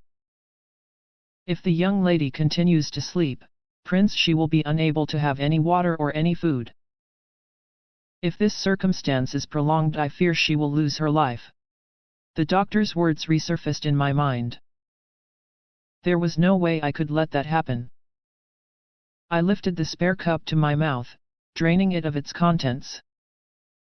Then, leaning in, I placed my lips against Katarina's, allowing the water to slowly flow into her throat. To ensure that there would be no leakage of fluids, I sealed Katarina's lips with my own. After a while, I noticed some faint movements in her throat and then an audible gulp. She drank it. What a relief! After that, I repeated the exact same motions many times, ensuring that Katarina was well hydrated. In the evening of the second day of her slumber, Katarina opened her eyes, apparently having overcome the dark magic placed upon her by her own power. I was desperate at the time, hoping that Katarina would live. While I did not remember the exact sensations I felt then, I could, at the very least, remember that her lips were remarkably soft. Now that I had felt the sensation once, I longed to caress it with my touch once more. However, "Big sister, how many times have I told you this? You are not to be alone with Prince Jedward." "But Keith, it's already over. So it's totally fine if Prince Jedward decides to visit me." What is over? Totally fine? I'm afraid I do not understand, big sister." With this, it did not seem like another opportunity would reveal itself anytime soon. If I had known this would happen, I would have been more intense, in the previous occasion. Those were the thoughts in my mind as I observed Katarina and Keith, neither one seemingly able to understand the other. Lady Katarina, are you safe? Yet another individual to stand in my way, I see. This one was out of breath as well. Oh. If it isn't Mary. Everyone seems somewhat early today. But what do you mean by safe? Ah, yes. You see, Lady Katarina, there were some incidents today. I am glad that you are safe, however. Saying so, she turned to me, smiling ever so faintly. This woman was none other than Lady Mary Hunt, my brother's fiancée. Theoretically, she was my twin brother Alan Stewart's fiancée. Mary herself, however, did not seem to view Alan that way. She only had eyes for Katarina, and seemed to always be chasing after her. Although she was quite a beautiful girl at a glance, her inner personality was something much akin to mine. How long has it been since I had noticed this? Mary was even more troublesome than Keith, her methods intensifying by the day. She was a most fearsome enemy. Hey! Where are you running off to, Mary? Standing behind Mary was none other than my brother, Alan. In truth, Alan, too, had been drawn towards Katarina. He'd had feelings for her for almost 8 years now. However, thanks to his relatively thick mind, tendency to be haughty, and the schemes of his fiancée, Mary Hunt, Alan had yet to notice these feelings himself. A truly pathetic man indeed. However, even my dense brother seemed to have awakened to his own feelings following the dark magic incident. His attitude to Katarina had changed somewhat. Even so, I had let my guard down. Alan was not the kind to lay his hands on his brother's fiancée just because of how he felt. However, Mary Hunt, his very own fiancée and strategist, had apparently utilized him in one of her plans. As we were brothers, Alan's quarters were adjacent to mine. Alan had apparently been instructed to report my movements to Mary, and so he had become an unexpectedly troublesome foe. Alan aside, the fact that Mary's methods became more and more intense by the day was troubling indeed. In fact, I was now more aware of Alan becoming closer to Mary after becoming aware of his feelings. Is this some sort of camaraderie? He has his own fiancée, does he not? I would greatly prefer that Alan and Miss Hunt get along well and keep to themselves. More importantly, they should stop interrupting the quality time I spend with Katarina. While this small field supposedly only belonged to Katarina and myself, before I knew it, the entire student council was here. Although I had put my mind to it and finished my work early, I supposed I could not discount their capabilities either. In the end, Sophia Askert and Maria Campbell also arrived on the scene, and the small field soon became quite the hive of activity. Even so, Prince Jedward, the speed at which you work, and the fact that you can handle any kind of documentation, is most impressive. It is nothing special. Today was simply a fluke. Maria, who had apparently been surprised at the speed of my work, offered me some compliments. I, however, responded in a relatively vague manner. Although the other members of the council had deduced the reason for me rushing through my work, and had ambivalent expressions about them as they did so, Maria hadn't seemed to notice this. This young girl, Maria Campbell, a commoner and a wielder of light, had a good head on her shoulders. At the same time, however, she did slip up from time to time. As such, she sometimes did do very strange things indeed, although not to the extent that Katarina would. In fact, if I had not met Katarina, given how I was, I would have found her most interesting. Even now, Maria continued to work hard, and gave her all in everything she did. Yes, I think I would have been very fond of her indeed. However... Ah, right. Lady Katarina, I had made some snacks for you today, too. Please do try some, if you would like. Saying so, Maria presented a box of snacks in Katarina's general direction. Almost immediately, Katarina happily bounded to her side. Thank you so much, Maria. Oh, I love you so.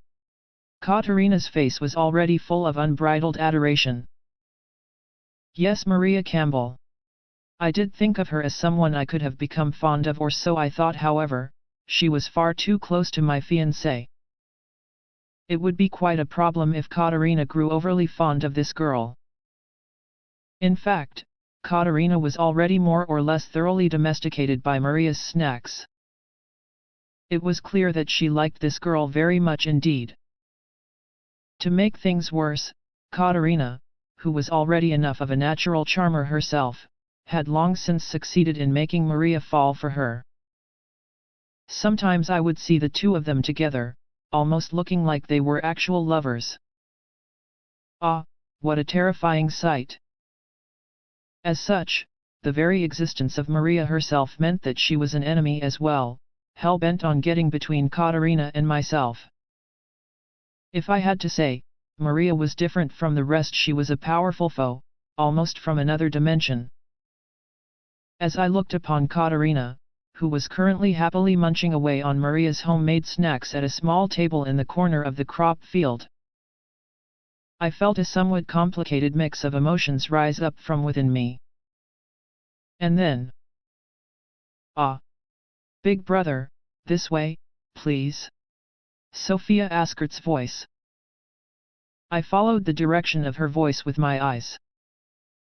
As expected, standing there was none other than Sophia's brother, Nicole Askert, who had graduated from the academy in the previous year.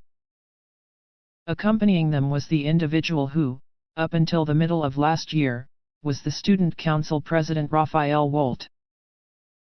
Well met, Prince Jedord. It has been a while. The owner of that voice was none other than Nicole himself. Famous for his charms, it was said that his beauty captivated both man and woman alike. I returned his greeting, and inquired about his presence at the academy grounds.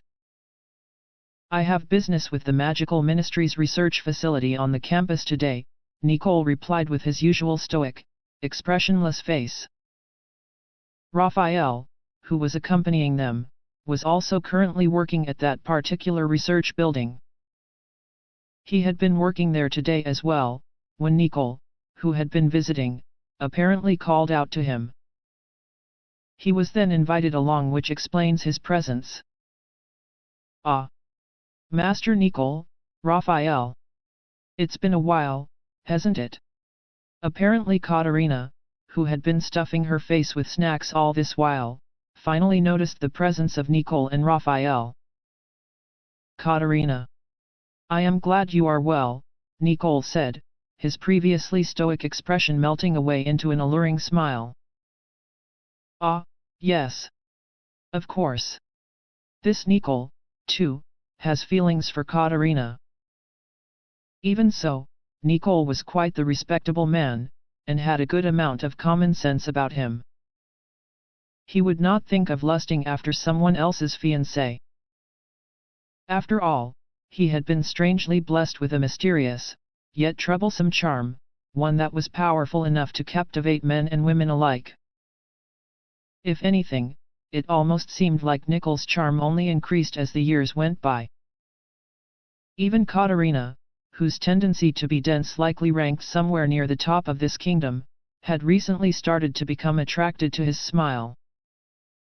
Not exactly a development I could be relaxed about. And then, Big brother, let us try some of Lady Maria's snacks, too. This way. I had not even noticed her movements, but there she was. Sophia Askert, already seated next to Katarina, was calling out to Nicole. Nicole's younger sister, Sophia, admired Katarina greatly as well. In fact, seeing her brother take Katerina's hand in marriage was apparently an ambition of hers, Sophia the matchmaker, so to speak. Although she was originally a quiet, withdrawn girl, the long years she had spent with Katerina and Mary were perhaps responsible for this transformation. She had become most bold. She seemed completely different from the shirking young girl that I had met in my childhood. In addition, Raphael, who had accompanied the two of them here, was also gazing at Katerina lovingly.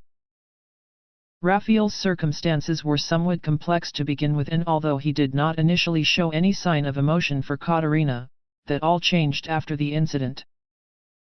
It did not take me long to find him staring at Katerina with passionate gazes after he had returned to the campus. Honestly, Katerina Clays, just how many people do you intend to charm with your wiles? I inwardly sighed as I continued observing Katerina, who was currently still stuffing her face with snacks. She was silly, naive, and dense, a noble lady that was most unlike her peers. That was Katerina. Even so, she would mysteriously draw other people to her. Those with loneliness or sadness in their hearts often found themselves drawn to her earnest personality.